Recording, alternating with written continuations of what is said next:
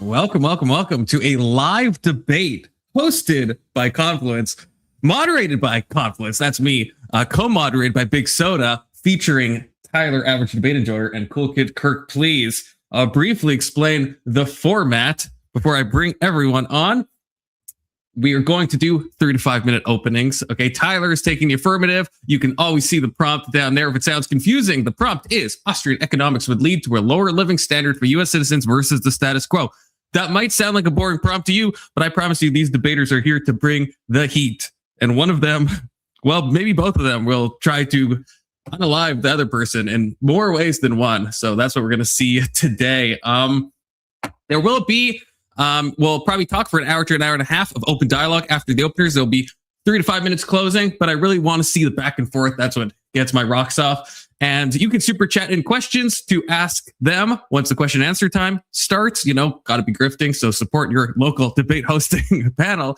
And then at the end, we'll be opening it up to people, and they can come on and ask, talk to the panelists themselves, stealing Horseradish's ideas. Okay, so that's what we're going to be doing. First, I'll bring up my co-moderator, who's really perhaps more here to moderate me if I step out of line as a moderator. You know, he's like, like we talked about AI, he's like kind of the ethical version that's like looking over my answers and then seeing if I am doing something wrong. Good to see you, Big Soda.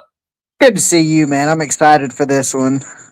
I am stoked about this. So let's bring in the affirmative first with all the bells and whistles. We got Tyler, Average Debate Enjoyer. Let's go. Look at that. Oh, yeah, Tyler. And we got CoolKidKirk. Cam up. Can you cam up and walk around your room? It's not a debate unless you're walking around your room. There we go. You can lie in bed. CoolKidKirk. Yeah. No, fuck yourself. How about that? How about you cam up and go fuck yourself, huh? I'm not kidding. Fuck you, Tyler. Okay, I realized, I should have thought of this before. I realized that when I have this in this mode, it blocks the usernames. I did not know that, so I'll have to briefly change that. So we'll have to scroll across the bottom. It is what it is. There we go. So you'll have to read it. Kirk, you gotta cam up for this. Come on. I'm not camming up. I'm sorry. You never said that was one of the requirements. No, he doesn't want you to see him cry. It's okay. How long are we doing the cross? I want to know how long I should go before I start hitting the old Piperino, because I'm jonesing, boy. I haven't smoked yet today. I'm ready for Kirk. I'll be honest. My understanding is seen Papa Sober. My understanding is the way the format's going to do is we're going to have 3 to 5 minute openings, then the cross is going to be during the hour discussion, then we're going to have the 3 to 5 minute closings. Kirk, this is a taco burrito conversation, nachos. All right. Yeah, that's what I was thinking. Unless you guys both want designated cross time, which is fine, but I was thinking just 3 to 5 minute openings, and then we start off a little gentle, and then we go balls to the wall, Okay, like a half hour I don't cross. know. What do you guys think? Should there be a designated cross? No, I don't think there should really host many of these. Let's feel it out. See where feel it out. I want to get high, and I haven't smoked yet today, and I'm just jonesing, but we're not taking this that fucking seriously, but I still don't want to lose to this retard. So I'll be honest, man. You could probably smoke crack and be okay. That's true. You can do a lot of shit. But I'm supposed to be unbiased, and I am unbiased. There will be a poll at the end. It won't decide who wins, of course, but we want to see what the audience feels, and also everyone can come up and say their opinion. The link will be posted after. I will let it go. If you feel like you were being over-talked, you can, appeal to a moderator, either Big Soda or myself. If I feel like it's going around in circles, or if someone is getting really not a chance to talk, I will intervene. Otherwise, I like to be a little hands-off and just let the chaos kind of fly, which is my nature. And with that, Tyler, you are the affirmative. So I guess, are you ready? I'm fucking born ready. I was so ready, I came out the womb with my prompt out, dog. I had my opening when I was a fetus. Let's go. Right, and the prompt is, Austrian economics would lead to a lower living standard for U.S. citizens versus the status quo. Tyler is taking the affirmative. 3 to 5 minutes openings. I'll start the clock when you start to talk. That's an original thing I just came up with. Go ahead, Tyler. I like this format. We should call it something like the DMZ. That's never been used before. Anyways, economics. What is economics? Kirk thinks we're coming in here to have a debate about math and money. What economics actually is a study of human actions and their choices. It's a soft science that's not prescriptive, it's descriptive. To use it to tell the people my ideology is the best is not how reality works. the Austrian economics, it's minimal to no regulation. It's laissez-faire in effect, rejecting empirical models generally, not as an absolute, and statistics for economic truths. Ideology, it's an ideology-based system that ties to minimal to no government oversight, no regulation, and almost all factors of life. The libertarian economic system. Austrian economics is libertarian. That's why you got Bob Murphy, you got Gene Epstein, you got all these fucking libertarian economists that all prefer Austrian economics. There's a little bit more nuance to that, but you know what? Every libertarian disagrees as to what libertarianism is. They all have the best takes since it's such a small movement and so fractured. So we're going to go with just a general theory. What is the status quo? The status quo has a base fundamental of Chicago-style economics with a little touch of neo-Keynesianism and a big touch of modern monetary theory. It's a practical system that takes the best parts out of every economic system and applies them in a way people want. That is the direct result of our elections, of the pendulum swinging back and forth to get the best status quo for the people. When you have all sides putting an input instead of just one extremely unpopular ideology, you have the best outcome for humans. What does this mean in reality? Our current economic system is better. It's the best in the world. Obviously, look at how much fucking money we got. Look, we're the richest nation in the world. The only way Austrians have a chance to actually implement what they want is to suppress democracy. That's why most of them argue about how democracy is two wolves and a sheep arguing about dinner. They need to take away your vote because they lost in the free market of ideas, because when people hear the batshit crazy theories, they say, absolutely not, that's stupid. So this trickles down. Since they are against government being able to step into the markets, they are anti-intervention, they are anti-regulation, they are anti-borders, they're anti-consumer protections, they're anti-worker protections. They want a world that we would consider third world and inhumane if we were looking at it from the outside. Holy shit, they don't even protect their workers. They pay them dirt pay. There's nothing to stop a company from poisoning their people besides insurance companies and 30 years of trial and error. That's crazy to me and completely lowers the standard of living for people. The ideology ignores that we are in the best times humans have ever been alive. The ideology ignores practical governance. In reality, it's the right-wing version of communism that only works on paper. It's never actually been applied practically in reality because it doesn't actually work. It would lead to disaster. Now, because it's unpopular, not set in stone, again, most people disagree. Kirk might have his own little theories about what he thinks Austrian economics is, but who gives a fuck what Kirk thinks it is? Let's talk about what the economists, Mises, Hayek, and the people that came up with it actually think it is. So depending on your level of love for the system, some flat out advocate for complete abolition of the government. It's all a violation of the NAP because the government uses force to dictate any policy. And if you're using force as an entity, you're violating the NAP inherently. So they want private police. They want insurance companies to be the ones that dictate right and wrong. Your insurance company. Do you trust your fucking insurance company to dictate what's right and wrong or to make a profit off of you? As every fucking business does. We're going to go through tons of examples where that's the case. So imagine a world where the most corrupt entities in place with regulations and oversight like they have now, take those leashes off of them. All these companies that we have to constantly restrict, putting poison, putting asbestos into our ceilings, putting poison into our food. Upton Sinclair wrote a book called, was a muckraker that wrote a book called How the Other Half Lives because he went into a food industry that was unregulated and so they were stuffing rats into meat cans. The reason why we have these regulations is because these businesses in capitalism are based off of greed. And the long-term gains that Kirk's going to argue, if we get rid of all regulations, we might have more innovation. Nothing actually proves that, but we might have more innovation. Just ignore the fact that a third of the people in the country died because we let them die without any fucking help. I'm going to go through example after example after example of things that Kirk even agrees with that fall into my economic system. At the end of the day, this view would cause substantial harm to everybody and does not make the markets any better. It actually makes investment worse because they also don't believe in intellectual property. So as soon as you spend $20 billion investing in some new idea, trying to invent a new drug, the next guy can just come along and steal your fucking formula for free, and all that $20 billion is gone and never getting invested again. There's no incentive for people to double down and invest billions of dollars in the next new miracle drug because some guy can just come along and steal it the same way China is doing to us on the world stage. So what I'm doing tonight, you can consider as ableism because I'm going to beat this retard down to the point where we're going to have another show up. Okay. So, all right. Thank you, Tyler. It will be in a second. Thank you, Tyler. You certainly brought a lot of energy to that, and we'll see if energy can bring a lot of Tyler to his opener.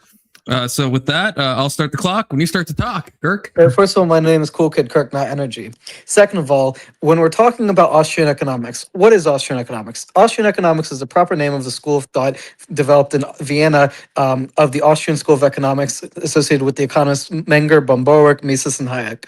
Austrian economics believes in praxeology, and yes, it does generally speaking, most Austrian economists do advocate for limited government. However, Austrian economics is not synonymous with anarcho-capitalism. While some Austrian economists like Murray Rothbard did advocate for anarcho-capitalism, Mises was a minarchist, and Hayek was even more a moderate than Mises and Rothbard and advocated for a mixed state. In fact, Hayek even accepted the existence of UBI.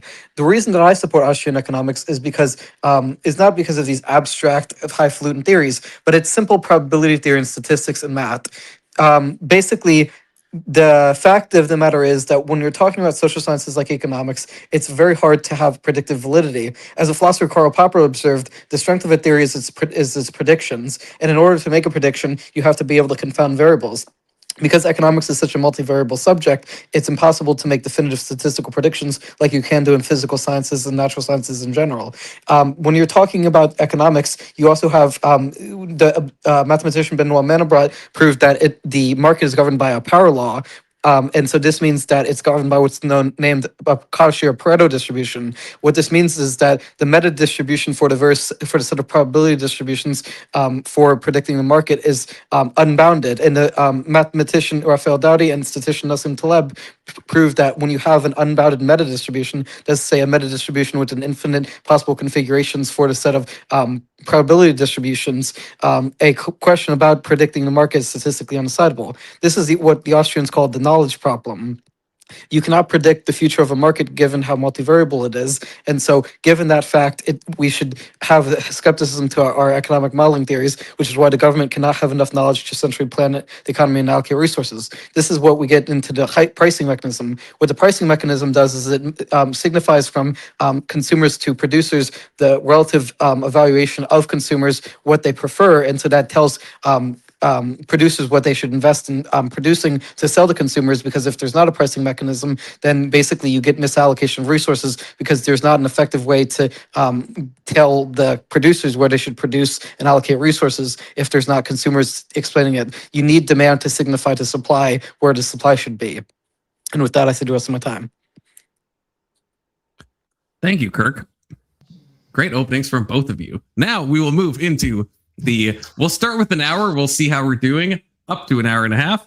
Again, super chat your questions. Open panel will be after, but let's go. We'll just dive into it, boys. Before I get into my and people in general. Sorry, Kirk. Before I get into my crushing argument here, I want to just refute a couple things Kirk got wrong in his introduction. Hayek did say he wanted a UBI in his youth, something he later took back and went to a very, very, very minimal welfare state.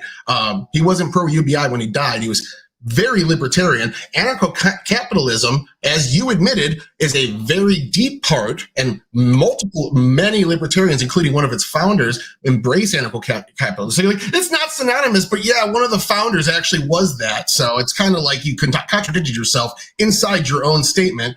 But really all you did there was make a second F. You didn't disagree with any of my points. You basically agree with all my definitions. Then you talked about the pricing mechanism like I'm espousing for communism in a planned economy. The status quo has the same pricing mechanism in place.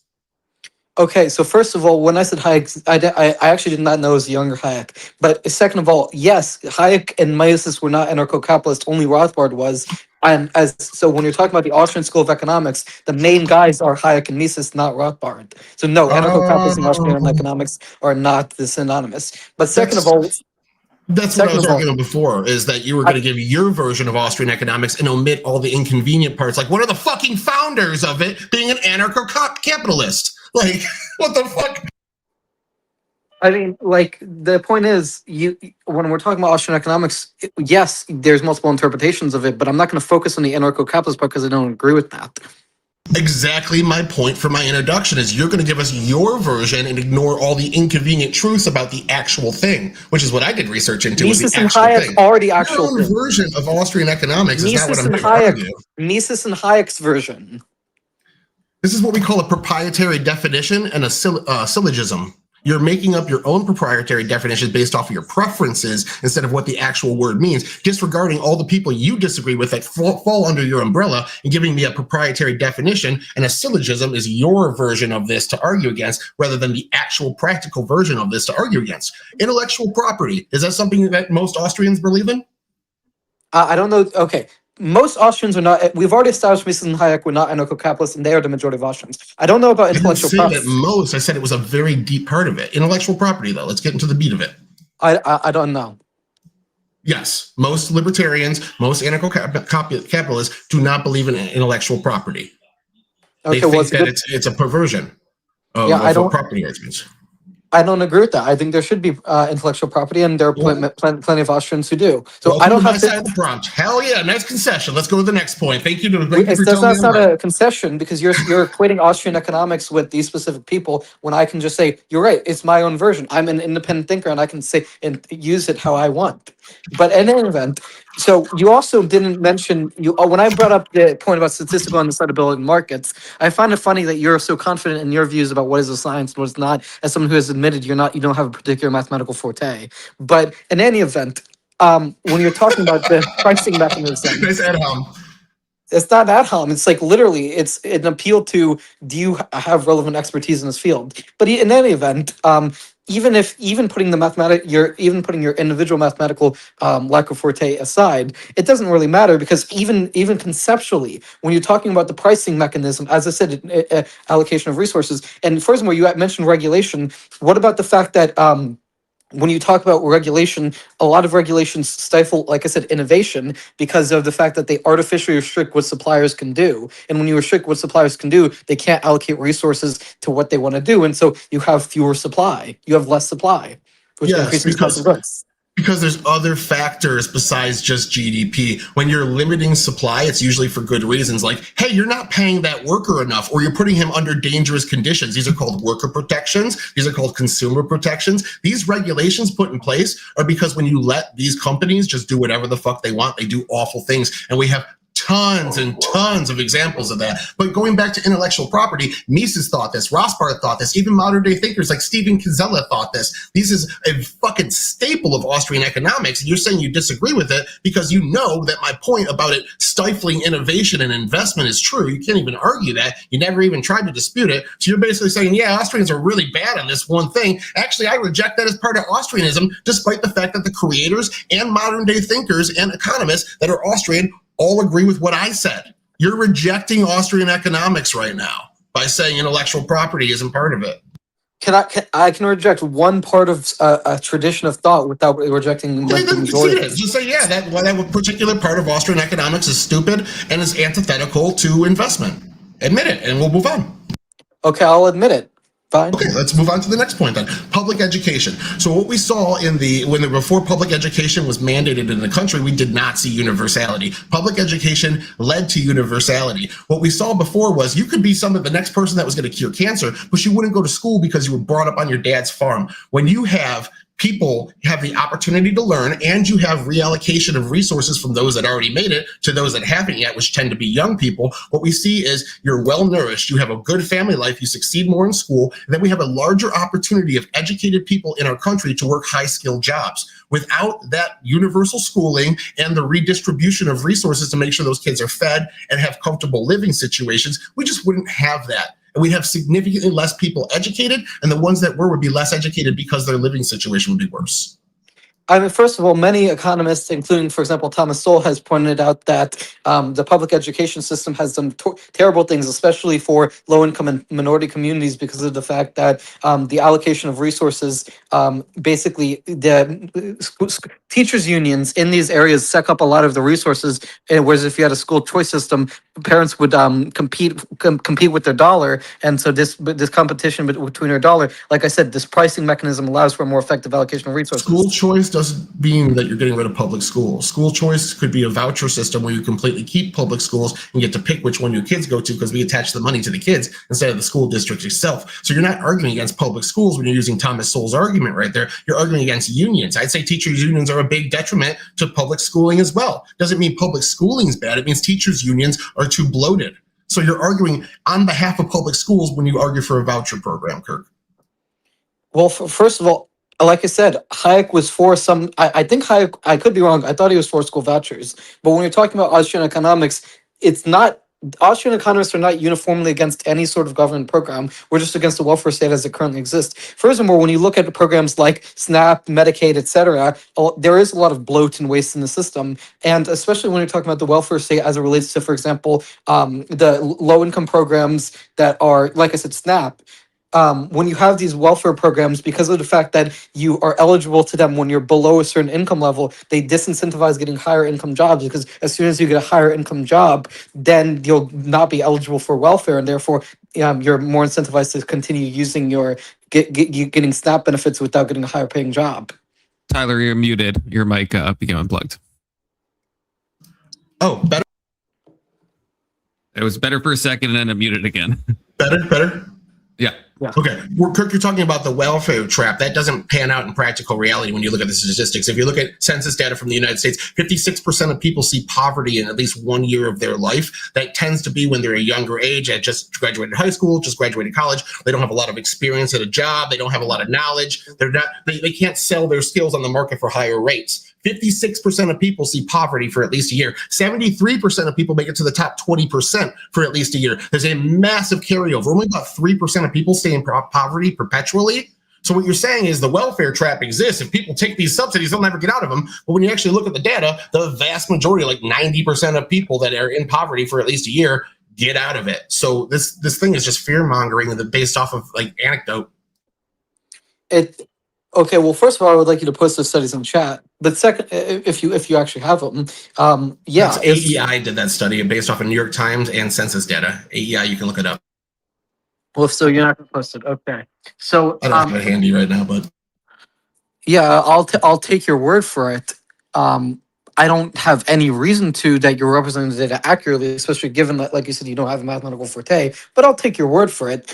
Either way, the fact of the matter is, let's say you're right in poverty. Do you have any evidence that this is because of welfare, or there's other reasons that people get out of poverty, like entrepreneurship or hard work? Like if you're, it doesn't matter. You said when people take welfare, it puts them in the welfare trap and they get stuck there. I just told you the census data that was up to 2023 showing you the vast majority of people in poverty escape poverty, and usually about 15 years later they make it to the top 20% of income earners for at least a year. 13% of the United States makes it to the top 1% of income earners for at least a year. That's more than we have in poverty at any given point in the United States. We sit between 10 and 12%. So more people for a single year make it to the top 1% of income earners than are in poverty in total at any given point. well, okay.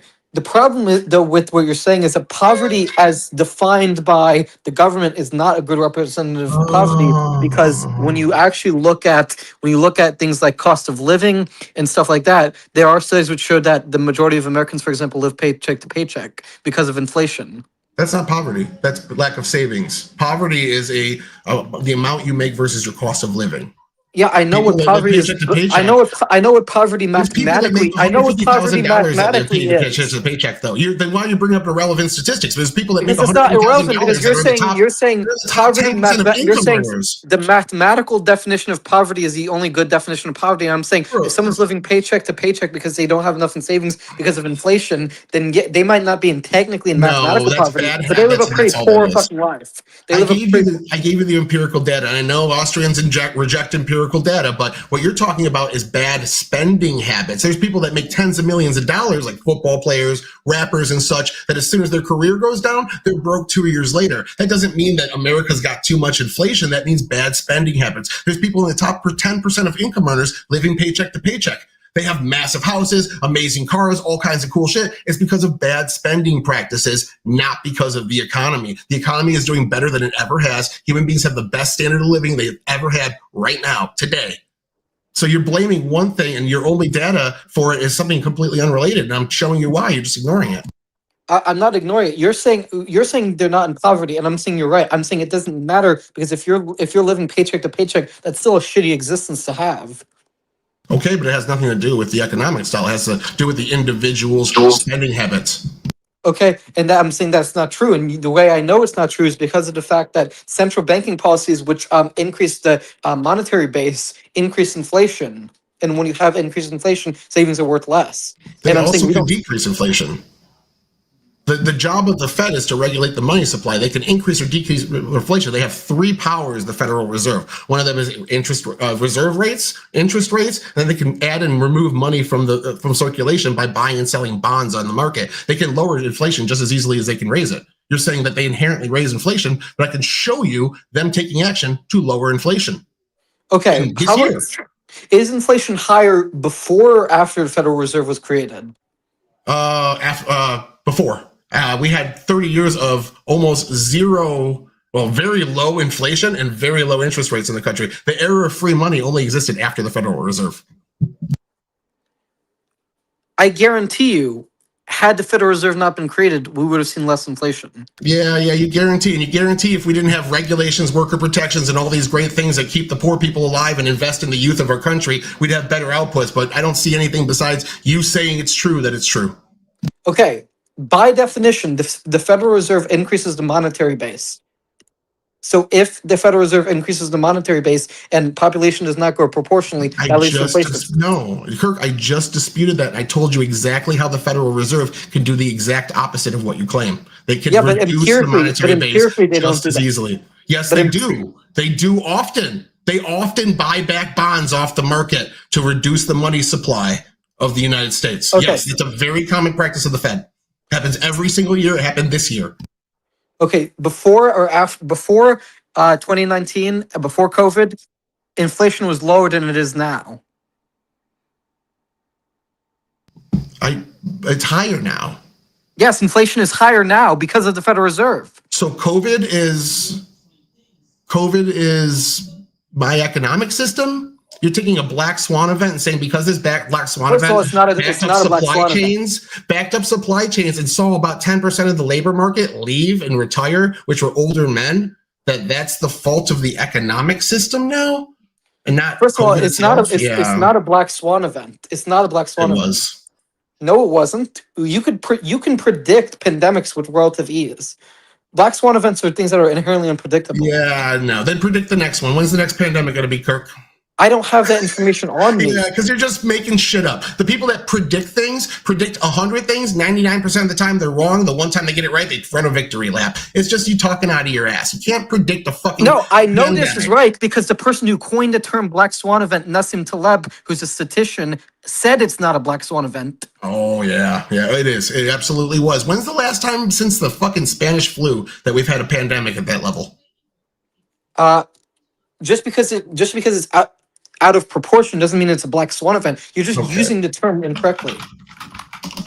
Let's look it up then, because I definitely did that beforehand, and I'm pretty sure you're wrong on this. Either way, I want to move to another subject here because we're kind of just arguing about random shit. It's an extremely rare event that is an outlier with no clear precedent in historic data. That's a black swan event in its pure definition. That's exactly what COVID was. Pandemics have precedent in history. But anyway, I don't want to argue about this because you're just wrong. It doesn't mean it never happened a single time. It means it's extremely rare and unquantifiable because of how rare it is. That's what a black swan event is. It doesn't mean it's the first time it's ever happened in history.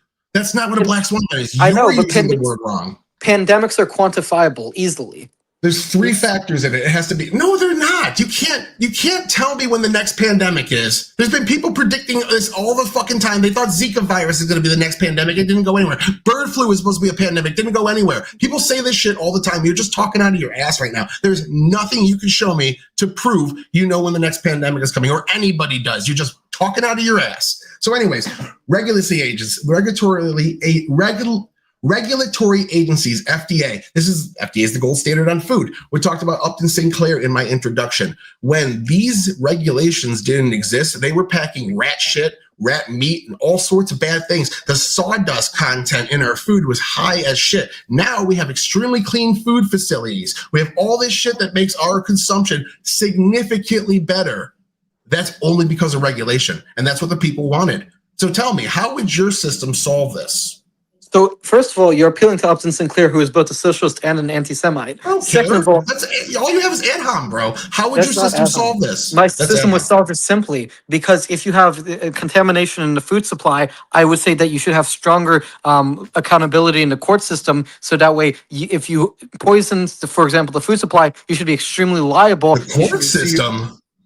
You mean the states using force and violating the NAP to push laws that are unconstitutional We've already gone over this. unjust? Neither Mises Yeah. nor Hayek were against the court system. Both of them accepted the existence of a court system to protect individual rights and property Modern rights. day libertarians and several libertarians from old all advocated for private policing. They said the state was a monopoly of force and it violates the NAP. They also said that I didn't vote for these things personally, so the state is oppressing other people's rules and demands onto me.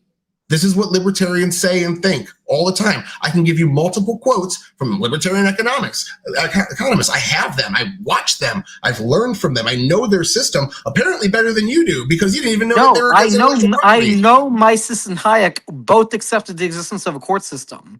You're talking about Rothbard The existence, yes. The existence of a public court system or a court system general. I'm talking about the public courts, the public policing mechanism that violates the NAP. Both Mises Yes. and Hayek accepted the existence of a public court system. Hayek did.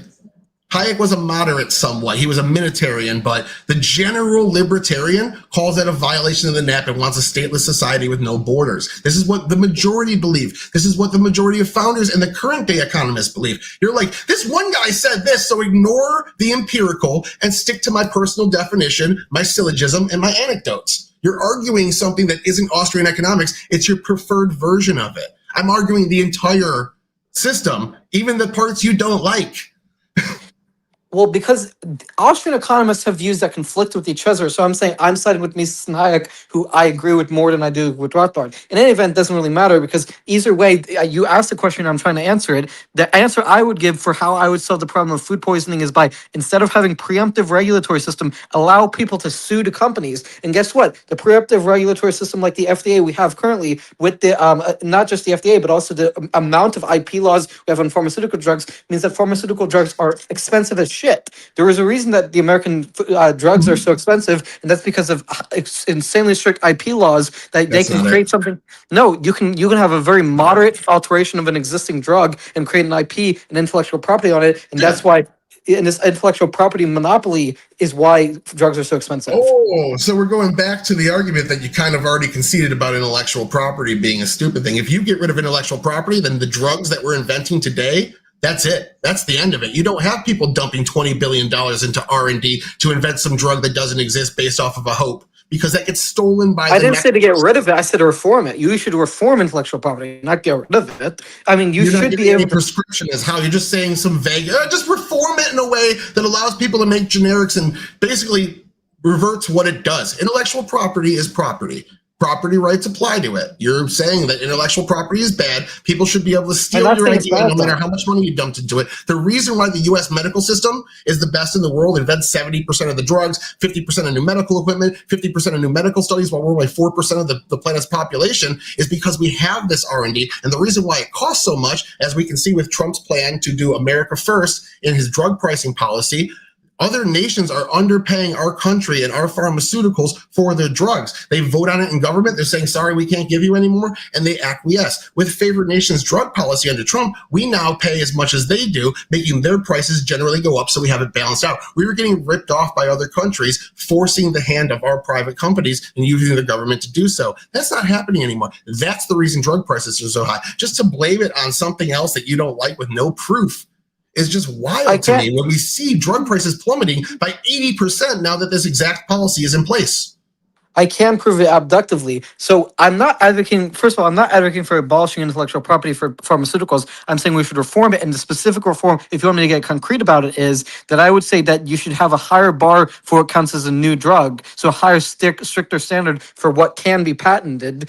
And so you can't just simply alter it. You have to alter it substantially. And then if you can alter it substantially, then you can get a patent on it. But I guess the reason that currently U.S. drugs are higher than Canadian drugs and other drugs is because of this intellectual property, so we should reform it, not abolish it. Now, also, when it comes to when you say reform it, you're still arguing within my mechanism. I could say, you know what, Kirk, let's reform it. Absolutely. But if you keep it in place, you're still not arguing for Austrian economics that But you're almost just the defining entire Austrian group economics says differently. is bad. No, I'm defining it how it's defined, Kirk. You're making up a syllogism. Austrian economics do not believe in intellectual property. The founders don't, the modern day thinkers don't, the people that voted don't. You're telling me they do, and all we have to do is slightly reform it, but keep it in place. That's not Austrian economics. You're arguing for the status quo, which is my system. I'm not advocating for the status quo. You're just defining it to be equivalent to Rothbard's views, basically. Mises and Hayek both accepted the existence of a minimal state. No, it doesn't mean they accepted intellectual property. Mises, Rothbard, Hayek, and Kinsella all reject intellectual property. I have their quotes in front of me if you'd like. Okay, well, I thought Mises and Hayek accepted intellectual property. No. Either way, I don't have to accept their view on this specific issue to accept their views on other issues. Yeah, you can make up your own definition of what Austrian economics is and argue syllogism. You can go do that over there, and I'm going to continue to argue what it actually is in front of you. So anyways, back into my point about consumption, you're saying let the people sue if they find out that their food is poisoned. So what do? As I said in my introduction, you have to wait 30 years for people to start getting cancer and dying, and then another 20 years for them to try to figure out that it's the food, this specific one food out of the dozens of foods they're eating that's actually doing it. While that company is saying, since there's no intellectual property, we have to hide our processes. Nobody gets to see it. Zero transparency. So they don't know what's going on behind closed doors, but they're supposed to figure out this person's putting poison in their food and then sue them without even knowing it's happening. That's your system? Let people die for 50 years and then hope that they turn into scientists. It's clearly you don't know. It's clear you don't know anything about the scientific method or mathematics. That's your point to argue. You can't just say it. And I'm arguing it. So the evidence that I have that you don't know the scientific method or mathematics is that the way actual scientists practice mathematics. Actual scientists who do mathematical modeling have a null hypothesis, and then they construct an alternative hypothesis on which they test the null hypothesis. And if you have something like increased cancer rates, and you can correlate that and causally abduct that it's because of a certain thing in the food supply, for example, you can clearly do statistical modeling that proves, at least probabilistically, that the food is causing the cancer. So after 50 years of people dying, 20 years, 30 years for the cancer to metastasize and kill them, after 30 years of people dying, and then 20 more years of study, we figure out, oh, it's actually this can of beans that's giving you this, and then they can sue. Or we could set up a system that says, hey, all those things that poison you, those are illegal. You can't put them in your food to begin with. And then nobody gets poisoned and dies. We're talking about the living standard. You're saying my living standard is let people die for 50 years and hope scientists figure it out so we can sue? And that's a better living standard than banning poison in your food. Okay, I'll let that up. No, leave that up to the audience to judge. Because scientists, I'm saying the companies would hire scientists to make sure they would not poison the food supply to begin with if they knew they would get sued because of the fact that they want to make profit because of the profit motive. And when you have a profit motive, they don't want to get sued to begin with, so they wouldn't poison the food supply to begin with. They have scientists who can construct null hypotheses and alternative hypotheses who can test these things on their products themselves. You don't have to wait 50 years because the companies would not do it in the first place. They want to make profit. They don't want to get sued, so they're not going to poison people. But they have. You're just saying things. I'm pointing to you of instances in the history where there were no regulations, and that's exactly what they did. And you're like, no, they wouldn't do that. Trust me, bro. Your whole argument is, trust me, bro, you're wrong when I'm giving you empirical statistics and history. Well, hold on. You haven't conceded the mathematical argument that I made that the social sciences like economics are so multivariable that you can't use statistics in that way, right? Statistics assumes a closed system. Mathematics. Yeah, sorry, you just can't use data in that way. I guess all the data you're presenting is wrong because I'm saying you just can't use it that way. Ignore all the data and just go with my gut. So yeah, great argument. We'll let the I don't have anything else to say. How do you define statistics? What is statistics? That's not the argument here, Kirk. So zoning laws. We'll go into zoning laws. No, next. hold on. You're going to make an argument for statistics. You can't even fucking define statistics. You made an argument against statistics. I just said that you're using cope. My argument was that you're coping by saying you can't believe any of his data because I say statistics don't work that way. That's your argument. I'm saying that's cope and stupid, and we'll let the audience judge. Moving on. But you haven't even defined statistics or how you do a regression analysis of dependent variables in the social sciences. When the debate prompt is statistics, then I'll be sure to get you a definition for that, okay, buddy? But it's not. So zoning laws. Moving into zoning laws and conservative federalism. At the end of the day, democracy is something libertarians hate. That's why they want to get rid of it. What zoning laws are is democracy on a local level. If you don't want a chemical plant next to a school, you pass a local ordinance. If you don't want a prison next to a school, you pass a local ordinance. If you don't want a strip club next to a school, you pass a local ordinance. Zoning law is how we get society structured in a way where people can have a safe area for their kids. Why are you against zoning regulation? So I'm for abolishing all zoning regulations. I'm for reforming them. So what I don't believe you should be able to build a prison or a strip club or a factory that has chemicals next to a school because that's dangerous. But the current zoning, but even left wingers like Ezra Klein and some guy Thompson have talked about in their book Abundance that the current zoning regulations are so extreme that you have increased housing costs that are more than necessary. I'm not saying every version of zoning laws is good, Kirk. I'm not saying the worst examples of zoning laws are all good. I'm saying zoning laws as a theory, as a concept is good. Of course, you can do good things poorly. You can over-regulate. No one's disputing that. What I'm saying is generally zoning laws do this. So you're saying, I advocate for zoning laws. That's good. I advocate for the state to take this tiny group of people, the ones that went out and voted, and use monopoly of force to enforce what a small group of voters did, even though I'm personally against it. That's not Austrian economics, Kirk. I need to hear how you square Austrian economics with being allowing the government to violate the NAP on every single instance, like local zoning law, something that small. They're allowed to go and violate people's rights and violate the NAP?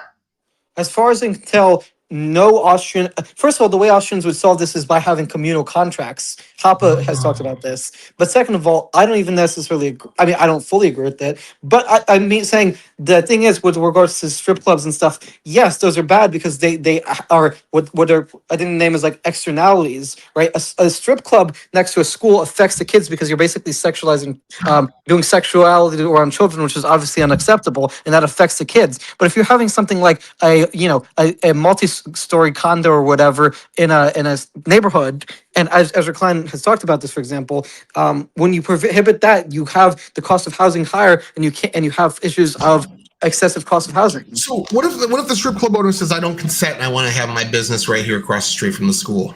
Well, your ability to consent ends where the ability of minors to not consent starts, and so you can't build a strip club next to the minors don't consent, their parents do. But it doesn't matter if the parents don't like it there. I own the property. I want to put my strip club right here across the street from the school. It's my property. I own it. Castle Doctrine. Who the fuck are you to come in here and tell me where I want to put this? It's Why obvious do you get to violate the NAP because you don't like this thing?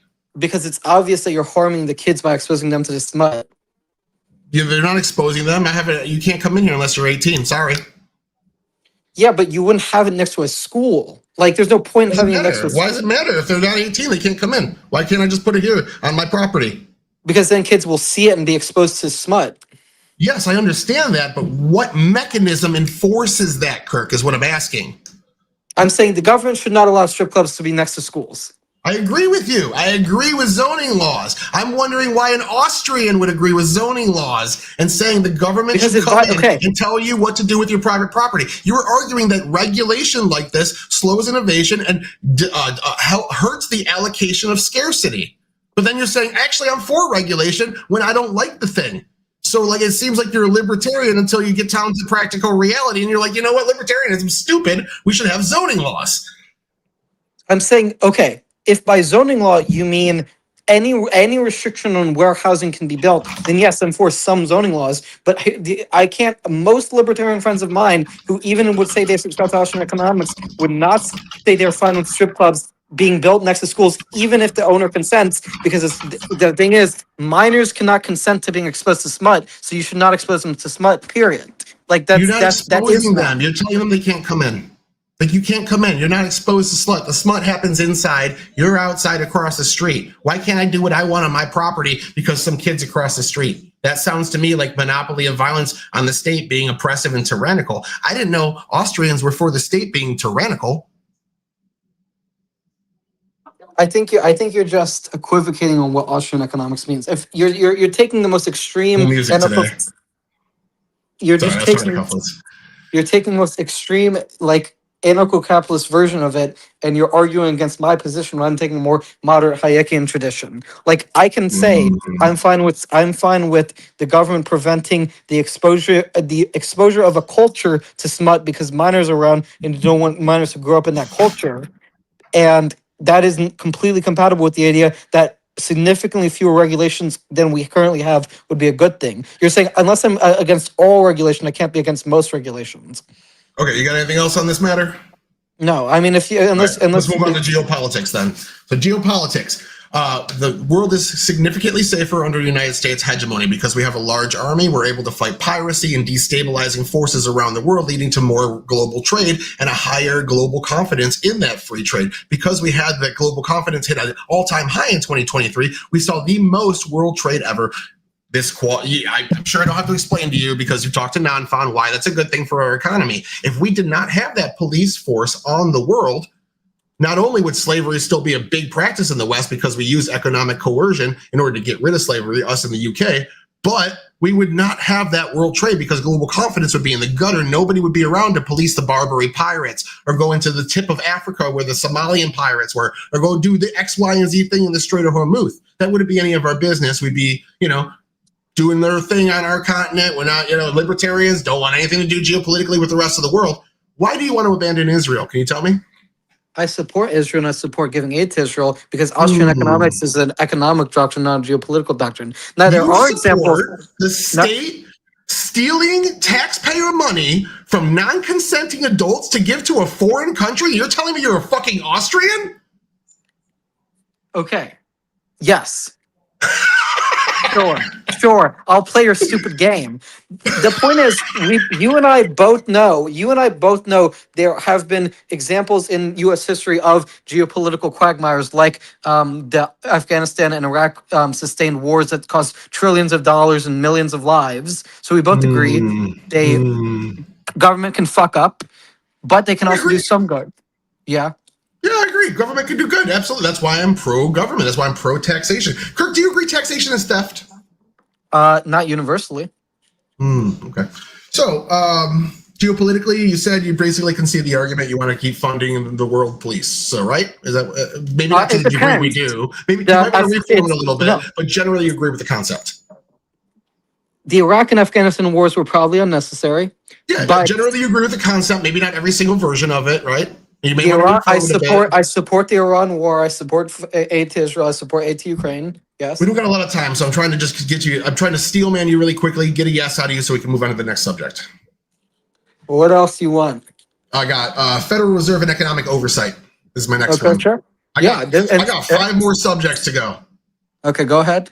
All right, Federal Reserve and economic oversight. Market stability. What the Federal Reserve does is it, increases and decreases the monetary supply in the country. It raises and lowers reserve rates and interest rates of banks, telling them how much money they can allocate out in loans. It's different factors for different situations. This allows the government. They do lower the booms. Absolutely. We don't see as big as booms as we do anymore, but the busts have been severely limited. The problem with Austrian economics is that it lets people fall into the cracks and just says, hey, figure it out and go fuck yourself and die. And that, to me, is a lower living standard than having a system that makes sure that the poorest people, which are usually the youngest people that require the most investment, to have some sort of means of succeeding in life. So the Federal Reserve, the Federal Reserve is completely corrupt. Why is it that the central bank can control the interest rate for all the private banks when you're talking about the scarce allocation of the marginal allocation of scarce resources? The most effective mechanism for that is the pricing mechanism, and that also applies to interest rates, right? When you're talking about interest rates, you want to have a free market in interest rates because when the government controls interest rates, they can't respond to the local needs of producers and consumers, basically to know where to allocate the interest.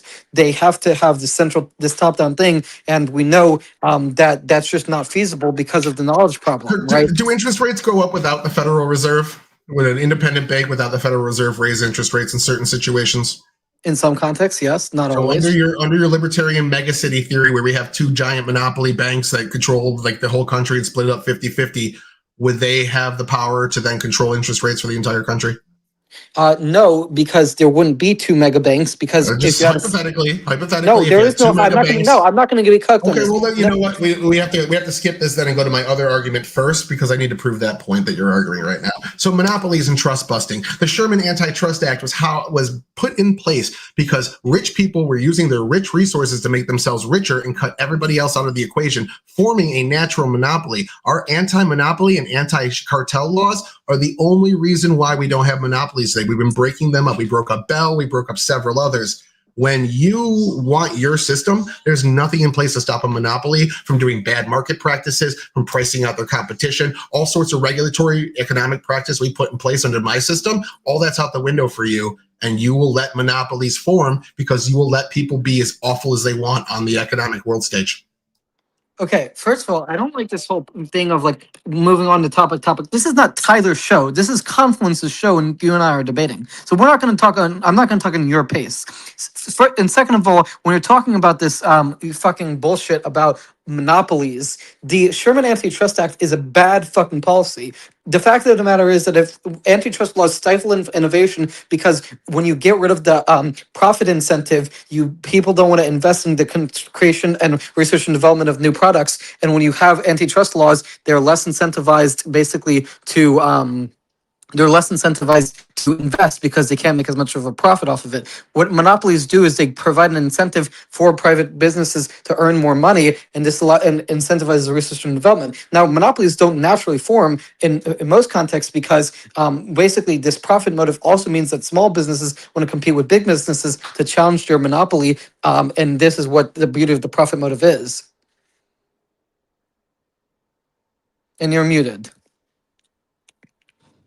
I double muted, sorry. Let's debunk the stupid bullshit you just said real quick. There's 6 companies. We see this all the time. We saw this before the Sherman Antitrust Act that you just declared was bad and didn't tell us why. We saw it after the Sherman Antitrust Act. Let's say we have 6 firms and they control 80% of the market share. These firms call each other up and say, hey, let's fix prices, something that would now be legal because we got rid of the Sherman Antitrust Act.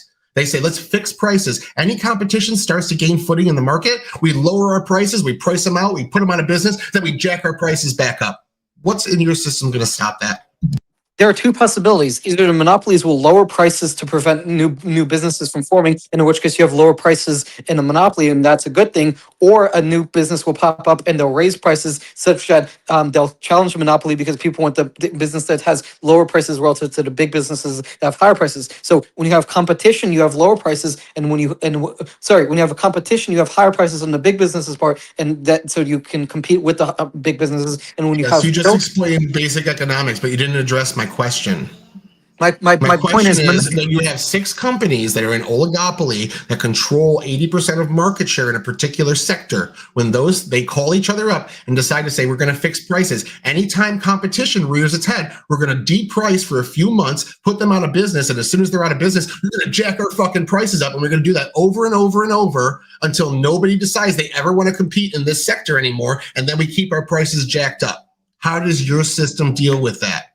The way my system deals with that is that you would never have a period to begin with of people jacking up prices because of the fact that basically the business would raise prices and then you'd have new competition and then they would lower prices again and you'd have an endless cycle of lowering prices. So yes, you would have a monopoly, but the monopoly would be a good thing because there would be endless cycle of lowering prices. I just explained to you in my circumstances why that wouldn't work. You have to invest $10 billion to get into as a barrier of entry in this particular sector, and everyone that invests $10 billion now gets priced out by this oligopoly. That money goes down the drain. It's a complete waste. The oligopoly prices them out, closes their business, makes it hard for them to exist because you don't have any regulations on the economy in your system.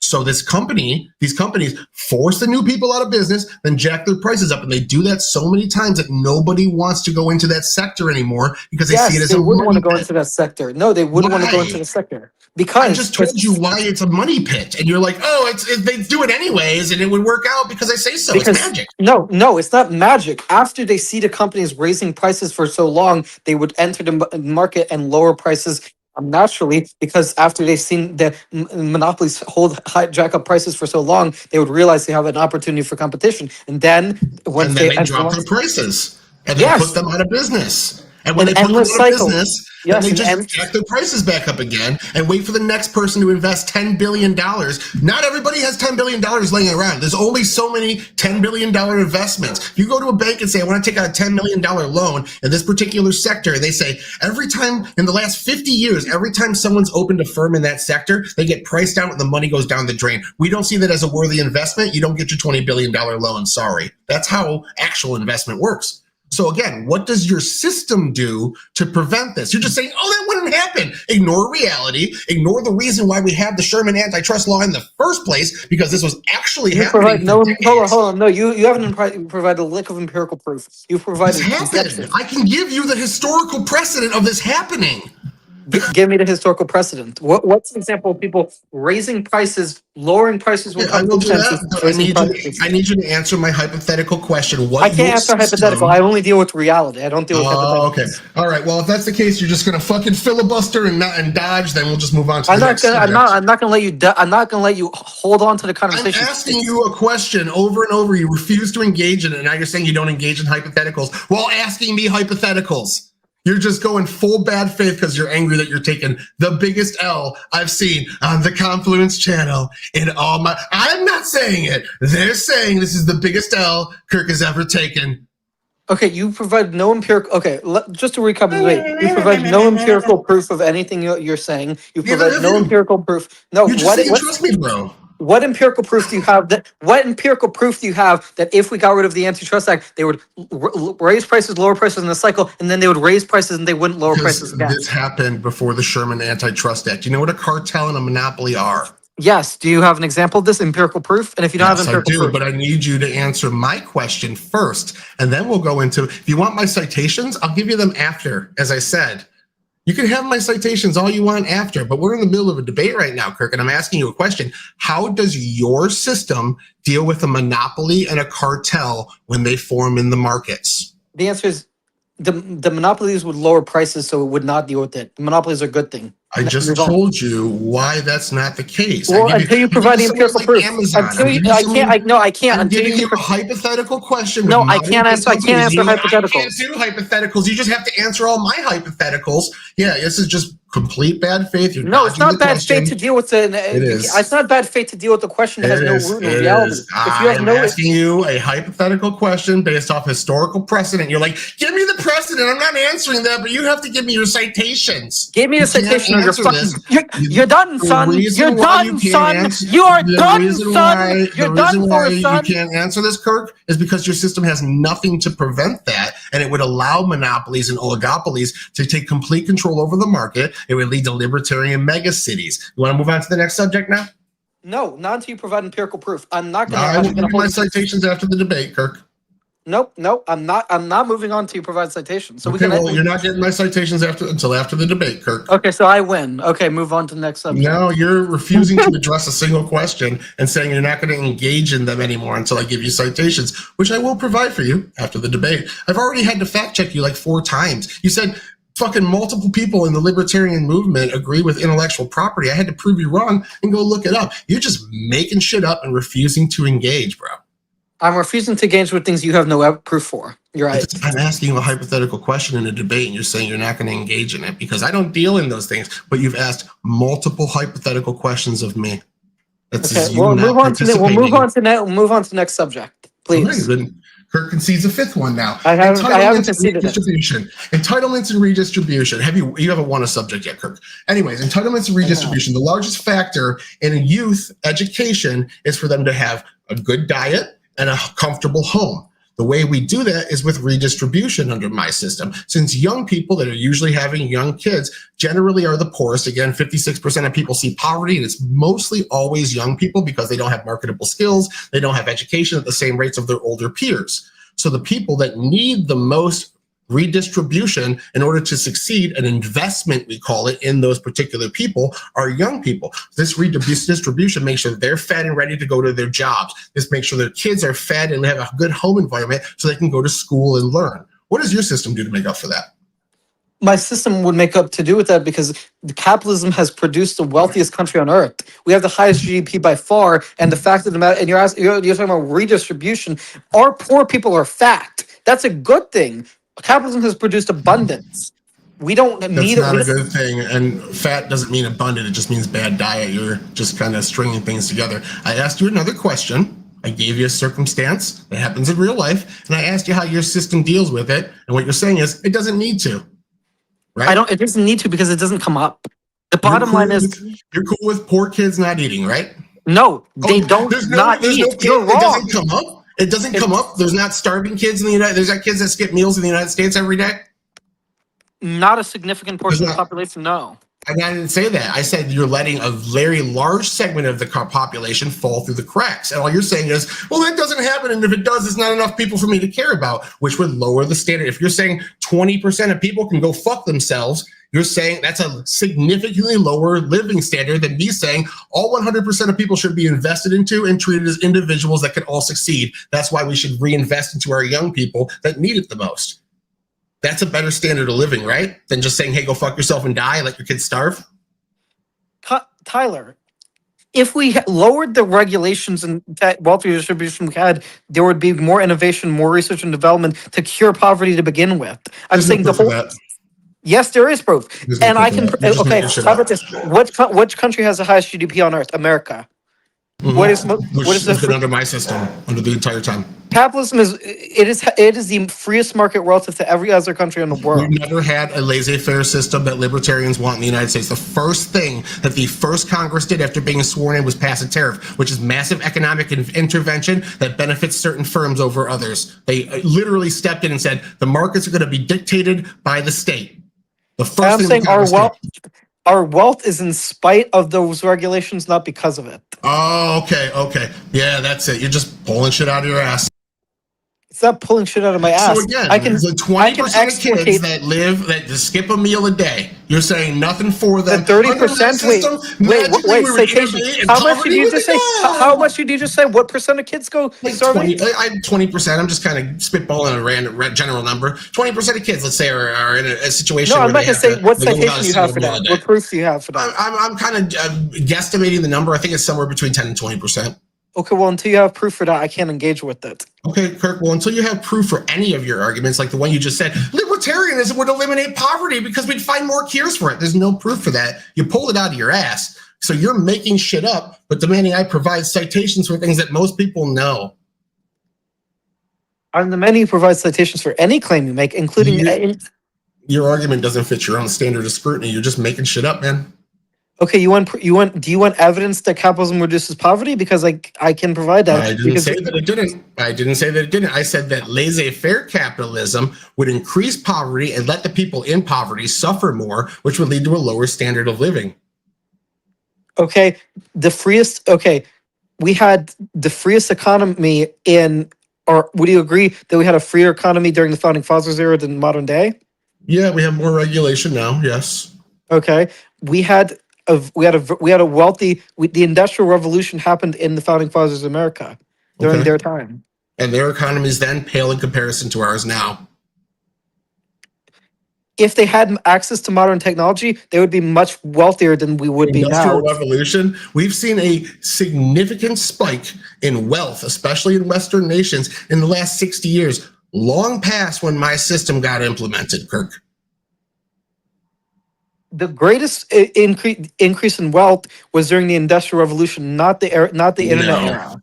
No, that's not true at all. We can look at the statistics for that. During the 1700s and 1800s and the Industrial Revolution was happening, we saw a little spike. You look at the last 60 years, that shit's it's fucking off the charts. It's not even close. You're just making shit up again. So investing in the youth, again, we see 55% of people reach poverty levels for at least 1 year in their life, according to census data, most of them being young.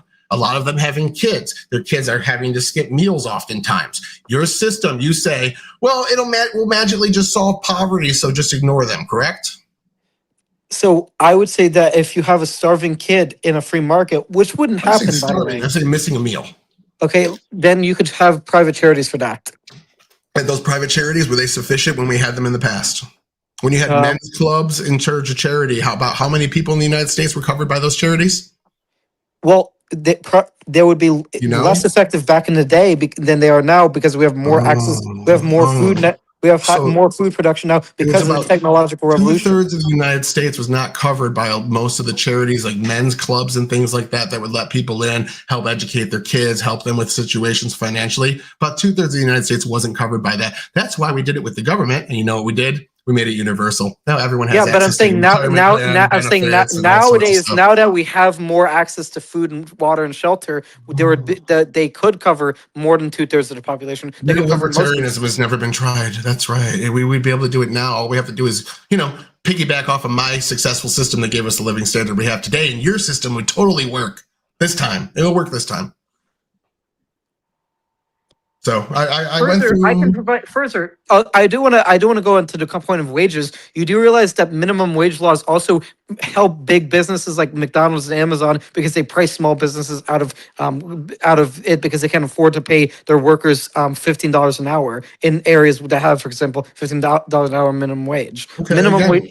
I gave you a reason why your system would lead to megacities and oligopolies completely controlling the market significantly worse than mine. And you're trying to turn that point around on me and be like, well, these wage laws kind of make it harder for small businesses a little bit. So, I mean, your system's kind of bad too, but your system would literally eliminate all small businesses because anytime a new firm started up, the cartel that's in place would price them out and make every investment into that sector something nobody with sane, rational ideas and money would ever invest in. And you have provided no proof of that. And you have no proof. I just gave you the situation and you wouldn't engage with it. I don't engage with hypotheticals because hypotheticals are divorced from reality. Which is why I said you're done, son.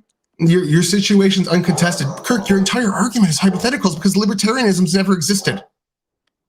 Okay, okay, you say that, but look at Taiwan. Look at Taiwan. Taiwan's very libertarian. No, it's not. They have more of a police state than we do. You don't know. I don't think you know what libertarian and Austrian economics actually are. You're arguing in favor of intellectual property. You're arguing in favor of global hegemony. You're arguing in favor of regulations, in favor of taxation, in favor of the state imposing its will on people for disagreeing with it.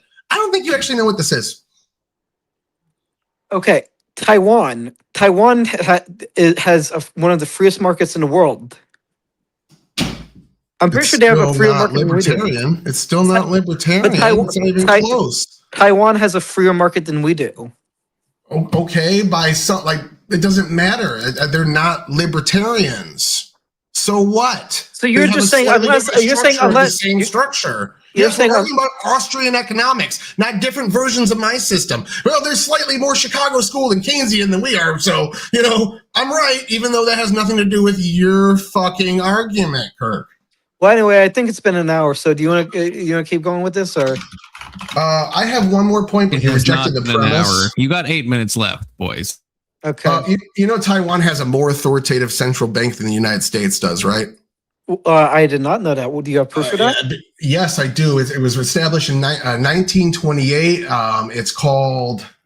It was relocated to Taipei, Taiwan in 1949 after they separated from China. It's the central bank of the Republic of China, which is Taiwan. They call themselves the real China. So yes, they have existed. It's been in practice longer than our central bank, and it's more authoritative as well. Yes. So what do you mean by more authoritative? You don't even know what their fucking economy is like. What do you mean by? You know they have a central bank, and you're trying to tell me you are making shit up as you go. I knew they had First of all, I knew they had a central bank. I said they were freer than we are. You didn't. You asked me about it. You're like, no, do they really? Is what you said when I said they have a central bank. Do they really? I knew that though. I knew that though. You can't stop lying. Either way, it doesn't fucking matter because at the end of the day, what do you mean by more authoritative? Do they control the monetary base? We do that. Do they control interest rates? We do that. More power over their nation's economy than our Federal Reserve does. Like what? What's an example? What's an example of that? Our central bank, our Federal Reserve, is more of an abstract of a central bank. We have it under the powers of purview of Congress. It's a subgroup that kind of is regulated by both Congress and the executive branch in kind of a weird way, sort of like fourth branch theory, but also kind of under the auspices of those two branches. They have an actual branch of government that's the central bank. It's the Central Bank of Taiwan. That's what it's fucking literally called. Okay, but what do they do that's functionally different from the Americans? They They just have more authority over their markets. They don't have any oversight from any different. They're a literal branch of government. So the lack of oversight in America, Ron Paul tried to audit the Fed, and guess what he found? Tons of abuse, tons of corruption, tons of unsupervised. That doesn't have anything to do with my point. You're saying no, it does, because you're saying that they have more authority because they're not controlled by the executive branch. Our central bank is not controlled. Our executive branch is barely able to audit our Federal Reserve is you conceding that our government has more control over our Federal Reserve than Taiwan has over theirs, which is a separate branch. Barely. But then you said they have. This all started because you said they have a much freer economy, and now you're like, oh yeah, their central bank is just a little bit better. In one sense, in the financial sector, they have a little, slightly less, more corrupt Federal Reserve. You didn't even know it existed until I told you. You just made it What up. about all the non-financial sectors? They have fewer regulations than America has, for example. Fewer regulations, as in like what? Okay, they have fewer food regulations. Fewer food regulations. Because since you just keep making shit up, I gotta look it up. Does Taiwan have fewer regulations than the U.S.? I mean, again, fewer doesn't necessarily mean less strict. Also, like you're just saying, the number is smaller, so suddenly they're less authoritative. What if they're like, hey, you disobey us and we kill you? That's our only one rule. And you can have 10 million rules that don't say that don't kill you. You disobey us, we kill you. Would the number of regulations matter then, Kirk? You can make shit up all you want because you have no proof. I'm asking you a question. You're making I'm not argument. I know you're saying, not going to engage in any counter arguments. You're just going to say your point and move on and hope. I care about evidence. I don't care about arguments. I care about. I know, evidence. but you care about evidence. But you didn't know the economy you were citing had a central bank until I told you about a minute ago. You make shit up. Okay. Did you? What does the AI that you just ChatGPT'd say about how does it have fewer regulations? I'm willing to move on this one. After watching you make up three different things, so I think we're all good on this subject as well. So you concede that. Okay. So no, what else do you want to move on here? Because you don't have any. You're making the claim, and then you're telling me I have to go look it up and defend it. I know it. This is easily verifiable. You didn't even know they had a central bank, bro. And you're saying the number of regulations means they're less authoritative. I gave you a circumstance where the number of regulations doesn't matter. You're like, I'm just going to not pretend you didn't say that. And then you say, I won, but I can't also engage your point. You won in your own head because you're ignoring my points, Kirk. You're not engaging in the debate. The debate is, if you have one regulation, disobey the government and we'll put a bullet in your head. And that's the only regulation you have. And then another country has 1 million regulations, but they're all very humane and adhere to human rights. Which one is more authoritative? Yes, the one that kills you. Exactly. So why does the number of regulations one country have over another mean that one's more or less authoritative? Because in most contexts, the outlier regulations are not, I'm going to kill you. And so those outlier examples just don't matter for most cases. Okay. Does Taiwan have a Bill of Rights? I don't believe so. Do they have a First Amendment protection? I don't believe so. Do they have a Second Amendment protection? I don't believe so. So if Taiwan has less regulations, but also less protections for its people, would the number of regulations actually tell you how authoritative they were? Anyway, it doesn't really matter. I mean, you have no proof that they have strict gun control or street regulations, but I didn't say they did. I'm trying to refute your counter argument, because you're not recognizing this as an internal critique of your argument. I'm more interested in what you have to say positively than an internal critique. I know. I'm more interested in the prompt of the debate. Anyway, what's the next thing? The only other one I had, you disagreed with the premise. You said that monopolies don't exist and your system wouldn't allow them, but it would allow them, and that's a good thing. And if they formed a cartel and priced out all competition, they'd eventually have to lower their prices for a few months to do that. And that's a good thing. Ignore the fact that long term they could jack up their prices and nobody would ever invest in that sector again because it would be a money pit. You didn't even address that. You said, I don't engage in hypotheticals, and moved on. So if you're not going to even like engage in my points, I can't continue to make them. I have to keep. You're right. You're right. If you're gonna,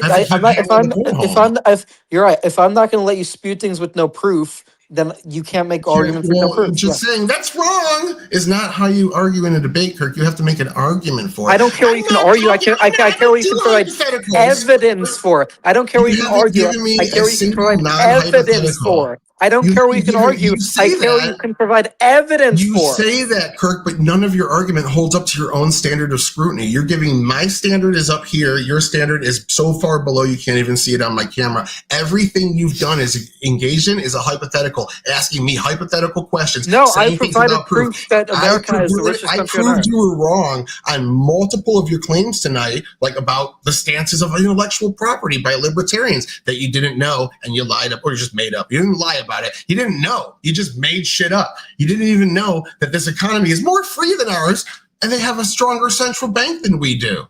Barely. They have significantly less protections for people. Our central bank has been audited to show immense corruption and pumping of money into the economy. Did you do any prep for this? Yes. I am just, oh my God, I see why. I'm ready to move on to closings. I'm ready now. Take the last minute, Kirk. Kirk, do you want to say more, or are you ready to move on to closing? You got a whole free minute, unhindered. Nope, just move on. I think it's clear. I think it's clear who won. Good thing Tyler and I both agree on that. I do also think it's very clear. Okay, wait. Who, Tyler or Kirk? Who starts with closings? If the affirmative starts, I can't remember who's supposed to start. It's up to you. Sometimes if you go first, you have to go first again. Sometimes you go first, they give you the benefit. It's up to you. I'll let Tyler go first because Tyler go. You don't let someone going first is the downside. You don't let. I'll let this guy get shot in the head while I walk away. Like I'll let him die to the zombies while I get away. Like thanks, I will Kirk. also allow Tyler go ahead, motherfucker. to go first.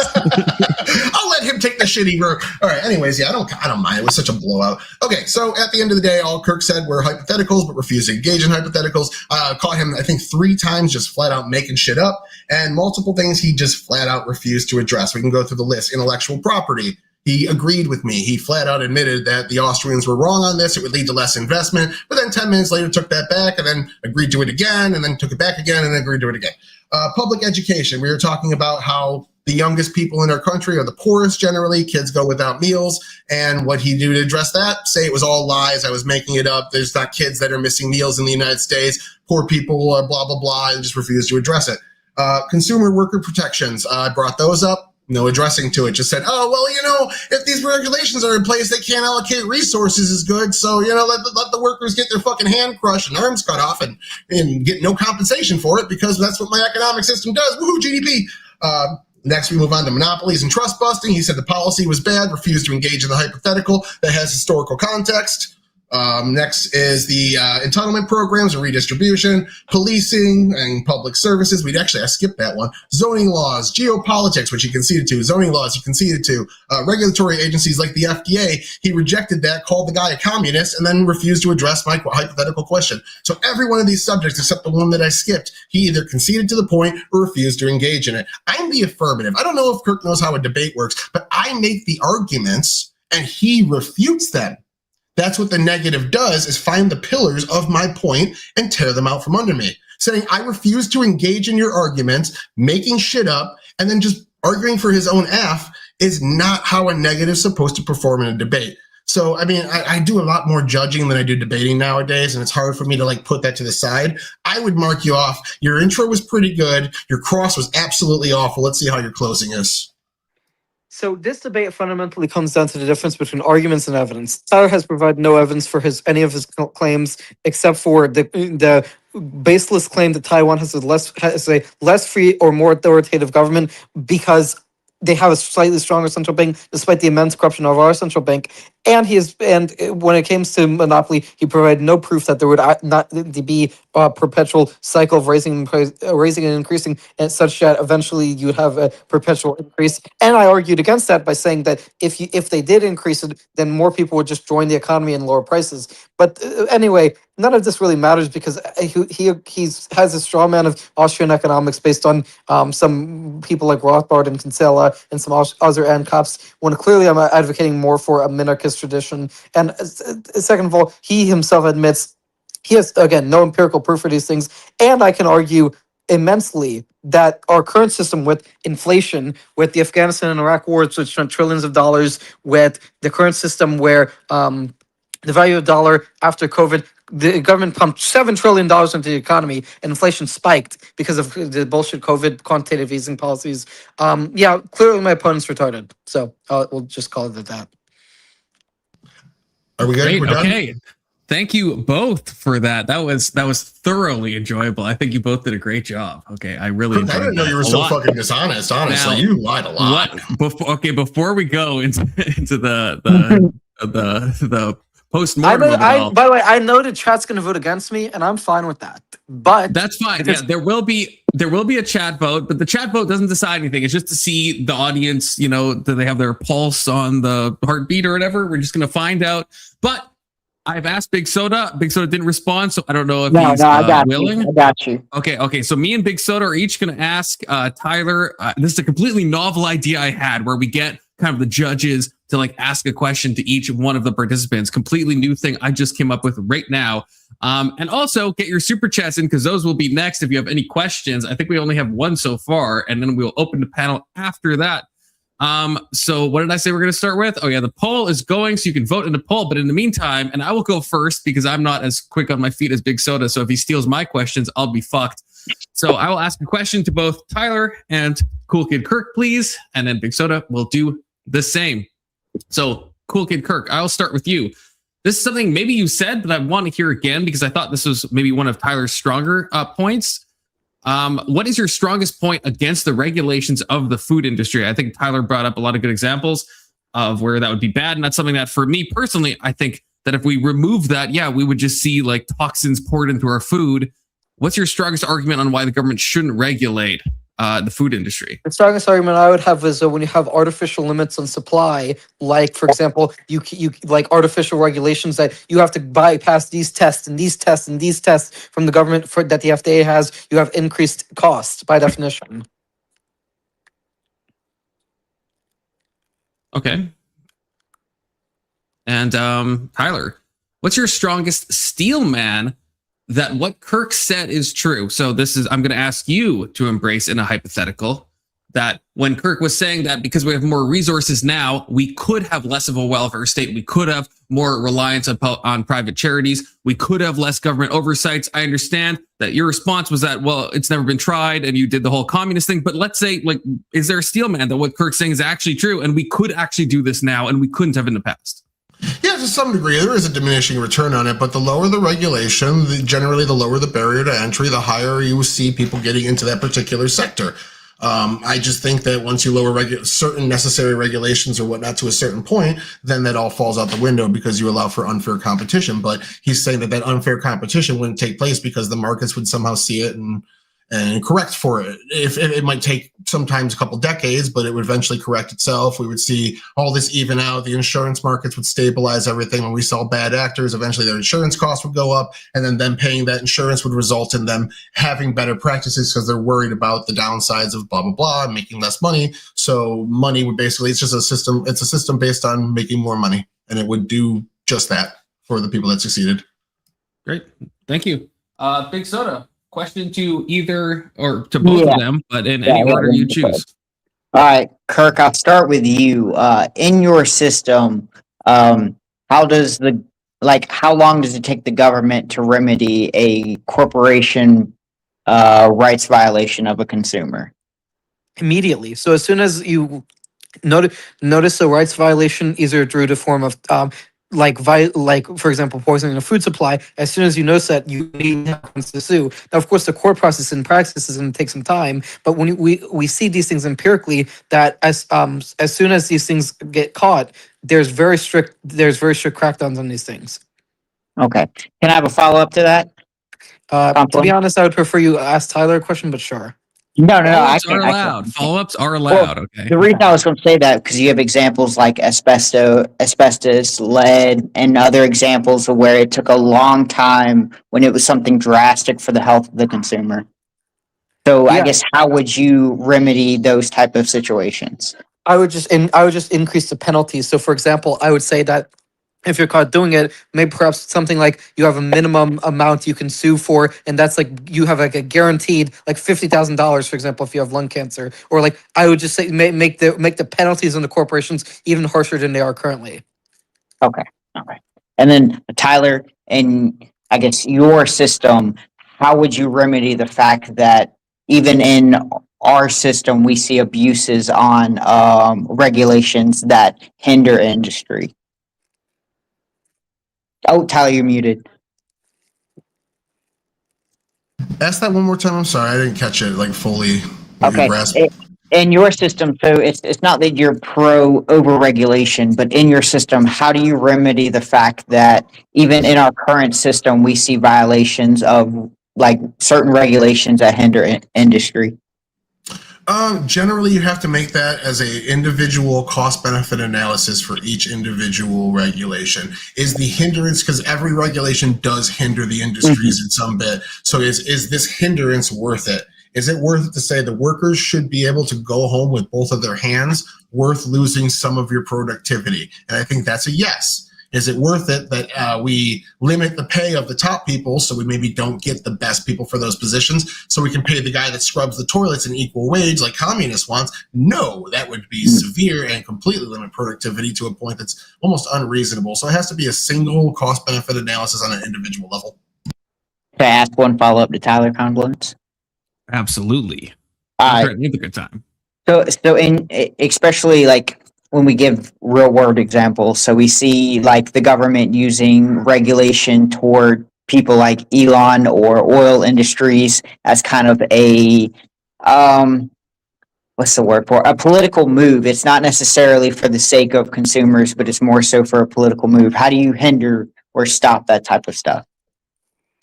Well, regulatory bodies voting, there is some trial and error to my system as well. It's just on a much faster scale because these regulations bar some of the worst things. But yeah, like, I mean, we have a 50-state experiment. We see it in real time right now. Certain states have a significantly higher cost of living. A lot of that's due to regulations, overcrowding with a lack of building, et cetera, whatever reasons you want to give. There's probably a multitude. Those people are moving with their feet. We're seeing, like, you know, at post-COVID, we saw 2% of California move out to like Florida and Texas generally, as most of them did. So usually there's a bit of a trial and error system to it. And even then, like, it might not be trial and error. Maybe they're saying, hey, you know what, we'll take lower GDP so we can have public transit. And that's like up to the voters to decide. At the end of the day, you know, the max in productivity doesn't mean better life. Okay.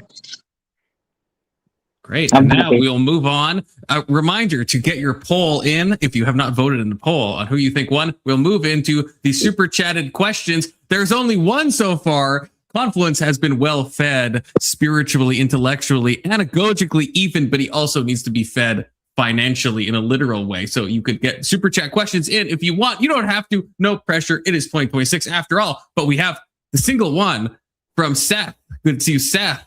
Ask Kirk about leaded gasoline. Kirk, I guess leaded gasoline, that is an example that I was thinking of as well. What do you think about that? That's something that you should be. I said the penalty should be even stronger. Sue the company's asses off. Make it, you know, tens of millions of dollars. I don't care what the minimum you want is. I'm fine with very strong penalties, but I'm saying it should be done through a court system, not a regulatory system. The regulatory system goes through the courts as well. All right. Okay. Well, thank you both. This was an incredible debate. Again, I couldn't ask for more. I loved both of your performances. We will now, I guess, I'll close the poll and then we'll open the panel for people to come on and ask either of you questions or see what is good. This is actually a very close poll. I don't know how many people voted. I think it'll tell me once I end it. And it is ended now. Let me see the results. Was I supposed to vote? Tyler won with 55%, Kirk with 45 with 11 votes. I don't know if I'm doing my math right, but I think that means if one person voted differently, it would probably be a tie. Yeah, and Tyler we have got a 6. last minute question from the one, the only, the test. Yes, I could. Yeah, could you? Yeah, I could. You could, like, ought you is maybe a better question. I was going to say, you should have framed this as an ought question. Yeah, because you like. I think both sides. That's something we can all agree on. Yeah. You could do it. You could. Not unless they took estrogen and eventually then shave off my pubes, and then I guess I couldn't. Well, that's a good point, Kokomo. It can't. Yeah, 11 people did vote, so I don't know the math on that. Okay, we'll have to do a regression analysis, so we have to punt to Kirk.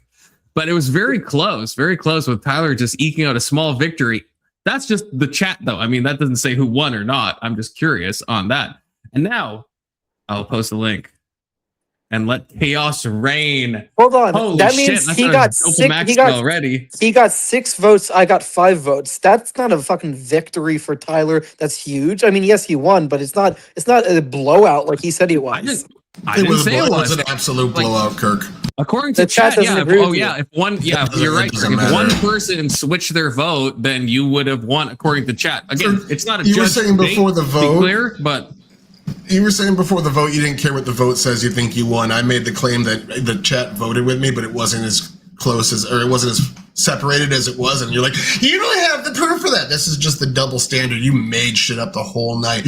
I have a long list of factual statements I made. I made statistical claims about geopolitics. I made statistical claims about the poverty rate and economic mobility. I brought up historic examples of cartels, monopolies, muckrakers. All you did was just fucking lie at the end. You don't have any fact. I have probably 15 factual statements in here. And I can give you your examples now, by the way, if you want, of different cartels and monopolies that existed. I just didn't think it was necessary at the time.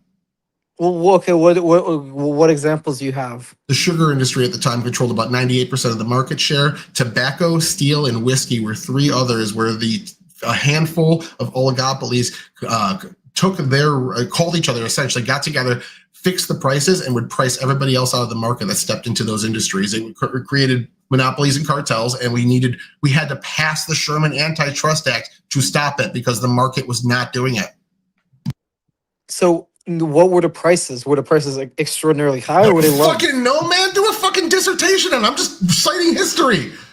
It doesn't. Okay, I'm saying I don't care about monopolies if the prices are low.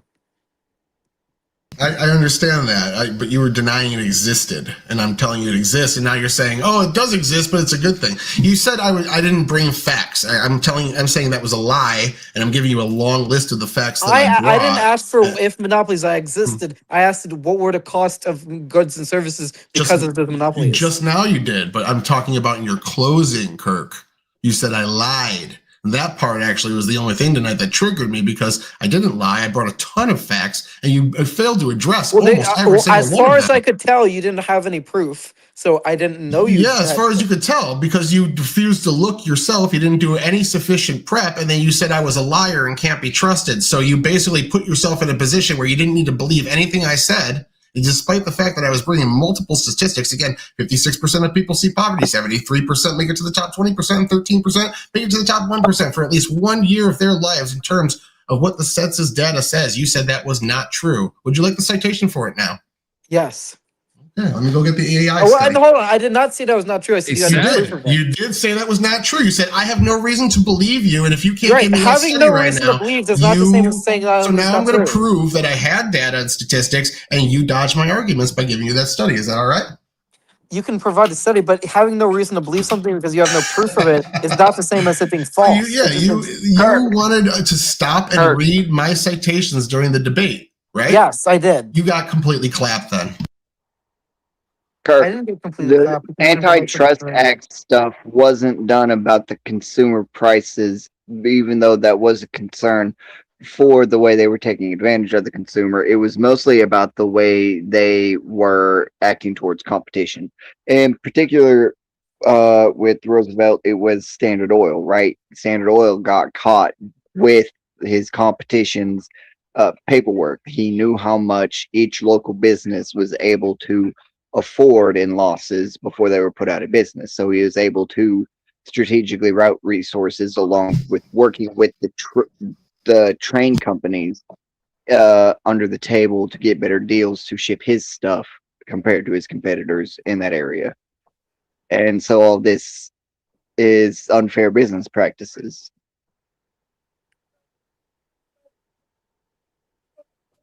Okay. Okay. I want to ask you a question, I guess. Now that my mod has officially off, okay? So no one can accuse me of being So, biased. Constable, just to clarify, you think Tyler won? Can you, before we move on, can we pull up that citation really quickly? I want to say one. Can I what? Could you pull up that citation really quickly? Kirk said that he had no evidence to believe that unless I linked it to him during the middle of the debate. So he used that to disregard one of my talking points. I want to just bring it up here and show that he just was unprepared and refused to engage in anything, honestly. It's not dishonest to ask for proof. Yeah, I said I'd give it to you after the debate, and here it is. So there you go, Kirk. It's exactly what I said, right? Look at that 20. Oh, I was wrong. It wasn't 13%. It was 12% that made it to the top 1% for at least a year. Fuck, you got me. That is actually what I wanted to ask you about, Kirk. Like, I felt like, and I understand that you don't have the data in front of you, but I guess now if you agree with this data, you can see it in the back chat. And I know it's hard to like assess in real time, but if you do agree with this, I mean, that is what Tyler said shocked me. Like that about the more people moving into the 1% than are like sliding into poverty, wherever the fuck it was, right? Like that's surprising to me. Is that surprising to you? It is surprising, but either way, it doesn't really address the point that I made about the problem with people living paycheck to paycheck. Because basically, you can say it's because of bad spending habits. But I'm saying even if you're wealthy, and inflation affects you, and so all of your savings go to shit when the inflation goes up. And we saw the U.S. government pumping $7 trillion into the economy during COVID. That caused massive spike in inflation. For example. Yeah, but how high? Okay, So how high do you think? How high does inflation have to be? Like, if you're a wealthy person and you're like investing slightly wisely, how do you think your savings are going to be like cocked? Like, I'm honestly curious about that. Like, what's your argument for that? Like, minimum for the standard be high, living, but inflation right? is not like inflation's not like 12% or something, right? Like, inflation is like, I don't know. Yeah, it goes up to like 4 or 5% or whatever the fuck, 6 maybe. I don't know, 6, 7. Who knows? But like, it's not like there's no one who has a lot of wealth who's like just getting fucked because of inflation, because they're like what they're investing in is just like not competing with inflation. I don't know if I buy that. Like, to me, the argument that people have a spending problem is way more compelling, and we see that in real life all the time. Okay, so I agree that bad spending is a factor, but the fact is inflation is a bigger factor. And real quick, let me just pull up a it's not a study, but it is it does provide arguments, since Tyler clearly prefers arguments to evidence, and it does also provide some reasons for what it claims about. I'm seeing some evidence right there, Kirk, that you're not addressing. You were completely fucking wrong about. So keep making them fucking claims, but you lying, boy. So Tyler, Confluence, can you pull that? Can you pull up what I just posted in the chat? Yes. Okay, so what specific point, I guess? So if you scroll down to the quote, when you scroll down, do you see the first quote that they say, the potential solemnity? You see that? Yeah. So basically, you want me to read it, or? I mean, you can read. Yeah, sure, if you want. I can read it if you prefer. Well, sure. Go on. Okay. The pretentious solemnity which statisticians and statistical bureaus display in competing indexes of purchasing power and cost of living is out of place. These index numbers are at best rather crude and inaccurate illustrations of changes which have occurred. In practical life, nobody lets himself be fooled by index numbers. Nobody agrees with the function that they are to be considered as measurements where quantities are measured.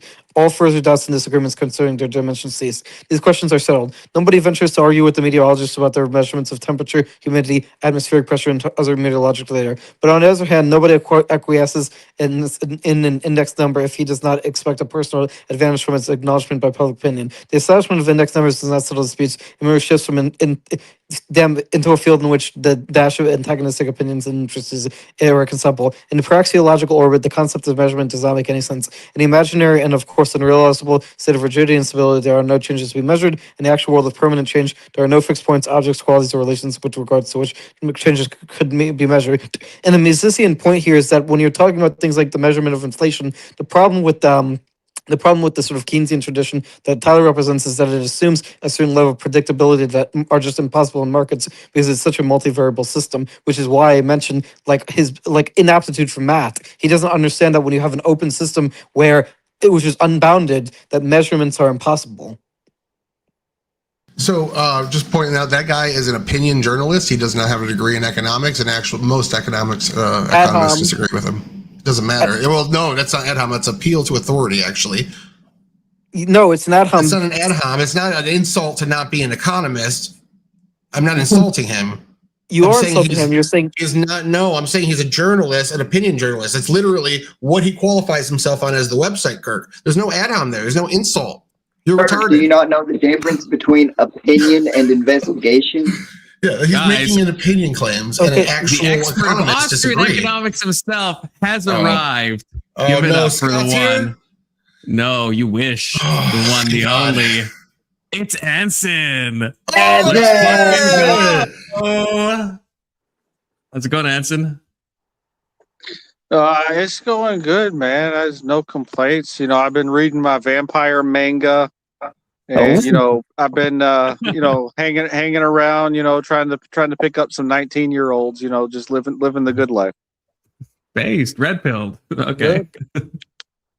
So I don't know how much of the debate you caught, but I know, Anson, you're you know, an Austrian. Yeah, the most perspicacious knowledge gaining of myself in economics was when I was talking to you and Tyler when I was playing Silk Song. So, you know, so I wanted to have you. You're more against Tyler, I guess. You're more on the Kirk side, crazy side to be on, just because it's Kirk. But what are your thoughts? If you've seen any debate, or what's good? Yeah, I don't know.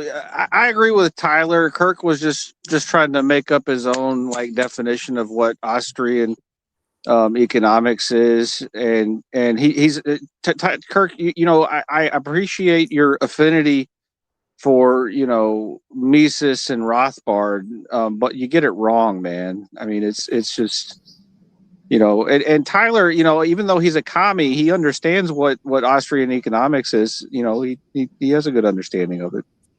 I've argued with Fabian Liberty on this probably like 24 times. I like the dude in person, nice guy. Chilled a couple times at debate kind of shit, but like I hate his politics. But he is an actual someone that knows what he's talking about. This kid's retarded. Yeah, Scott is by far the best advocate for Austrian economics I've seen on YouTube. He's one of the most intelligent. Are you familiar with Fabian Liberty Confluence? Yeah, I talked to him. I talked to him one time, like in a personal voice call, and I really like the guy. I don't know him beyond much of that, but I got good vibes in the brief time we talked. I didn't know he was Scott though, so I didn't know that's who Tyler was thinking was coming on panel. But he seemed cool to me. Yeah, very smart. But dude. I don't know his politics. Don't know his stances. But I guess, Anson, I guess I'm curious. Then, what is your? I guess what is your critique on what Tyler said? Because Tyler's stance to me is pretty compelling. So some of what Tyler said is an honest mistake. He was conflating some concepts of democracy with libertarianism, and they are not the same thing. I made that in my opener to do that intentionally. That's saying that they hate democracy because their ideas are unpopular, and this is why. Yeah. Well, and libertarianism is superior to liberalism because it is anti-democratic, right? And so much like how communism is anti-democratic, both libertarianism, democracy. Democracy is two wolves voting on what to eat. I literally said that quote in my opener. Tyler, that's an argument. Tyler, what if 99% of the population voted to kill the 1% of the population that's trans or whatever? They wouldn't work because we have structures and guardrails around our democracy as well as a check and balance. We have a system of checks and balances, not pure democracy rules all.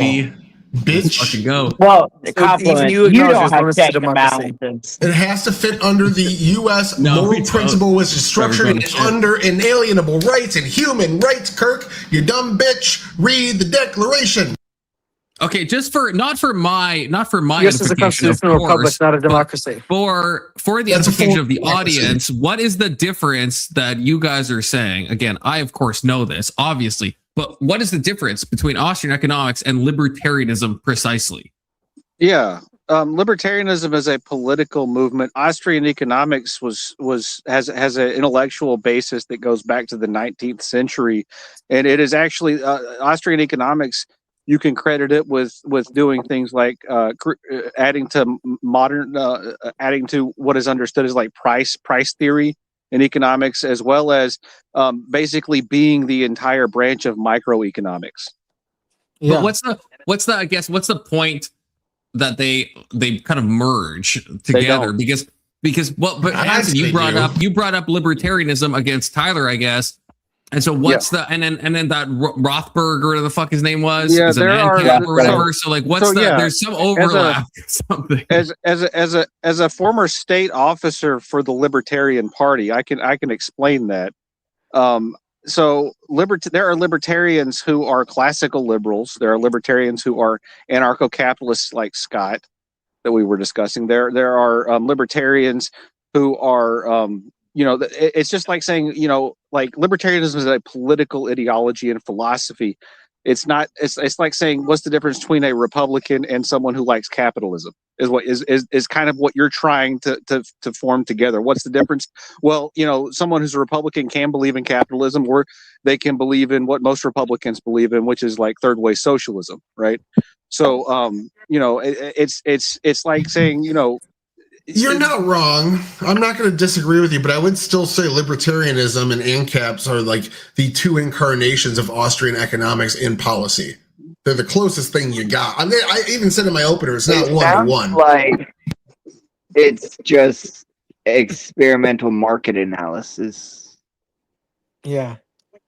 I don't know what that means, but it does. Like, it seemed to be that, like, I guess my thing is like a lot of the stuff that Tyler and Kirk were arguing about seem to go on that, like, what I would consider or think of at least as like libertarianism lines of like market regulation and how like EPA shit and like the FDA and all this stuff and monopolies. So there's like a lot of like overlap, I guess, right?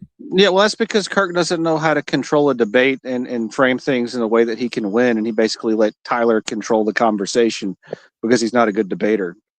Okay, but that's what I want to hear. What would you have said differently, Anson? Okay, because you are, a champion of Austrian economics. Testy says, I used to be a libertarian, then my balls dropped. Shots fired from Testy, who should also join the panel if you think about it. But yeah, Anson, I guess what is your, like, what would you have said differently? Because a lot of I think Kirk let himself be dog walked a bit, and I think Kirk realized that once the chat pointed it out. But I think Kirk did a great job. I'm not casting aspersions on you, Kirk, but I think that Tyler just led you through different issues, and yeah, all of those to me seem to be very like, kind of like libertarian issues. So I guess, Anson, what would you have done against Tyler? Like, not like don't fucking glaze each other, but what would you actually have fought against him on? What I started doing, which was basically like taking ownership of the fact that libertarianism isn't like our current systems. It isn't democratic, and trying to like fit, liberal ideologies like what Tyler was espousing into some sort of framework that matches with libertarianism can't be done, right? So, this is going to be really hard. So I'm not a libertarian anymore. So I'm really kind of devil's advocating. But you're still an Austrian economicist, right? Like, you still support that. Yeah, but it's somewhat of a cult, kind of like, a lot of the other, and anyway, it's a tribal thing, but so the best explanation is that Austrian economics is a system that is derived through deductive reasoning to determine how individual decisions shape economic decisions. That's all it is, right? It's not a necessarily a political tool. Kind of like what y'all have a problem with is that like the other economic systems are political tools, right? They're court systems. Like if like the stuff that Tyler follows, he might be an MMT guy. Tyler, are you an MMT guy? I forgot. More, I'd say Chicago 40%, neo-Keynesianism 30%, MMT 30%. Okay, yeah. So those systems are derived by trying to find ways to create excuses for the state to take power away from individuals, right? So they're not really economic systems. They're more created to provide cover for the actions of politicians.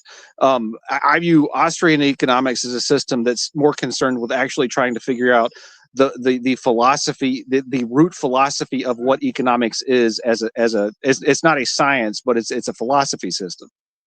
See, and that's how Anson, that's how you explain it to me. Okay, so that was my understanding. That's how you explain it to me. But then I guess why, or do you disagree with like all of the stuff that's been talked about like government oversight? Like why, if it's deductively determined and all this stuff, like how does that, what's the way that connects to like saying that there should be no EPA or that the FDA shouldn't regulate the food supply? Like why does it come down to the government control? Because I get what you're saying now, and that's what you said before, but how does that connect to then like this kind of like, I guess, libertarian lens of like, we can't have any like government oversight on any of these issues? That's what I'm like confused about. Yeah, and I can't really help you see the light if you can't see it. Like it's one of those things where it's kind of like, you know, believing in God. Either you have the faith or you don't. You know. But I'm asking, like, well, that's fair, but I'm saying, are those just like two things that if you believe in both of them, they will like coalesce, or does one naturally coalesce into the other one? Yeah, that's what, like if there is, then I guess walk me through that. Like, how do you get from Austrian economics, that the deductive part about reasoning through economic systems, how do you get to there should be no like EPA? It's how is value created? The answer to that question is how you determine that government involvement in our lives is generally more destructive than it is positive, right? So on an individual level, you work and you have ownership of the things that you work for, and they are a expression of your own individual dignity, your own individual self-worth, the things that your mind has come together with your body to create. And so asserting that other people can come through and basically use collective will or coercion or force on you to take things from you just because there's some sort of illusion that it will create a better world if they force you to give up the things that your mind created, it's morally repugnant. You know, we should do this debate, and so I think it would be much more fun. You know, there should be a debate. Okay, before we bring Avery in, I just want to ask a clarifying question to Anson, because I don't want to be reductionistic, but it sounds like you're saying there's like a third factor, I guess. Like it sounds like you're not saying if you're an Austrian if you believe in Austrian economics, you're not like going to naturally be against government intervention. You're just saying there's some like foundational framework that might arrive at both conclusions. Am I correct in that? Or is there something that if you believe in Austrian economics, you would necessarily be like, yeah, we shouldn't have regulation on food products? Austrian economics is just a system for understanding what's happening. It's not a system for making claims of what ought happen, right? So it's just like analyzing what are the unseen consequences of actions. Right, but that's what I'm not. So why was this debate so much about government control and intervention and foreign policy and like all that? Yeah, because that's a good way to pull on people's emotions, right? The debate wasn't going to be Kirk going through human action and explaining Mises's reasons for why individual, autonomy is the best way to, create wealth, right? Because in order for Kirk to do that, he'd basically have to sit down and like give you like a 5-hour lecture and basically let Tyler sit there and say nothing. And in a debate, it's not really possible. And plus, if you talk about things that people emotionally care about, like, some sort of government program that they have some sort of connection to because they're getting something from it, like maybe in Canada, you get to steal other people's money so you can have healthcare confluence. Oh, we do. We do. Yeah. That's right. So because you're a fan of theft, it's just a moral problem on your end. I just live here. Okay. The thing about Fabian Liberty is when you talk to him about these things, like, and we weren't debating for a lot of it. Like I call it Austrian school, because he would not only tell me his ANCAP positions, but he'd also say this is what the classic libertarian generally thinks as well. So I was getting both views. I'd see where ANCAPs and libertarians line up, and we went subject to subject to subject, man, like every major political subject. He's really good at that. Yeah. He's brilliant. I'm a fan of Austrian economics. I've read probably like 30 different, books on Austrian economics. But I am not not Scott, and I can't advocate for it as well as he does. But Okay, I gotta get him on the panel apparently, because I mean, I get what you're saying, and I guess I agree because this debate, the debate was riveting. I think in large part because Tyler was moving it into boots on the ground, like stuff that I can understand. Because a lot of times when people talk about economics, I kind of phase out. I think Tyler, to his credit, did an amazing job of like bringing up things that I can understand. Yeah, I think appeals to emotion. Yeah, he's good at appealing to emotion. No, it wasn't all emotion. Not emotion, but just like stuff that like I know about. Like, okay, like we're tapping this into monopolies. I know what a monopoly is. I know what the EPA is. Okay, I know what it's like to have asbestos in your ceiling. Like there's a lot of like boots on the ground stuff that I was like, okay, I can resonate. Yeah. And Kirk went with it, and I appreciated that aspect. Did Kirk argue that monopolies are created by the government? No, he didn't. He at least didn't argue that stupid shit. That's what I would do. Oh, I would have blown that out, dude. He didn't make that argument. I don't know. Kirk can talk, but I don't know. He might have, because he was saying that he wouldn't engage in a hypothetical about there being two monopoly like Uber banks. And he said that wouldn't happen. And so that's kind of a tacit. I don't know if I'm like trying to steel man Kirk or not. Kirk, you can speak up, I guess. But yeah, I'm not saying that monopolies would form at all, but I don't think they would form in the banking industry specifically. But what he did say, if a monopoly did form, it'd be a good thing because prices would be lower. So yes, we have a monopoly. I've been delaying the super chat for too long, so I got to read this. I was a libertarian, and then I read a second book. Yeah, you read The Fountainhead, or you read Atlas Shrugged, and then you read another book, and then you're no longer libertarian. Sorry, I delayed that super chat for so long. Also, I've delayed Avery for so long, Avery. But Avery, you gotta unblock me on Discord, Avery. Like for real, Ayn Rand wasn't a libertarian. Yeah, she was an objective. I know, but she's someone that every libertarian person reads, and then they're like, "Oh my god, I have the truth." I have the poster up for the event. Anthony, you're most libertarians go to Karl Popper or Hayek for their philosophy. Look at that fucking ugly AI picture they have of me, dude. Oh yeah, you look fucking haggard as shit. Yeah, like what did they do to me? Look, it's Glenn. Yeah, it's Glenn. Who's the? I don't know. Look, why does Jake Varr look like fucking Milo Yiannopoulos? That's fucking crazy. Right. A little more gay. Hold on, I don't see Tyler here. Oh, based. We got a super chat from Alex, the one, the only. I've never been a libertarian. I never hit sub 70 IQ though. Fired. Shots fired. And yes, that is true. I can attest. Tessie does mod for Stardust. That is true. I see. You look really geeky in that photo. He does have a stake in the game. Aren't you a mod for Gibbs as well? DJ's just a mod everywhere. Well, I don't think Tessie was a mod for Gibbs. Tessie, were you a mod for Gibbs? I think he is, yeah. Is he really? He's always there. That motherfucker sits in that chat every time I'm on Gibbs' show. He puts his mods in his fucking Twitter. I don't think Gibbs is on his Twitter mod list. Oh, he mods in Gibbs' Discord. Oh, okay, in the Discord. A Discord. Oh, we got. Oh yeah, let's now. Oh god, I think I've had so much dopamine, but we're about to get a little bit more. We got Mel on the panel. Let's fucking go. Kirk, real quick, Kirk, if you ever decide you want to be honest and accept your massive L here tonight, I will sit down with you and rewatch this debate and explain what you needed to do to win. I'll give you the secret sauce, but you have to be good faith. That's some really good advice, Kirk. And also, Mel, just to clarify, Tyler is a massive transphobe. He's not on your side.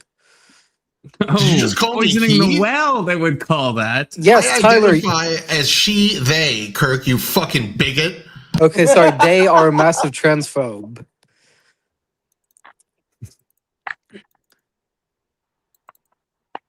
Mel, I think you're muted, by the way.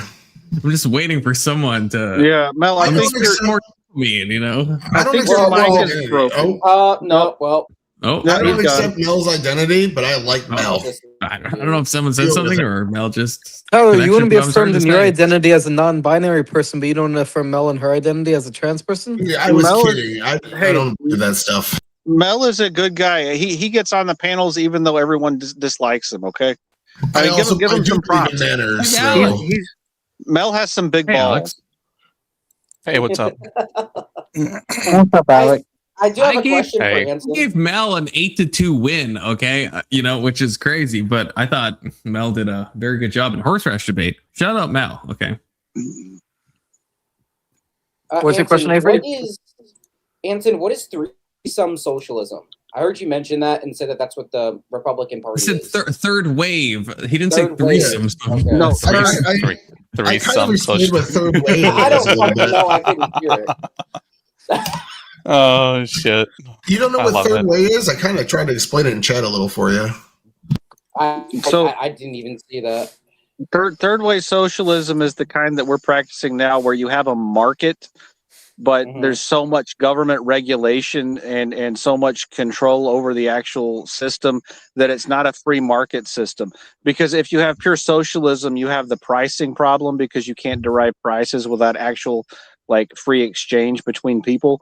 So what the socialists determined is that they would just basically permanently leech off of a market system so they could have real prices, but steal everybody's stuff and make them think that they're free. Isn't that what China is, though? Not us? No. What third way actually is like Bill Clinton. It's like fucking like centrism in practice between Democratic liberals from the 90s and Democratic conservative neocons and neoliberals. It's the neoliberal consensus. So basically Donald Trump. Yeah, that's Trump, yeah. Yeah. Let's say that sounds actually right. Okay. Trump would, under Anson's definition, because he uses socialism the same way Scott does, not like you or me, that Trump would be a third way socialist. Absolutely. I fucking knew it. Yeah, that's why he likes Israel so much. Well, I appreciate Keelan that. says Marx was wrong, but the direction history was going in, and that's why there was an explosion of socialist communist ideas that deviate from orthodox Marxism around the time of his death to today. Here we go. That sounds right. You guys ever heard of socialism? I'm different. That's something you would all agree on, I suppose. I want to get into the government stuff more, because that's the thing I felt. And again, Anson's maybe saying that that's like emotivism or something, but like that's the thing that I thought, and Kirk, I think you let Tyler maybe do this to you, but I thought the points that I was like, oh, Tyler's fucking cooking, was in all of these various issues, like even like the school of choice thing. I thought you got a little cucked on, and then you said it's fine if poor kids are fat, and then Tyler pointed out it's not fine and they're just like not being fed correctly, and you said that's like a boon of the system if poor kids are fat. There's like a lot of stuff that I was just like, that's fucking crazy. It was like the practical examples, and maybe you shouldn't have gone there, but Tyler led you there, and then I just felt like there wasn't like any good answers to any of the practical considerations. So if you're actually talking about Austrian libertarians. Austrian economics, like basically the founder of what most people consider to be Austrian economics today, Mises, he was a member of the Austrian elite. He had title, and he was a part of the monarchy system there. He wasn't the monarch, but he was a noble, and he was a big proponent of the parliament system added with the monarchy. So he wasn't for demolishing all of the government. That's a modern incarnation of libertarianism, not necessarily a reflection of Austrian economics. So can someone hold to Austrian economics and I guess be on Tyler's side in like all the boots on the ground examples? No, I don't think any of them. I don't think a single one of them. Why not? Why not? Because it's interesting. Go ahead, Alex. Oh, just because Austrian economics assumes that humans have no like diverse subset of values, or they don't make any like stupid decisions or short-term thinking. Oh, it absolutely is true. Yeah. No, it doesn't. No, it's about the nap. No, the nap is a and that's another thing you got wrong in the debate, Tyler. So the origin of the non-aggression principle came about in the 1970s when the Libertarian Party was afraid that if their ideology was put to actual practice, that they would be considered a terrorist organization because they're essentially for the demolishing of the government. And so they added the non-aggression principle in there so that they wouldn't be overtaken and basically put in jail for being a bunch of subversives. It was political consideration that was added during one of the conventions in the 1970s. It doesn't have anything to do with their philosophy. It's purely political pragmatism. Yeah, but their argument, I didn't know that actually. I never heard that before. That's something new. They say the origin is in Murray Rothbard and it's just kind of taken from it and turned into a principle. Yeah. So, but yeah, I didn't know that shit. Holy fuck. Yeah. What shit did you not know? That the NAP wasn't part of the movement until this. It looks like it was deciphered from Rothbard's work in the 60s and 70s.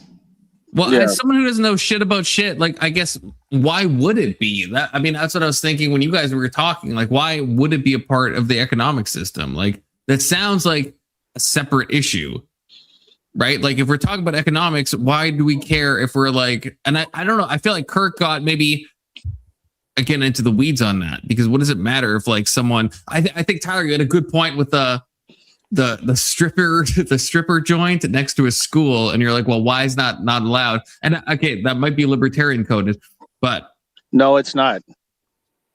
Well, okay, what is it? What is it? What is libertarianism then? What is Yeah, so libertarianism is a system focused on like it depends. So it's a political system. So it's a system based on whoever the people are that are collected under that specific banner at any point in time, like the Republican system or the Democratic system. So it's not something that you can really tie down and say, what is this, right? So in Alabama, for example, the Alabama State Republican Party has a platform that lists out exactly what they are, but none of the politicians actually follow it and try and actually fulfill it. So what is libertarian? Well, libertarian is a political movement, so it's amorphous. Well, I was just gonna say it sounds amorphous, but then you said that, so I guess then we agree on that. But does it agree with the non-aggression principle? Is that not something? Yeah, there has to be like some cohesive principle that like pulls it all together. Otherwise, otherwise, they're basically like Democrats and Republicans, but in the middle or some bullshit. Yeah, no. So there's a reason why they never get more than like 2% in any of the elections that they've ever done nationally, right? So if you have a political system that is centered around not using force as your main ideology, right? When I became a libertarian, I had to sign the non-aggression principle because it's the litmus test that you have to pass in order to be like a member of the party. And so if you're signing a form that says you can't use force to initiate political or social goals, then your political party is feckless and doesn't need to exist anyway. So as a political movement and having not using force as your main goal, then you're basically worthless. Wait, but do you agree then, Anson? Like, are you saying, not do you agree? Do you think that is libertarianism justly attached to the NAP is my question. On the political side, yes, but there's a different philosophy side, but there are different schools of thought of philosophy for libertarians. Some of them are, like I said, some of them are classical liberals, some of them are ANCAPs, some of them are like, what is that? More Austrian economics focused. Some of them, some of them not believe in the NAP, though, I guess. Yeah, and there's been discussions amongst libertarians about getting rid of the NAP, right?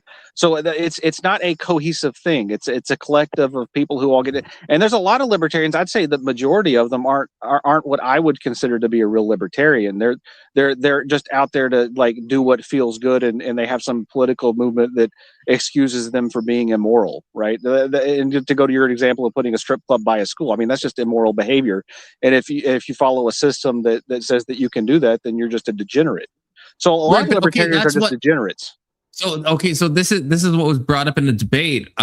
So I don't know who brought it up. I think Tyler did. And this is where I think the nap kind of like fucking gets convoluted, because Kirk agreed with Tyler that you shouldn't have a strip club next to a school. And then I think Tyler justly posited, well, hey, it's just you have to be 18 or over to enter. It's not causing harm. And Kirk said, well, you're still causing harm in a kind of by proxy kind of way. But then this kind of shows the effeteness in some ways of the nap, where it's like, well, who is the arbiter of harm? Like, is that because I would say it's causing harm based on proximity, but you could fairly argue it's not causing direct harm. And who decides what the fuck harm is and what's aggression in the fucking nap in general? Like, who's to say? Hold on one second. Libertarianism is a system that's absent morals, right? So once you have a moral structure, then you can apply it to the libertarianism. Yeah. Okay. Wait. So when Tyler and Kirk are arguing, if it sounds like they're not arguing on libertarianism, then they're not arguing on Austrian economics. So in the strip club issue, what dimension are they arguing on? Because they disagreed. Yeah, they're arguing on the moral dimension, right?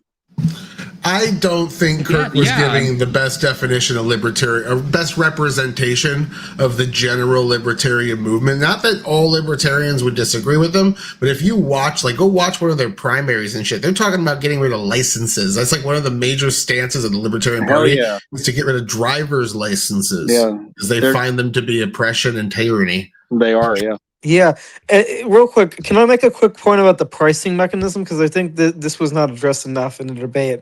So, Confluence, we've talked about the Harry Ball theorem in the past, right? Remember? Unfortunately, but yeah. The Harry Ball theorem? Yeah, so basically, it's a theorem in algebraic topology. So you can you can have the sum of all prices be normalized as 1 squared, which equals 1, and on any even n-dimensional hypercube, like you can if the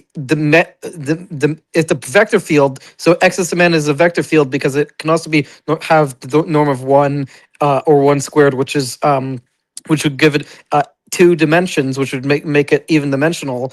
The 2 vectors would be perpendicular, and that would mean that what the pricing mechanism does would mean that on one point of the hypercube, excess demand would equal 0. And so basically, the pricing mechanism gets rid of excess demand because of this theorem in algebraic topology. How does a unit vector? How does a unit vector get? Follow that? No, how does a unit vector? How does a unit vector? How does a unit vector get us to a hi? How does a unit vector? Hi! I'm asking a question. Hello, there's a question. How does a unit vector get us to a hypercube? If it's a trans vector, it can just change. Okay. If you just shut your mouth, this panel would be smarter. That is a good joke. But yeah, I honestly agree with Mel on this. I was lost at the point of how do we get to the hypercube? I don't know how we got there. I was honestly trying to follow you so precisely, Kirk. You described a unit vector and then you go straight to hypercube as if those two things are the same. Yeah, how do we get to a They're not the same, but what I'm saying is you can represent the prices as basically in a hypercube, an n-dimensional hypercube that's even, has an even number of dimensions, namely 2 squared. And if from this hypercube, the excess demand can be perpendicular to it, because it can also have a normal 1 squared AK1. You have no idea what the fuck you're talking about. I can tell. Yes, I do. Can you give an example of what you're talking about, Kirk? No, it's fine. I can represent what he's saying with the Dunning-Kruger effect. What they're saying, but okay. Go ahead. Wow, Mel misgendering. That's crazy. Oh, you've seen it here first. Kirk uses they, them pronouns just so everyone knows. Okay. I think I made the greatest analogy in the world just now in chat. Maybe I'm stoned, but Kirk, you remember, everyone here remembers when future Trunks was fighting Cell and he forced himself into Super Saiyan 2 too early when he wasn't ready? It's right. If you want to know where I get who are they fighting? Wait, Tyler, who are they fighting? Future Trunks had trained with Vegeta in the hyperbolic time chamber, was fighting Cell on the island after Vegeta had already failed. Fighting who? Cell? cell, perfect cell on the island after Okay, Vegeta had already failed. He forced himself into Super Saiyan 2. He was real muscular, and he ended up being so slow he couldn't let a hit. That's Kirk. Kirk is too focused on one fucking thing. That is Kirk. That he cannot embrace that his arguments suck. He doesn't know how to fucking debate well. He's just so hyper focused on this one part of this one subject. Everything else just falls away, and it's like you're for the cheese code. I'm sorry, I'm not explaining it well. Can you real quick? I know this is a Reddit thing, but you should bring up hypercubes if you're trying to explain a point. That doesn't help literally but almost no one. That's not. Pull this up and go to the last comment at the bottom, please. Pull what up? The thing I just posted in chat. Go to the bottom comment. I gotta go in 1 minute. You want me to bring up a Reddit? Okay, we're in the weeds now. Go to the bottom comment. Reddit and go to the bottom comment. Holy shit. Okay, that's fine. That's a thing. The bottom comment of a Reddit thread. Here we go. Also, good night, Tyler. So, okay. Tyler, you're leaving? Yeah, I got a time limit, man. It's bedtime. Good night. Oh, God bless you, Tyler. You did a stellar performance. Thank you for the energy. Thank you for the debate. Honestly, you did an incredible job, Tyler. There's a well in my table for where I slap my dick on it. So there should be. In this, and you see in the second thing after space, for example, I've read Hayek's The Use of Knowledge in Society as assigned reading in class in the context of the world prices. The professor also gave us a geometric interpretation of the price vector as a point on a hypersphere, since prices can be normalized to have a norm of 1 or 1 squared, which is basically an even number of dimensions. Excess demand is a vector field on the hypersphere. This is valid in general equilibrium because excess demands, when weighted by prices, must come to 0 as sort of aggregate budget constraint, i.e. two vectors must be perpendicular because they both equal 1 or 1 squared, which is even dimensional, so the Hairy-Ball theorem applies to it. I think he used something akin to the Hairy-Ball theorem to prove the existence of market clearing prices, i.e. a point where the excess demand field vanishes, but I'm not sure. I didn't fully understand the math, but I remember the pictures. Anyway, so the point I'm trying to make here is you can use this theorem from algebraic topology to say that the pricing mechanism cancels out excess demand in one point of the economy. So you learned this from Reddit.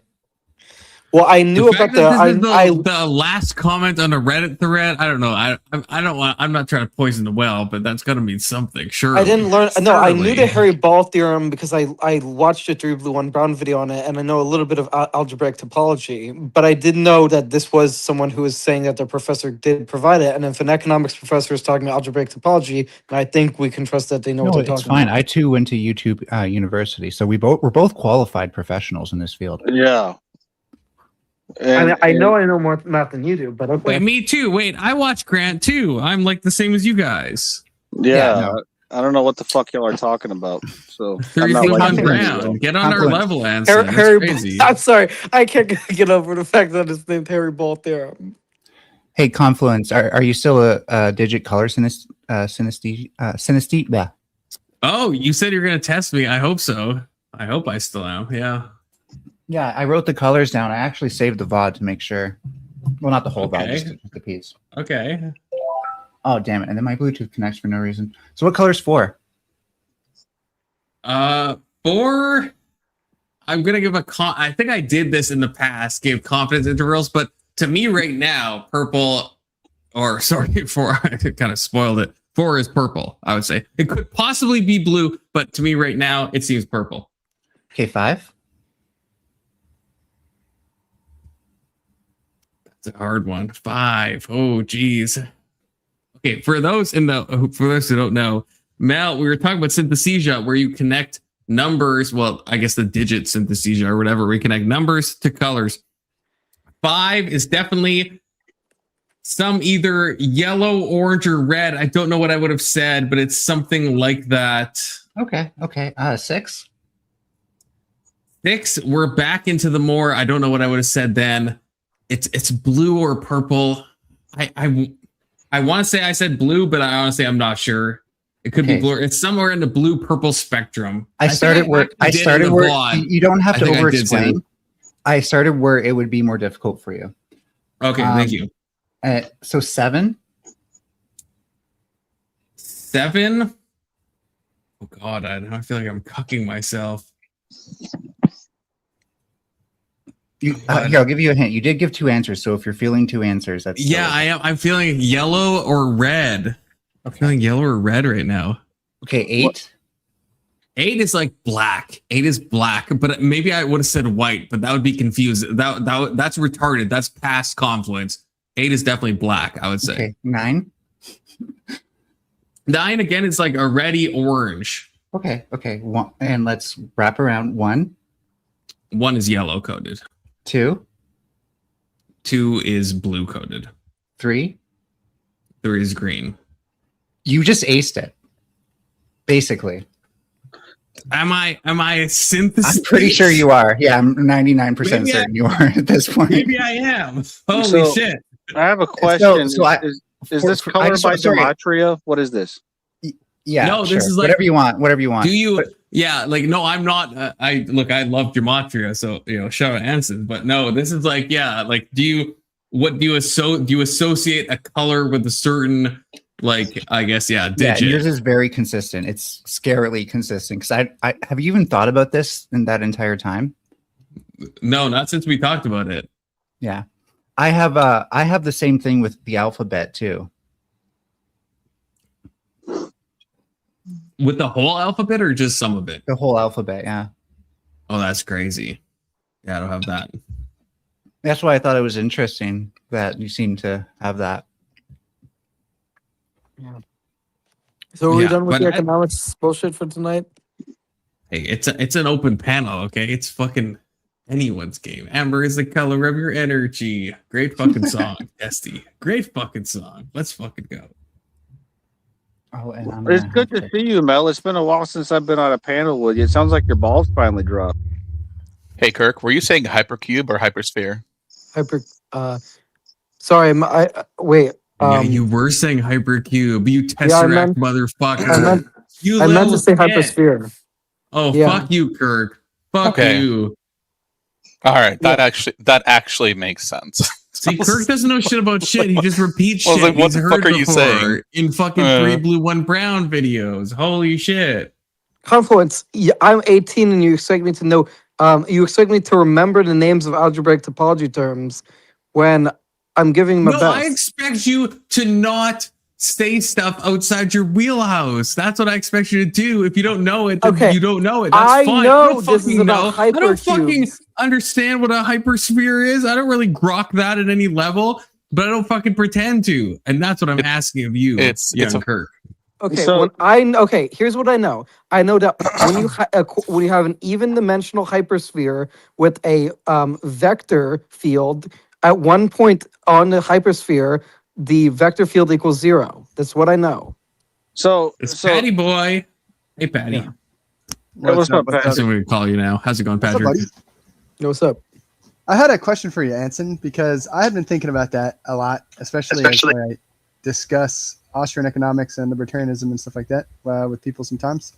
Can you pretty much map any moral system onto libertarianism then, since it's strictly a political philosophy?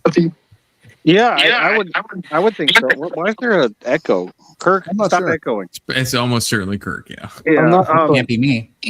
So so there was a push in the early 90s to marry libertarianism with paleoconservatism and create paleo-libertarianism, which is almost the exact opposite flavor of degenerate pro-homo libertarianism that we have today.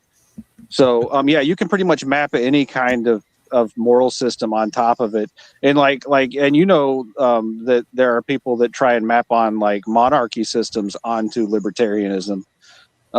And do it effectively, because it is a system devoid of a moral structure. It's just after you have your moral structure, you behave in a certain way within the libertarianism, where you don't aggress on other people.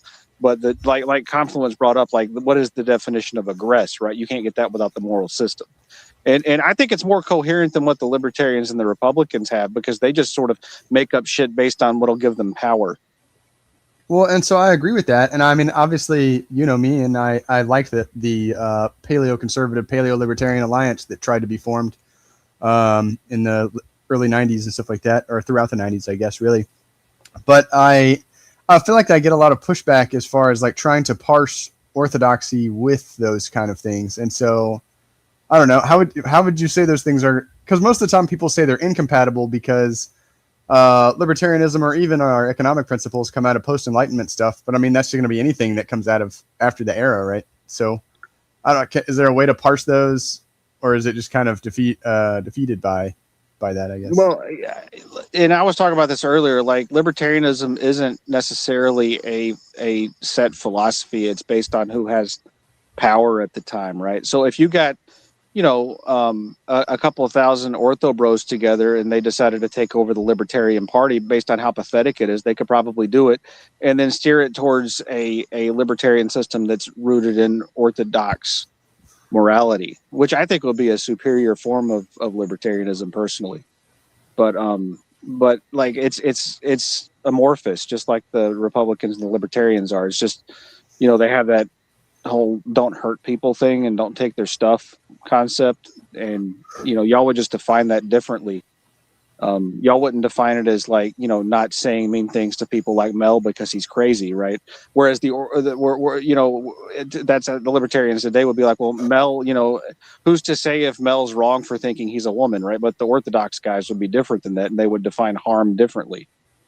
So, I mean, it's just depending on what your starting moral structure is. But Anson, this is like a total maybe topic change, but as an atheist, I guess, how would you define harm, I guess? Like why are you so confident in saying in using the what we would say is the incorrect pronouns for Mel, that you think Mel is harming somebody? Like what do you punt to, I guess, to define harm? Harm is the thing that is not aligned with the infinite logos. Okay, but the problem is I would agree with that. Yeah, like that. Okay, so me a Protestant, a dirty Protestant, and Patrick an Orthodox, and you would agree with that, Anson. But like, I guess say more, perhaps. Well, yeah, you deify the infinite logos, whereas I do not, and I don't have to say anything more because we basically believe the same thing. But then we believe in God. Like that's then you're not an atheist. Then if you believe in the infinite logos, if we both believe in infinite logos, we believe in the same thing, Anson. Not that I want to defend Anson, but he's saying that one of you deifies the logos and one of you doesn't, right? And he's saying he doesn't. If you're calling it the infinite logos, it doesn't need deification. It's the infinite logos. It doesn't matter what I fucking do. You just think its nature is supernatural, whereas I think that the intangible aspects of the universe are just as natural as the material. I'm a fucking monist, like at least 75% of the time. Okay, like I don't disagree with that at all. I think the universe just comes from macro just call that God. Maybe Anson. Now I'm getting like an ancient memory. Maybe we do agree more than at least I think we do. Because I wouldn't call you, if you believe in something that's an infinite logos, to me that's not atheism. And maybe we've tread this path. Yeah, most atheists get their belief structure from social contagion, like the trans people, so they don't really know what they believe. They just think they have to be opposite of what the Christians are. And so they don't actually sit down and think, well, how did the universe come into existence, right? And Mel was just like saying some weird bullshit that I don't know what the fuck he was talking about. That is actually true. Yeah. Do you think there's like a teleos to the universe? I guess, Anson. I guess that's the thing. And I think another ancient memory. I think we maybe we talked about this. I can't remember your answer. No, teleos is a fine pronunciation. Don't try to cuck me on that, Patrick. That's a fine pronunciation. But yeah, is there some, because if you think there's a design and you're just saying you're not deifying it, then okay, I think we're talking about the exact same thing. But if you're saying it's just happenstance that we call a design and we will read our stuff into it, then I would say that's you deifying it. If you're just saying you're taking naturalistic stuff that happened probabilistically at random, and we're reading some teleology into that, then I would say you're doing that, not me. I don't believe in randomness of the universe, but I don't necessarily think that you have to have a deity in order to have intelligent design. I think that our conception of what the universe is limited by our understanding of what intelligence is. Oh my god! So we have this. Do we have the same religion, Anson? That's a fucking terrible thing to realize, but we might have the same religion. This is like realizing Confluence and I share synesthesia. I know. It's like I overlap with Mel. I overlap with Anson. Holy shit! Real quick, can I before we hi Jay, we got Tyler back from the grave. We got Avery. Fuck can you Avery just kick me from the stream? I streamed with you. Demod me, you know, or whatever. We want you to kick him, Confluence. Like from the stream together on StreamYard. What? Oh wait, I don't. Oh, I can do that. Yeah. I'll remove you. Yeah, get fucked. Yeah, in my stream, please. Thank you. And Cap, fucking bitch ass. This is why you need to practice safe streaming, real kids. Quick, I did want to say just one thing before we end. Like Confluence, I can make a mathematical for a hot minute, you little shit. Okay? I know, but I do want to make a quick point because I'm not going to let you get away with this. If I know a mathematical, if I know a mathematical theorem is true, you're talking about the hyperspheres again, you little shit. I can use a mathematical theorem that I know is true, even if I don't fully understand it myself, because I can trust that the mathematicians. Yes, but you can't apply it to other things that you also don't understand. But I do understand economics, so I can't apply it to that because I have read Hayek and Mises, so I can't apply it to economics. If you have a limited understanding of economics and you also have a limited I don't have a understanding limited understanding of economics, so that's what you don't understand. I don't have a limited understanding. Yes, you do. I don't. You can say I do, but you okay. I heard you guys were talking about some. You can't provide. Okay, what evidence? Okay, what evidence you have that I have a limited understanding? Kirk. What evidence you have? Kirk. What's the equation for a hypersphere? What's the equation for a hypersphere? I don't know. Well, then you can't apply it to economics. Yeah. How do you know that it applies to anything then? Yeah, Kirk. And did you hold on? Hold on. I have a question. Kirk. Just hold on. Did you read this? Did you read this on a Reddit comment? Yes. And then just assume that it's true. What do you mean? Because it made sense to you. How did you validate it? I did at one point know the formula for a hypersphere. I forgot it off the top of my head. I'm asking, how did you validate that this is true? Because I watched a video, learned the formula for a hypersphere, checked this comment, thought about it, and then verified it for myself. How many times did you use the equation? When I was I was formulating zero. it, I would. The answer's zero. Just be honest. The answer's zero. No, I used it when I was formulating it. When I by normalizing. You formulated it. It's your equation. Did you derive it from first principles? I normalized the sum of prices to be 1, and I took excess demand to be 1, and then I applied the Harry-Ball theorem to it. And what was the original debate prompt? And and I found out that it's that on, means the ticker at the bottom. At one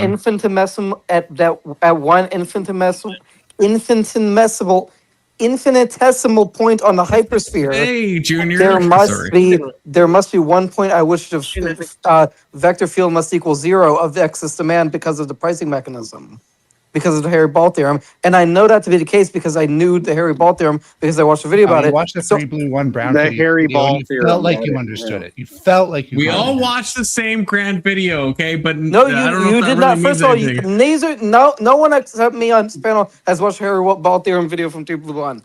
And I know that's do you have to watch it? Do you have to watch a video? I've literally watched. Do you have to watch a video to? No, you didn't. Confluence. Okay, fine. You understand something.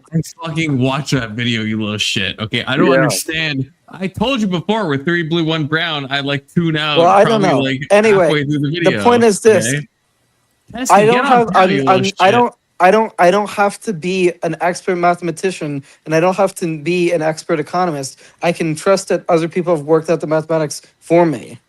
That is your problem. Not the person in Reddit, right?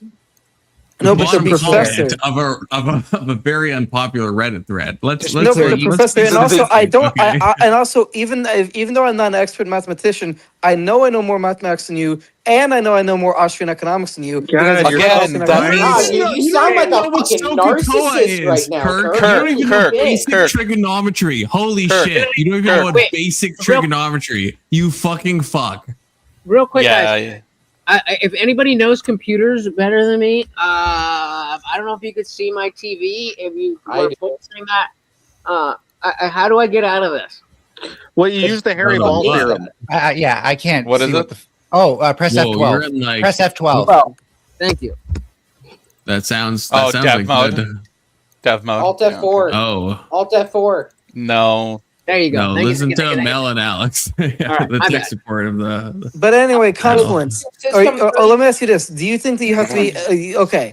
Do you at least acknowledge I've read more about Austrian economics than you have? Do you at least acknowledge that? Well, of course, I would acknowledge Okay, that. Obviously, Just because you read everything I know about someone Austrian doesn't economics mean is that you from understand the Vincent and material. Tyler, like literally everything I know about, and I Okay, guess you, Kirk, so now that we've had confluence. this debate. If you acknowledge I know more economics than you, do you not think that I can verify for myself whether an economic theory is being didn't properly acknowledge interpreted by that you someone know else? No. No, I do. Wait, no, Avery, I do acknowledge that Kirk knows more, but no, do I trust Kirk's ability to verify this? Absolutely fucking not. Are you fucking kidding me? Hold on. Mel, I guarantee Mel knows more chemistry than I do. Would I trust Mel to verify some fucking No, absolutely not. There's a stark difference between admitting someone knows more than you and trusting them to do their research and that you would agree with their conclusion. Hold on. That's Just miles apart. If I can make a point real quick, just because somebody knows more about something does not mean they know more truth about something. You can just know more wrong things, which is what Kirk usually does. But you have no proof of that. And Kirk, I just wanted every conversation we've ever had with you. It's kind of by the the way, reference folks, point I would use. Sorry. By the way, folks, I came up love with a you, Kirk, theory of everything that talks about how we got the universe out of nothing, and so you should just believe me. I don't need to show you proof of my work or anything. I mean, you've clearly done your research on it. Trust me, bro. Trust me, bro. Okay, do you want me to write an equation for you? Yes. Okay, sure. Let me do that. An equation of the Harry Ball theorem means that if hold on. Shut the fuck up. You asked? Did you not just ask me a question? No. I'm asking Confluence a question. Do you want me to try to do the formula? Because I can. I'm at a formula to prove what? Doesn't matter. Okay, the formula for the Harry Ball theorem. The formula for the Harry Ball theorem applying to economics. If you normalize the price as being 1 and the excess demand vector as being 1. What difference does it make? No, I don't want you to write that. Yeah, what does that say? What's the point? It means that the pricing mechanism causes excess demand to vanish to zero at one point on the hypersphere. How does that apply to anything in the real world? Instead of talking about he's saying hold on. All he's saying is if you increase the price of something, the demand will drop. No, I'm saying that's not what I'm saying. I'm saying, well, kind of, but what I'm saying specifically, excess demand will vanish. Excess demand. What is excess demand? I don't know. What is Kirk, excess I think demand? you're Excess demand is demand greater than supply. It's like if you're saying you can reduce economics, is this what the Austrian? Actually, I will ask Anson. Anson, is this what Austrian economics is? Not what Kirk is saying, but I think it's retarded to say that you can quantify things mathematically and come to some precise conclusion with human behavior. That's fucking stupid. That's not Austrian economics. That's more related to the other schools of economics that rely on modeling and assumptions about the world to basically make it look like economics is a science like physics instead of a philosophy, which is actually what it is. So then why is Kirk trying to mathematically prove because some he's economic autistic. shit that obviously is based okay, well actually that's fair. I told him last time that Austrians typically reject mathematical models, and then he was arguing the exception that some of them, and it's okay. Okay, can I ask either or rather both of the debaters to just give me a 1 to 2 sentence TLDR of the Tyler's argument? gone. Well, Tyler's gone, but yeah, you can ask Kirk. Oh, I thought. I looked at the quotes and it says unofficial, but so Kirk, why don't you just give me your perspective, and then I'll imagine that Tyler is the opposite. So basically, I think that we should embrace Austrian economics. Can you define Austrian economics for us? No, sorry. Wait. Before you even get there, what do you think that why? Yeah, Austrian economics will lead to a better society for means of of status quo in the United States. By means of by means of voting in libertarian candidates who will or Republican candidates with libertarian economic views. Okay, and I see a head shaking. What do you disagree about that? Well, so he's trying to treat Austrian economics like the other economic systems, and I talked about this a little bit earlier. Most of the other economic systems exist to provide cover for politicians to do the things that they want instead of actually understand why people are doing what they're doing. Austrian economics isn't a system that's designed to provide you with like policy prescriptions. It's a system designed to understand what's actually happening in the world, right? So you can say, look, I study Austrian economics so I can understand the unintended consequences of creating a massive welfare state. But it's not a system that's like designed, say, to provide you with a set of prescriptions. It's more like understanding why things are the way they are. And a lot of libertarians think, well, now that I understand why things are the way they are, I'm going to map my own moral system on top of it and say that this is the way it ought to be. And so that's where Kirk is getting tripped up, because he's treating Austrian economics like he would like Keynesianism or NMP.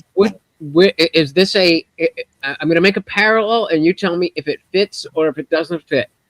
I feel like the average person who is non-theistic, whether they claim being an atheist or not, their perception is, oh, we can do this, meaning do society and blah, blah, blah, blah, without that God figure. And is that a parallel to what you think Kirk is saying about economics? Yeah, and I think he's basically like and I think Kirk's kind of doing this too, and a lot of people do it where they how do I put it? People look to authority to try and derive what ought to happen in the world. And Kirk's doing the same thing like what the communists do, where they look to Marx and say, this guy is the guy that I'm going to idolize and worship, and he's going to provide me with the answers. And he's basically doing the same thing with Austrian economics. Look, if I study this one particular philosophy, it's going to provide me with the truth. And so I guess I don't know if that kind of answers your question, where it's like libertarianism is a utopian philosophy, right? And so it suffered. Yeah, I think a lot of like, at least for your on the ground libertarians who are like, this is what I believe. I found so much that it feels like being libertarian or claiming that you're a libertarian. Not to say that there aren't people who are strictly aligned with the non-aggression principle and Keynesian economics and the Mises Clause, all that stuff. I'm not saying those people don't exist, but the typical thing that I see is somebody who is non-committal and not willing to say, okay, well, clearly we have a two-party system and that sucks, and I have libertarian ideals, but I'm not going to pick a camp. And so I just get to sit on the outside and be like, see, told you that was wrong. See, I told you that was wrong. See, I told you that was wrong. And, the non-aggression principle. And it's like, yeah, but we're not there yet. Yeah. There's quite a bit of that where it's a system designed to keep people from being active. And I think that from my perspective, like the entire libertarian movement ought to go away, because it does more harm than good, because it keeps people from actually getting involved and doing what needs to be done to change the system. It keeps people complacent, just like the Liberty Party in the 1840s when it dissolved after the Polk election. And then there were a few other iterations before the Republican Party came into power, right? The country hasn't always been a two-party system, and it exists that way because the two parties have created so many barriers to entry for third parties. True. And so when you're saying, yeah, we have a two-party system, so we shouldn't be messing with these libertarians. We should be focused on one of the other two parties. That's denying the history of how even the Republican Party and the Democrat Party came into existence, because they weren't in existence when the country was founded. I've missed you so much, Anson. Mm-hmm. Where you gone? Where did we live? I gotta go. Yeah. I gotta go. But you guys have a good night. Oh, 7's Alex. Yeah, later. Bye. Yeah, I mean, I agree that there's difference between Austrian economics, but it should be noted not all Austrians reject mathematical modeling, which is why I made the argument. I mean, I'm just saying confluence. Like, let me ask you this: do you think you have to know everything about something in order to make a claim about something? No, of course not. So, can I know enough about something in a mathematical theorem to use it? Do I have to know everything about it? No, no. In what you just asked, no. But in how you applied it, then I think it's not good. But yeah, but you haven't provided an argument. You haven't provided an argument, though. The problem is you're just saying in this context for some reason no, but you haven't really provided an argument. My argument is that you brought up some like very convoluted thing, and then you got basic facts wrong, as Alex pointed out, which you agreed to, that it's a hypersphere instead of a hypercube. I misnamed it. That's not a slip of the tongue, though. That means you don't know the math you're talking about. No, I do know the math behind it, and I do know. But here's the thing: I do know the math behind it. I knew the whole. No, shut the fuck up, Confluence. I knew the whole time. No, you shut the fuck up. No, you shut the fuck up. I knew the whole time that I was talking about hypersphere. I misnamed it hypercube by accident. But I knew it wasn't a slip of the tongue. It wasn't a slip of the tongue. It was a slip of the tongue. Everyone fucking knows it's not a slip of the tongue. Okay. No, I know it wasn't a slip. It wasn't a slip of the tongue. What is being? Your whole thing is on a 3 blue 1 brown video, which I like is a goated channel, but it's not. You're acting like you have like this like robust mathematical education. You can speak on these topics in like an insane way, and you just I don't. I don't claim to know everything about mathematics. I just claim to know more than you do. You're bringing it up to sound smart. Kurt. No, I'm not. I'm bringing up because you are. You are. No, I'm not. I'm bringing up to make an argument. No, you're not. You're not though. I am.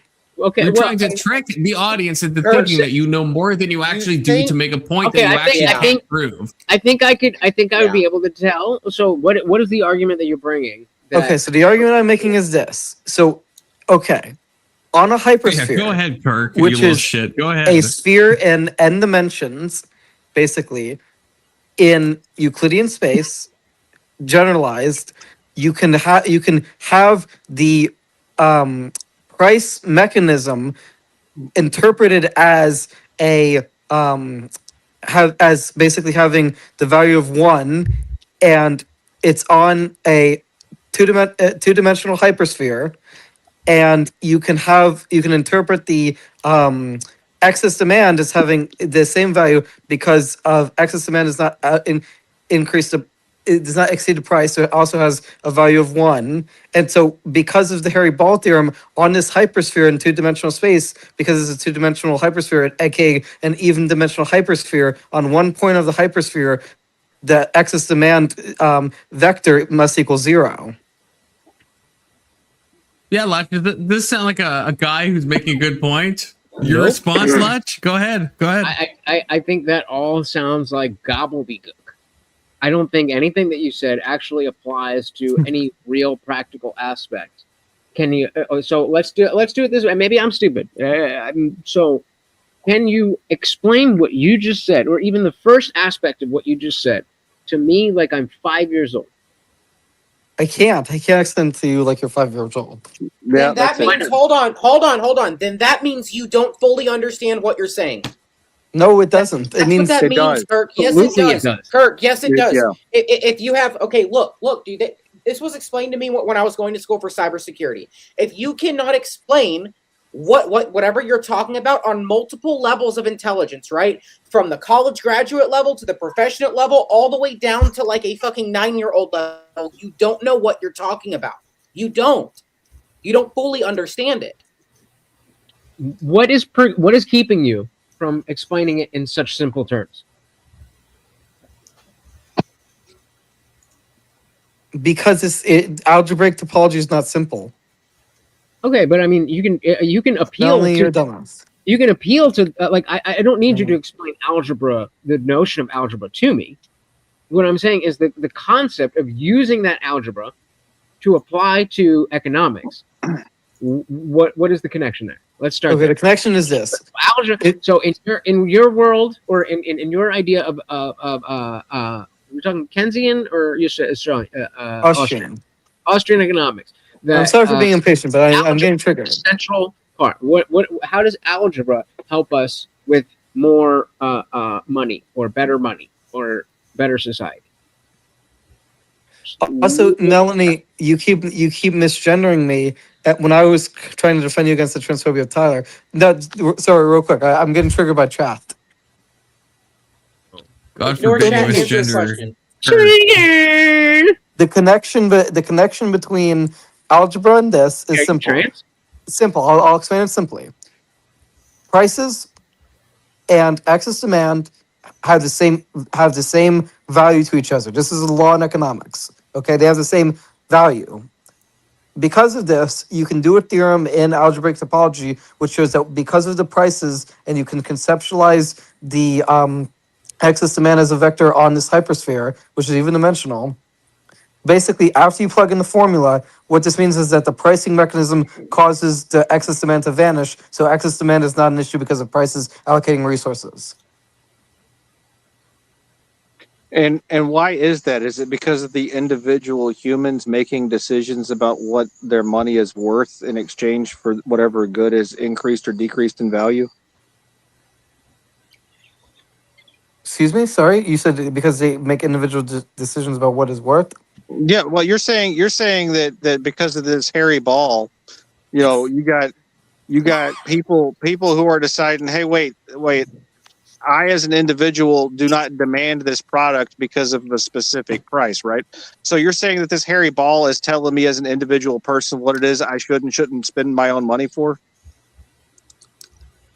Sorry, IJ, you're speaking. If you're speaking, I can't hear you. You're muted. I think Basically, you said it would distribute the goods, so it would get rid of the excess demand. it will get rid of excess demand. So it would make sure that demand is not greater than supply because of people's decisions. You're right.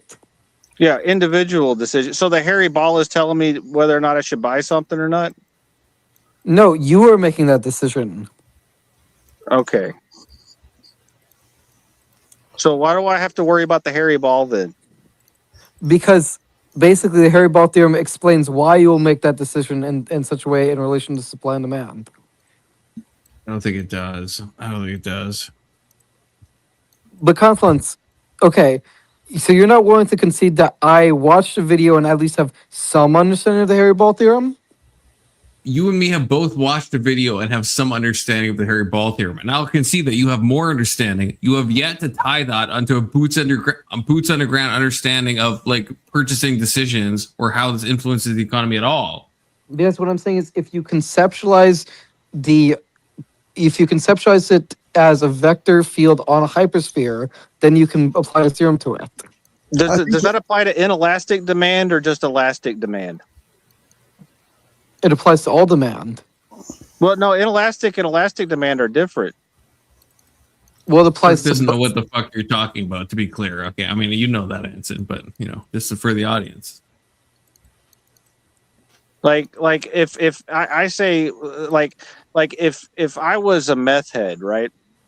And this hairy ball decided to raise the price on me, I just find ways to get the money so I could get my meth because there's an inelastic demand for the meth because I got to have it, right? First of all, this is 2D, Melanie. Second of all, I thought Walras's law applies to all forms of demand. Can you pull up it though? Well, I think what he's saying though is like you're talking about. I don't know what we're responding to. I think what he's saying, though, what I'm just trying to understand you here, Kirk, is that you're saying essentially if you follow this mathematical model, you will end up in a place where it will get rid of excess demand because all the goods will be distributed based on the money that people we're assuming, I guess, will have. So like everybody needs water in an inelastic way. Therefore, the price of water will go down and therefore alleviate excess demand because everybody will have distributed water based on the prices. Am I close? Kirk? I think so, yeah. Yeah. So if there was a lot of demand for like say Marilyn's vagina, right? And this hairy ball decided to come along and tell me that I couldn't have Marilyn's vagina because it was too expensive, right? Like explain to me how this theorem applies to that supply and demand situation. So basically, if there's a lot of demand for her vagina, but only so much supply, the pricing mechanism would prevent there from being such demand because the prices would raise such that people wouldn't want to buy her vagina. Got it. Because I'll say this: there's not an infinite demand for Maryland vagina. Yeah. I mean, that's arguable. That's subjective. I guess that's true. It's not infinite. Yeah. You don't know how much demand I have. wouldn't keep Maryland non-zero bed for demand. dropping crumbs in the sheets. I'm just somewhere saying. between non-zero and infinite. I mean, Maryland's cute. Are we acting like? I mean, I don't know. Maybe y'all know if some dirty shit going on, but she's cute. Maryland's she's adorable. I agree. If I had to pick a third wife, it'd definitely be her. If I had to pick a third wife, I mean, if you bring up like Sarah Tomato and be like, oh, like okay, that's one we can all laugh about, but no, nothing. Okay, all right. Oh, real quick. Also, let me change my name to because now we're not debating anymore. So I'm just gonna. And also, Confluence, you can turn off that thing. I mean, we're done with the Austrian economics discussion, I think. Yeah, I mean, I'll control my banners how I want to. Also, thank you. Sorry, I heard about that. Completely lost that debate, buddy. Well, the chat said I did lose, but I didn't lose tremendously. It was 5-6. Yeah, the chat was. I was surprised about that. The chat gave Tyler 55%. It's because hold on. It's because of how aggressive Tyler was being, and they didn't like that.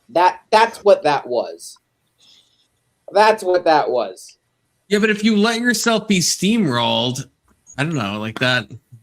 I don't know. You shouldn't. You ought not let yourself be steamrolled. Which Kirk only picked up at the final prompt or whatever. He picked that up after everyone was screaming it in chat. Well, that's what I mean. So I don't know how. Yeah, I was actually shocked at that chat, at that poll, because I think Kirk did a fine job. But I was just, I was surprised personally at the chat. I mean, honestly, Kirk, with as much shit as I give you, and I think I speak for a lot of people on here when I do say this, you at least try. Right, and like obviously you want to improve as a debater, so you're gonna take a lot of losses. But just know that when we fuck with you like this, we're fucking with you to make you better. All right.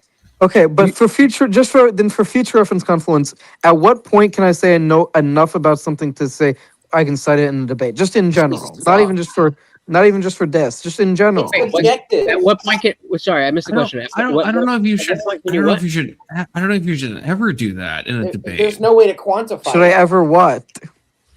Wait. I don't know if you should ever try to say I know so much about this and then like prove your fucking rest on your fucking laurels and prove your achievements or whatever the fuck to like make a point. I don't think you should do that ever, in my opinion. I don't think that's helpful. No, I'm saying how much, if I'm going to make an argument based on a mathematical theorem or something else, how much do I have to know about it before I can use it as an argument? You don't have to know anything except how it applies to your debate and to be able to defend it based on what you say. Okay, I know how it applies because I know that I know excess demand and supply.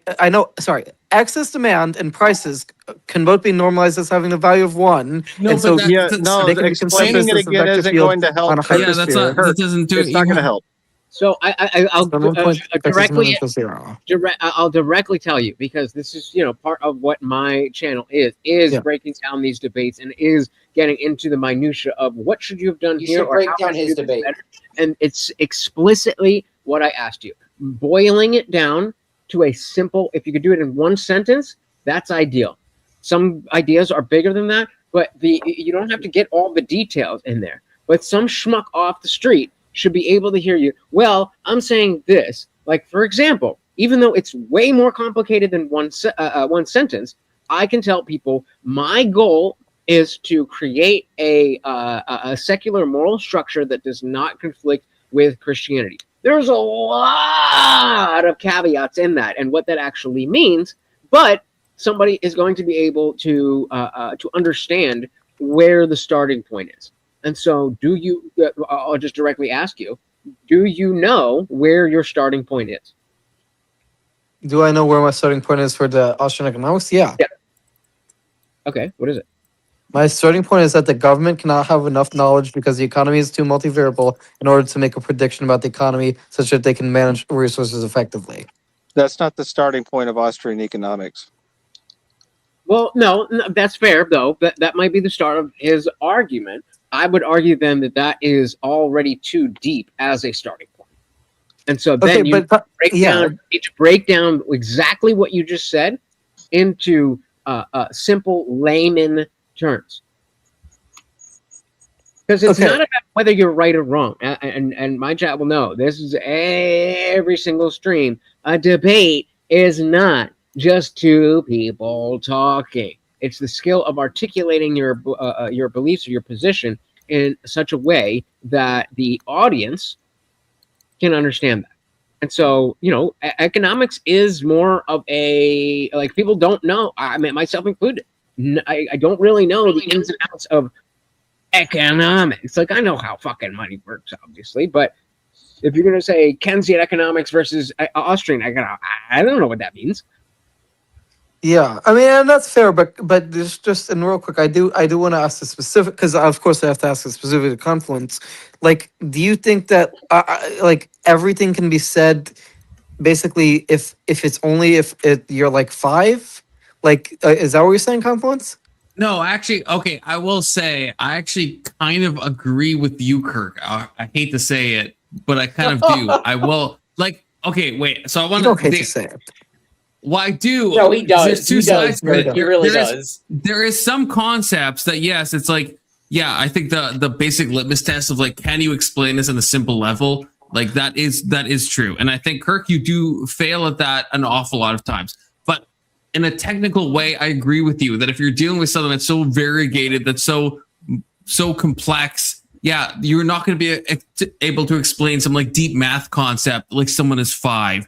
That's an impossible ask from retarded people. So I do agree with you on that, but only in the technical sense, because in most ways you should be able to break stuff down. If you're using it in a debate in a practical way, you absolutely should be able to break it down like they're 5. You should be able to craft some analogy or make it simplistic. I understand in the technical sense of some super complex thing, yes, that's impossible at a certain level, right? So I agree with you in a technical sense. I don't agree with you in a practical sense. Does that make sense? I feel like that's fair. But Confluence, practically, if I'm explaining how you can use this formula, and I can provide you the formula if you want, for how prices clear out excess demand, then, and I'm using it from like algebraic topology, I just can't simplify it to where you're 5. I'm sorry. So Kirk, let me try. Wait, I didn't go. I wasn't. I'm not calling anyone on panel retards. To be clear. Sorry, but what were we saying? Little shit disturber. So I wanted to say, Kirk, I think I can solve your problem for you, right? So what you're saying is that when prices go up, demand falls. Yes. Does anyone on this panel disagree with that? Sorry, one more time. Agree with that. If prices, if something's more expensive, you'll want it less. I agree with that. I mean, that's all he's saying. Yeah, but I'm providing a specific mathematical. I'm providing a specific mathematical argument, though. Yeah, but the mathematical argument is irrelevant. It's compelling to no one. You understand that, Kirk? Like, even from like a rhetoric point of view, it's compelling to literally no one. But am I actually wrong if I can provide the formula? That doesn't matter. Like, what does that fucking matter? You're appealing to no one. No one has enough math. Like, you probably know. Kirk, I'll give it to you. You probably know more math than anyone watching or that's on panel. You get an award. Oh, fucking go, Kirk. If that's what you want, you can just do the jerk off thing. That's fine. You're not appealing to anyone. You're not convincing anyone. You're not doing anything. You're pleasing yourself. Wait, no, right? I disagree. Confluence. Let's go clockwise, snakewise, so everybody can say the highest level of math they've completed. Okay, I'm fair with that. We could, but I will say, Why not? I guarantee I know I've completed more math than Kirk has, but I will say Kirk probably knows more math than I know. I'm honestly curious if you have nothing against it. I'm honestly fine. We can do it. I'm not supposed to start. Okay, CoolKidKirk, the highest level of math you've completed. Well, technically, in college, I did take pre-calc, but in term pre-calc, probability theory, and statistics. So depending on whether you're doing pre-calc, probability theory, or statistics is more advanced. But in my free time, I have self-studied a lot of like linear algebra and other things. Doesn't sound like completed. Okay, Anson. I've completed 4 college level statistics classes as well as calculus. Okay. Okay, Avery. Recap. Oh, my bad. Motherfucker. Basic community college level math that I chat GPT the entire time because I wasn't going to college to learn math. I was going to college to learn cinema. You had chat. Wait, what? How old are you? You had chat GPT. 28. Yeah, I was the first wave of people using that in college before it was popular. I figured out how to use it before like almost anybody in my school. Wild. It is fucking wild, dude. I mean, look. Oh yeah, bro. I mean, I intentionally tanked a little, like tanked my grade from not being 100%. I'm not retarded, you know. Like I'm not stupid. Bro, I did went to college like 2 years ago. It's not that crazy, okay? No, I graduated when I was 23, so 5 years ago. Then you didn't use ChatGPT because it didn't fucking exist then. That's exactly what I said. That's exactly what I was thinking. 4 or 5. No, ChatGPT started up in 2020. Fuck, when did I graduate? Holy shit. It was 4 years ago. Yeah, it was 4 years ago. May I? Yeah, it was 4 years ago. How much math you were using chat? So, but before that, because you were in college, officially launched November 30th, 2022. That was when right. It launched. And so you were using it at the official. You were using it. You graduated in that year, so like I guess you had a month. No, I graduated the end of 20. No, I graduated towards the end of 23. I took a break one semester, and then I went back for my last one. I had shit going on in my life, but no, like I did use ChatGPT for like a whole like year and a half. Like before it. Look, I mean, it was around that are time. fine. It's 2026. That's okay. What are anachronisms? What is that word? Go ahead, IJ. IJ, go ahead. I shared my screen. If you want to pull that up. Oh, just for the fact check to make sure that Avery is lying. I mean, okay. Oh, Avery called out. What's good? ChatGPT was officially launched November 30th of 2022. Was there other, language? Hold on, I'm about to log into my student account, and I'm going to see if I can actually still and see when I did. I was on so much fucking drugs at that time. I don't fucking remember, man. I think the drugs made you be off by a couple of years, Avery. If I'm going to be honest with you, I think the drugs 2 years ago. It was like 3. By a couple of years. It's not anyway. I remember towards the end, fucking cunts. But anyway, to answer the clockwise, snakewise question. Thank you, Testy. Glow said Avery. IJ, good. But the highest level of mathematics that I took was in 10th grade because I was ahead. And was it trigonometry? Trigonometry, yeah. 10th grade. And then I feel like I didn't have anything in college, but I probably had some basic type of shit. But yeah, trigonometry was the highest. And that's all you really need. As long as you understand algebra, you don't need anything else. Can you tell me anything that calculus or pre-calc has helped you with? Okay, Patrick. Pre-calc with trig.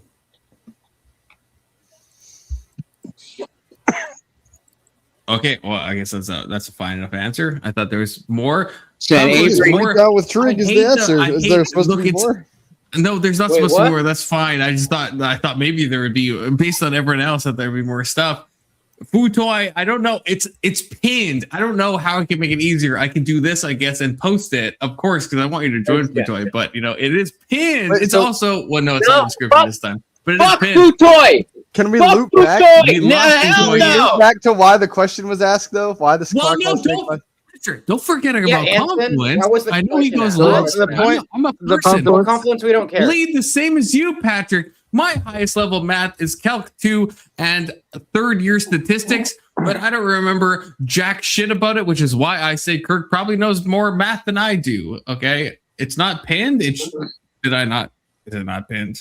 So are you all lying to me? Are you all point, fucking gaslighting me right now? I'm pretty sure I pinned it. It is pinned. My point. Thank you, IJ. Wait, Thank you. That's been a YouTube thing. Both the pinned link or the pin chat and the polls. If you do them, sometimes they just don't show up, and then as just happened to me, not enough memory to open this page. My neighbors are arguing. Yes, reload, or if you go from top chat to live chat, it should show pin message and poll. If, I did do a poll after I pinned it, so maybe it is doing a fuckery. I don't want to send. I swear to God, I pinned it. I swear it's pinned. So the whole reason why I wanted everyone to say what their highest level of college was is because Confluence, you were basically just saying, hey, Kirk, you know more than me about math, even though you have the highest level of completed formal education in math. And Kirk, who arguably is on the lower end, who ought to just show some humility in the way that he interacts with people instead of being so prideful, is not learning from his mistakes because he is so prideful. And in Confluence, you are in the opposite position where you actually have learned shit, but because you've actually learned shit, you're not prideful. You're saying, hey, I don't know stuff. There's a lot of things that I don't know, and I know that because I've learned so much. Right. I don't think I'm prideful though. I'm not. I'm just saying this is part of my argument. Okay. Never mind. Yeah. But you're being prideful. Yep. And incorrigible.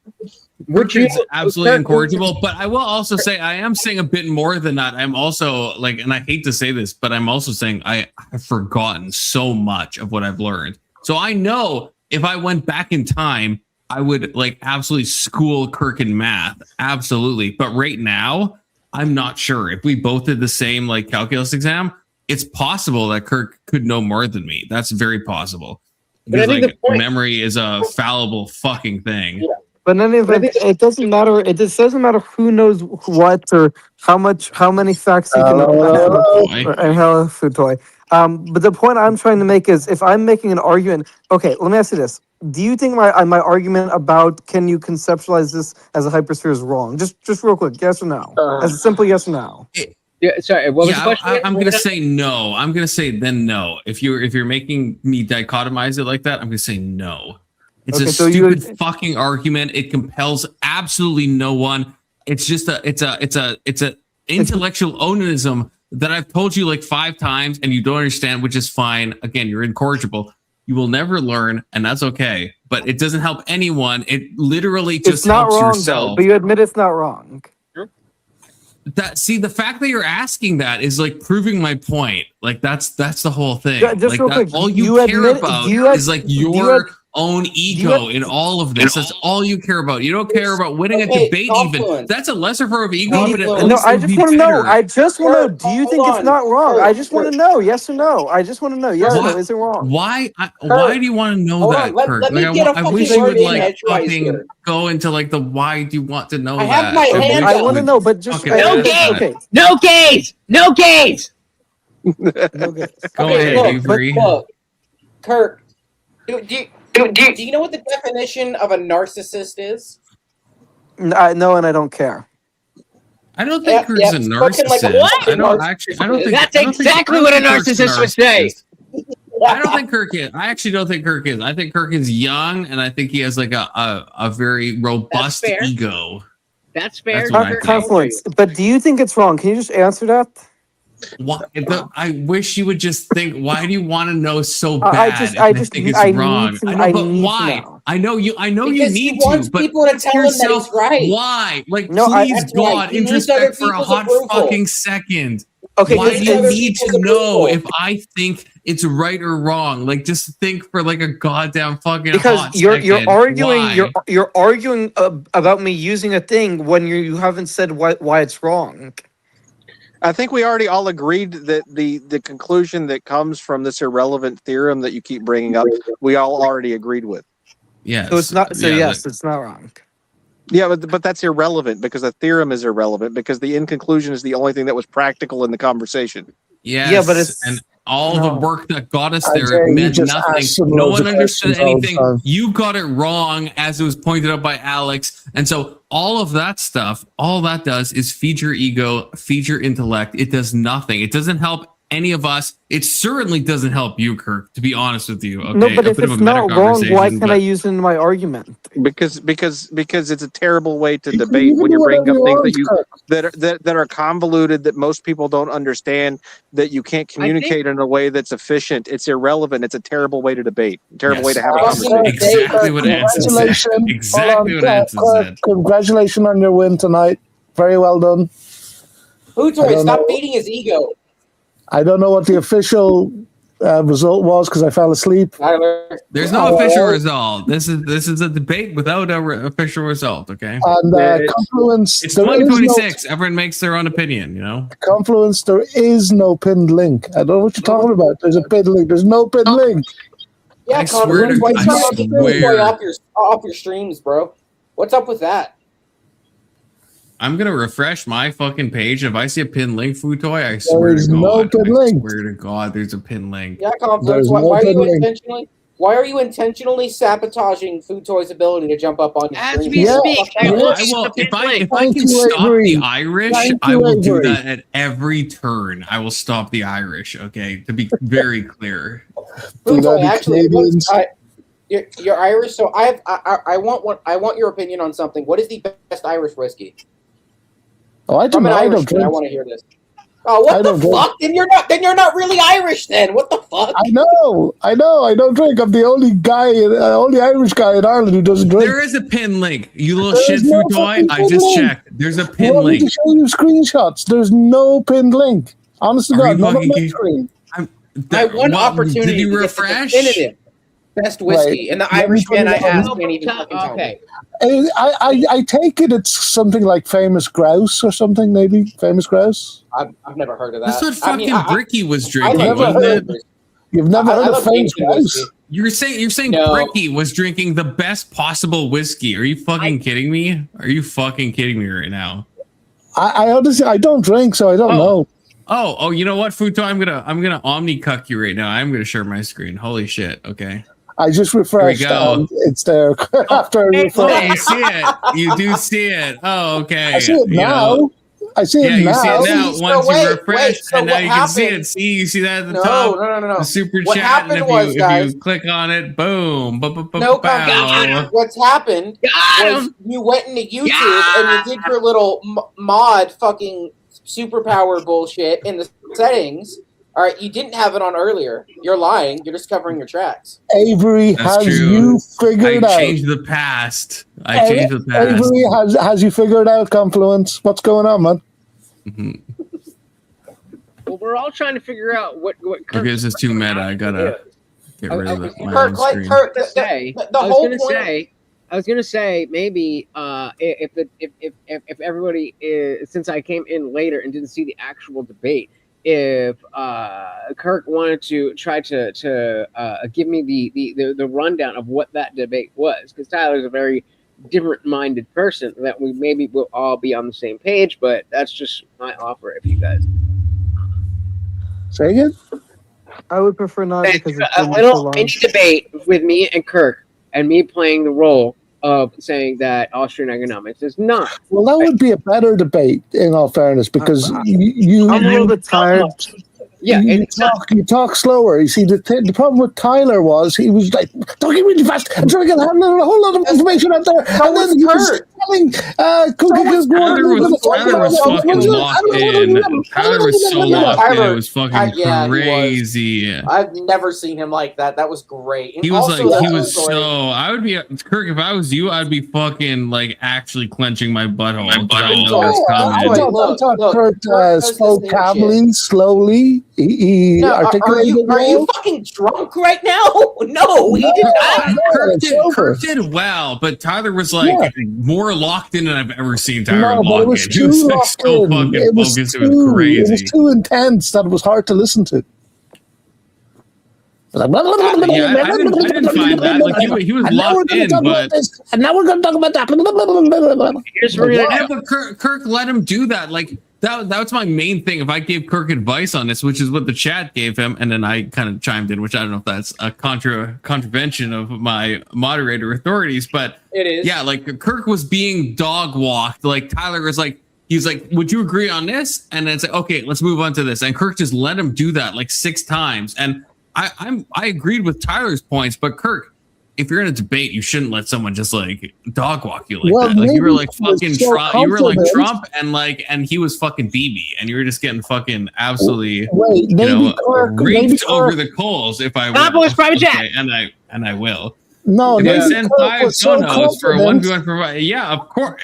Don't All right, threaten me with done. a good time. Done. Absolutely. Kirk was First so of all- confident that it was okay for him to lead because First of all- he had all his answers. Kirk had all answers for all Tyler's questions and leads. No, he Okay, did. but He did. Futoy, hold on, He did. hold on. What is the point of having the answers if no one in chat can understand what the fuck you're saying? Did you understand what I mean? Hold on, just real quick. The main point that Anson was making earlier is, what is the point of having all this knowledge if you cannot articulate it to people who aren't on the same intellectual level as you? That is what Kirk struggles with. Freaking Swedish fucking economics or whatever the fuck it was. The Swedish economics. You still have to be able to dumb it down. Okay, but Futor, you still have to be able to dumb it down to a point where someone who doesn't know anything about Swedish economics can get a basic grasp on, right? And no offense, Kirk, that is something that you struggle with. And if you get better at that, you'll be a better debater. No, I don't know. No, I'm not saying I'm not buying that. I'm sorry, Avery, I'm not buying that because they weren't explaining what it is to people. They were discussing upon it. So you would already need to know what it's about to understand what they're saying, right? They weren't telling you what it is. I don't think that. Right? See, that's maybe a critique I'd give of Kirk. I actually think Tyler. And maybe I think Anson. That's what I was asking him all the questions at the beginning. Because I think, at least from me, knowing nothing about this shit at all, besides what Tyler and Anson have told me, I thought Tyler did a good job of bringing it down to like a relatable level where it's like, okay, I can actually engage in this. I can understand this now. Maybe it's fallacious, maybe it's not. But as the average watcher, which I know fuck all about economics, to be honest with you, right? It was something that I could like, okay, I understand what they're talking about now. Like Tyler did a great job of going through like, I don't know, 10 issues and making it practical, making it understandable in my fucking small fucking head. And I'm not biased at all, right? Fallacy, I don't fucking know, but it was a good debate thing at least. Like it made it like very engageable for myself and probably for other people. Look, I'm not biased at all, right? I didn't care who won and who lost. Yeah, definitely not. Definitely completely unbiased. I think Kirk did a brilliant job. I was able to follow and listen along, and I wasn't getting overwhelmed. Before I debate with IJ, I think Kirk did a great job. I think like I'm not saying this was a blowout. I think Kirk did I fucking love this debate. I think it was fabulous. I just think that Kirk let Tyler move him into different arenas that Tyler could like move from point to point. So I think rhetorically, I think it was a fucking blowout. I think on the actual boots on the ground, I'm not really sure because Kirk kind of just let Tyler lead him into all these very practical areas that Tyler destroyed him in. But I don't know if it had to go that way, I guess is what I would say. But just real quick, before and I know IJ has a debate. I just want to say, ask a fucking question that's unrelated to this topic that we're discussing right now. It's not unrelated. I just wanted to say rhetorically, I think I understand what Avery was saying, which is, I'm right. I might be right about a theorem, but the point is, if I can't explain it simply, then it's not rhetorically effective. So for future debates, I need to. Yes. How did you feel about Tyler steering which way the conversation went? Before we go to that, I'm sorry. We have a 1v1. All right, I will drop. Oh shit! As is the custom. It's about to go down. Drop the wrong people. Okay. And I'll put myself at the bottom. There we go. You got 5 minutes on the clock. I'll bring everyone else up after, and I will not speak unless, So I obviously we have the topic here. Austrian economics would lead to a lower living standard for U.S. citizens versus the status quo. I mean, I want to be on the negative side so that you are presenting your idea. You agree? You were the positive or the negative? Oh, it's the negative. Okay. So then we'll switch it to, it would lead to a higher living of standard for the U.S. citizen. Okay, then I'll be a positive for that. Yeah. Okay. So yeah, give me your argument for that. So my argument for that would be that given the corruption of the current Federal Reserve System, getting rid of it and alignments with Austrian economic principles would be beneficial, given how much they've devalued the value of the currency. And that decrease in regulations would increase innovation because it would give entrepreneurs more of an incentive to take risk on the market. So what are the aspects of specifically Austrian economics that you're appealing to that would make life better? Specifically, I'm talking about things like deregulation and abolition of the Federal Reserve. Say that, the deregulation? Deregulation and abolition of the Federal Reserve. So how then, what is the basis for our money? Are we completely off of fiat at that point? So I would say that we could have private fiat currency. So I'd say that banks should be decentralized, that we should have interest rates and all that, and money supply dictated by local currencies. And I think competition interest rates would lead to the most effective allocation of resources, because the competition would incentivize, when you have competition, you have basically better quality goods and services. And I mean, that sounds fair in locally, but that seems like it would put us at a disadvantage globally. Having the U.S. dollar and the petrodollar seems to be a strong thing to keep us at a good place. If we go away from that, how would that affect our place globally? I believe that we would. I mean, it's possible. It's possible in the short term there would be an issue, but I think long term we would have a much better economy than other countries, because by getting off the Federal Reserve, we wouldn't have as much inflation long term. I mean, I agree with that we wouldn't have inflation long term, but I think the switch of doing things differently would cause a lot of disruption in the people that depend on the stability of the U.S. dollar. Well, let's use an analogy. When you get a vaccine, you have to get pricked, and it hurts. So it hurts short term, but long term, it's for your health. And I'm saying similarly, abolishing the Federal Reserve would hurt in the short term, but long term, it would be in our best interest. Because it would be in our. So what are the short term negatives that are outweighed? The short term negatives that are outweighed by the long term positives are: short term, people would probably lose trust in the American currencies because of the fact that you don't have a Federal Reserve, propping it up, right? But then long term, people would see, hey, these currencies are not having as much inflation because you don't have these interest rates dictated by a Federal Reserve, which is an incentive to increase inflation, so that way GDP goes up. And so because of that, the lack of inflation would cause other countries to want to trade with us.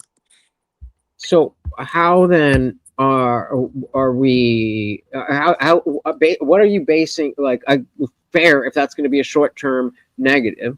Where are you grounding this long-term positive effect?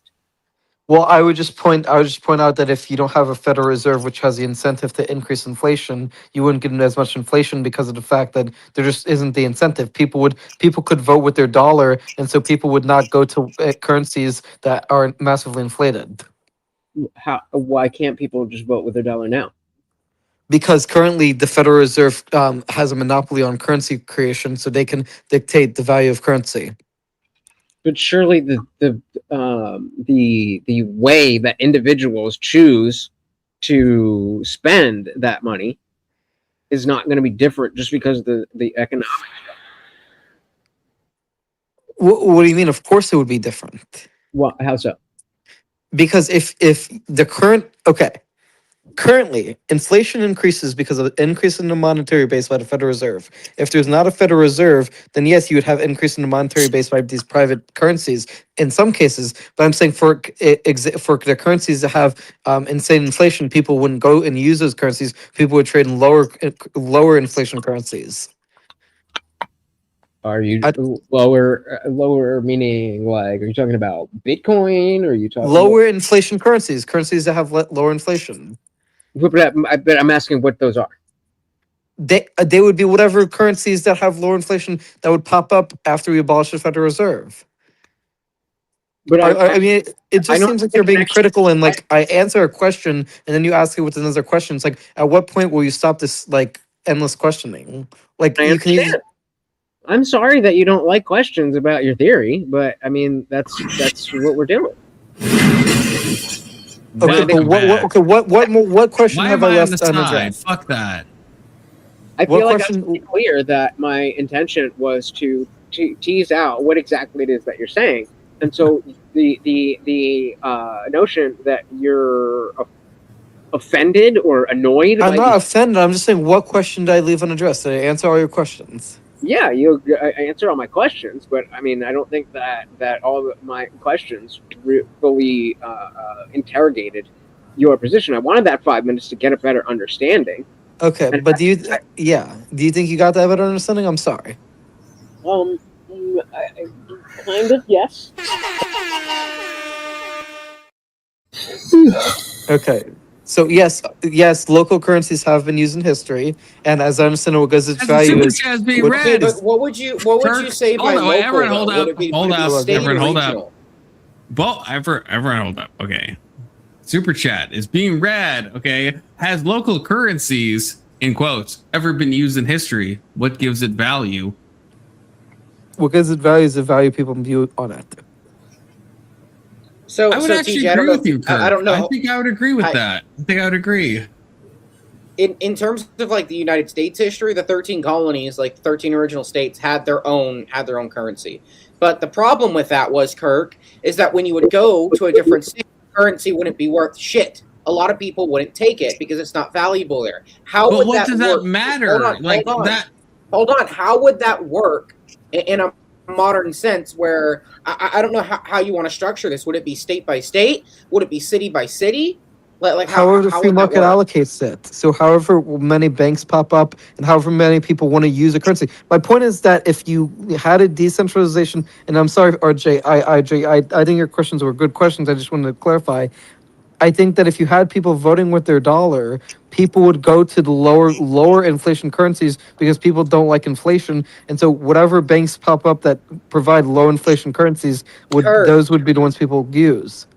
Kirk, this wouldn't work. This wouldn't work because you can't tell. Let's say if the United States went back to a statewide, like each state can make their own currency and all this. What's going to force Massachusetts to take a Texas dollar? Your currency is there. It's worthless there technically, unless someone's willing to exchange it. Nothing would force it, but they could convert it if they wanted to make a profit off of it, and they have a profit incentive to do that. Well, that's Kirk, this has been tried before though, and it failed.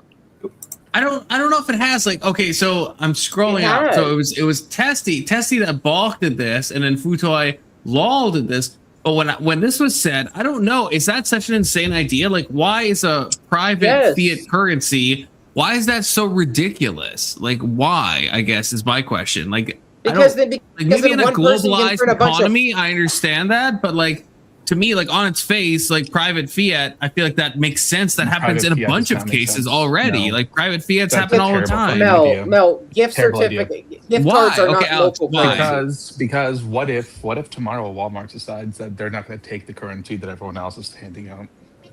Exactly. Well, then Walmart would either they would fail or the consumer would fail. Like Walmart wouldn't fail. They just go to a different state.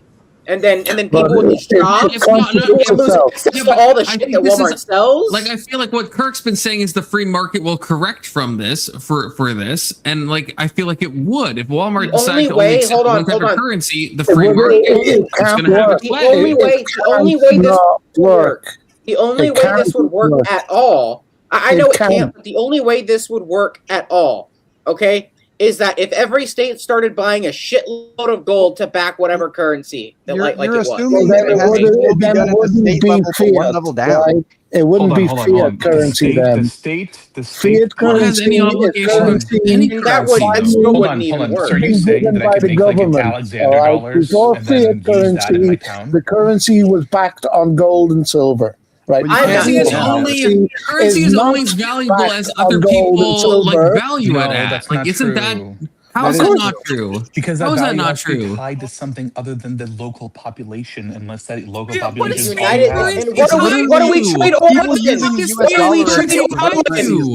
gives the dollar value? Fiat currency is that it's not fucking tied to anything. So what is it fucking tied to? It's tied to a collective agreement of people being like, this is worth something. The collective agreement. No, it's not. It's by the government. The government. Wait. No, I want to ask Alex. I want to ask Alex this. Sure. Alex this. So Alex, okay, so if you agree that a fiat currency is only like it's basically a social construct, I'm not like libertarian, and I'm not saying it's like worth nothing. Obviously, it's worth something because people agree it is. But then why would you, I guess, bulk it a private fiat currency, which would be worth something to a smaller subset of people, but still worth something? Like because if let's say you and me, Alex, and 100 people had a community and we made our own fiat currency, that would be worth everything in our little community. Sure. It might not be worth anything outside of that, but who gives a fuck? We're not trying to trade outside of that. But here's the problem, right? We're not talking about like a private thing where we where we have transactions that don't really matter, right? We're talking about people who earn money in a certain currency who need to spend that currency to buy things to live. And if the stores that sell those things suddenly decide they don't want to accept those currencies and you can't trade them anymore because it's become worthless, you're just fucked. Okay, but I guess what I'm asking. Wait. I want to finish this. Please. I'll let you get on this in a second. I just want to finish this with Alex real quick. Okay, but I guess what I'm saying is like, let's say you have a group of like, let's say it's 10,000 people. And they all have their own private currency. Would you agree that would work, or do you disagree with that? Yeah, like I understand outside of the bubble, it might not work. In like a small, if you're talking about a place that's like mostly mom and pop shops and stuff like that, yes. But if you're talking about a place where it's like a multi-state operation or whatever, I think that becomes far more difficult because now you have to deal with the fact that like Walmart may start hoarding that currency because they want to increase its value by reducing the supply in the local economy, right? How would you? Yeah, I agree. Yeah, when it gets large enough, I think it stops the work. How are you going to trade with other countries with fucking Texas books? Listen, I'm going to make a currency. I already said that. I already said on a globalized scale, I don't think private fiat works. That's the reality. There's no like fucking. Right, I'm going to make a currency called Futoi dollars, and now I want to super chat you with Futoi coin. Now talking about crypto. I want to give you 10,000 million Futoi coin. Wait, no, I think it was IJ that said this though. Wait, I think IJ said this. I think this is actually a really good point. Is crypto like no one has an obligation to accept ETH, but I would accept Ethereum. I will accept Bitcoin. You can. That's a private fucking fiat currency. I think it's a fiat currency. It's not tied to anything. I would accept it, and most people on the planet would accept it. Is that not like maybe I'm retarded? No, but why is that not an example? Most people on the planet would accept it. Why don't most people on the planet? We weren't talking about local private fiat.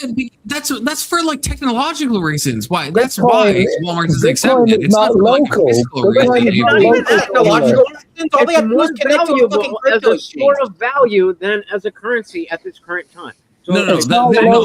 Hold on. Wait, I don't know if there's a lot of people talking. The only reason that businesses don't accept it is 100% because of the technological limitations of the blockchain. No, it's not. Yes, it is because there's Bitcoin that is tied to the US dollar. There's crypto that is tied to USD. Not all Bitcoin is tied to US dollar. I never said that. I said there is Bitcoin. Yes, that's there a different is. cryptocurrency though. But it's not local. I know. I'm not saying. Yeah. Okay. Maybe. Yeah. It's not local. And then on top of that, these things let me be more precise.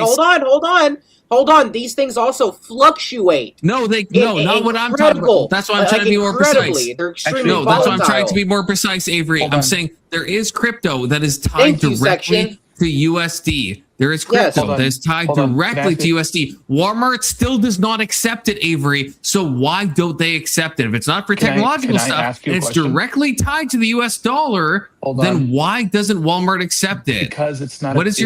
It's not a currency they want to accept. Because they don't need That's not an answer. Why wouldn't they accept it? It's tied directly to USD. My argument is it's because of technological limitations, which is the actual reason. By the way, if you ever spent or received Bitcoin, it takes so long to get crypto. It's like fucking untenable to do a transaction with. Can I ask you a question? Hold on. Can I ask you a question? Hold on. I want to hold on. I'm gonna fucking. How long does it take? Hold on, stop. How long does it take, okay, for money to go from one bank account to the other? Not, it shows up in your fucking bank account. How long does it take for money to actually be transferred? Crypto does it faster. They do. That's so retarded. Our banking, That's so retarded, Avery. You don't even know what the fuck you're talking about. It is so easy. No, you don't know what you're talking about. What is the technology that our banking system is based off of right now? You don't know. You actually, it's from the fucking 80s. Avery's not right. Let's not say Avery's right. He's completely wrong. Hold on, but let's just take it on. So let's just say, okay, Avery's right that crypto is faster. Like, if you've ever used Zelle, it is. As any, I mean, it's less than the fucking delay between when we're watching movie night and I say something and you guys hear. Exactly, IJ. That's not what actually happens. That's why Avery is wrong. That's not what happens behind the scenes. Avery, that's not. It matters when you get your money. You're talking about carrying dollar bills from one bank to another bank? Is that what you're asking about? What I'm talking about is when funds are electronically transferred, okay, they go off of a faith system, right? That money hasn't actually been transferred. It actually takes, I think, anywhere between 2 to 7 days, depending on the amount. So what the other bank does, hold on. Oh my God, if if you think I'm losing, this is the most I've ever won. This is the most, because this is 100%. I'm 100% right on this. Is a pending transfer. No, and so the bank will automatically put that into your account.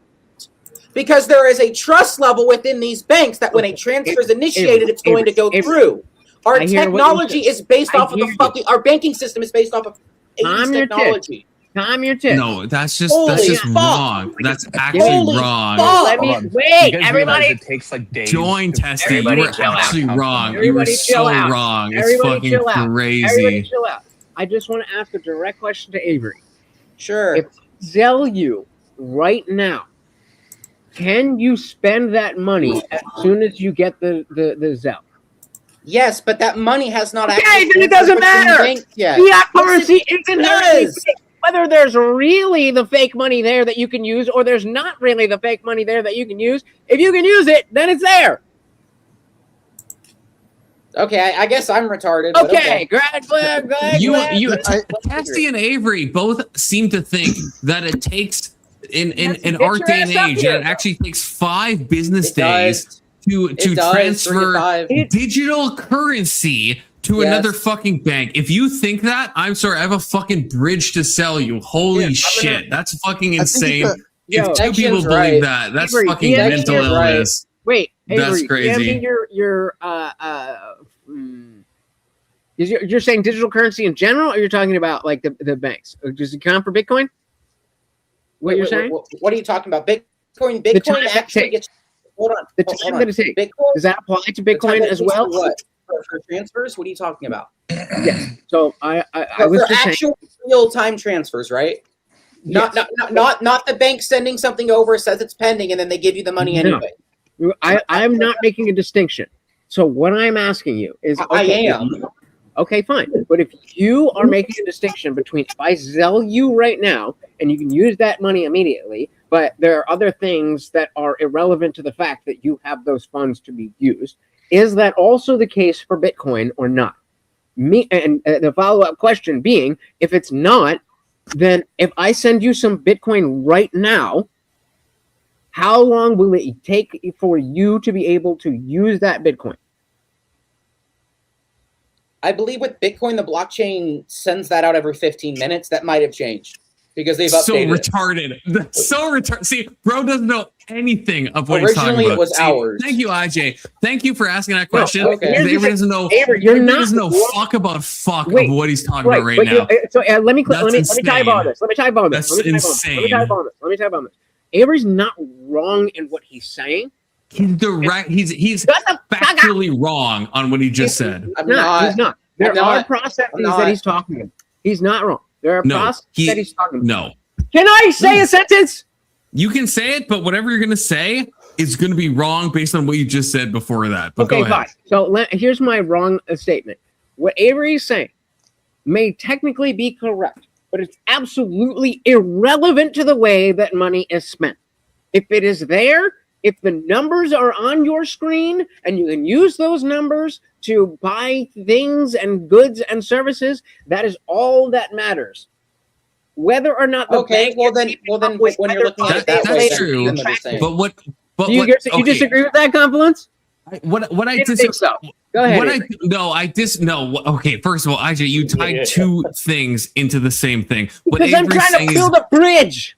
I know. Okay, He's that's not fair. Wrong about the fact that the bank can't. Okay, it's if you want to build a bridge, that's fine. But what Avery said is completely wrong. And then no, you're I'm trying not. to. No, I'm not. Yes, Wait, a Bitcoin transaction. If I sent you. Avery, if I sent you Bitcoin right now, you would not be able to spend it in 15 minutes. Are you fucking mentally That's when the transfer goes through. Hold on. There's only one way to find out. There's only one way to find out. Yeah, there's only one way to find out. Send me some Bitcoin.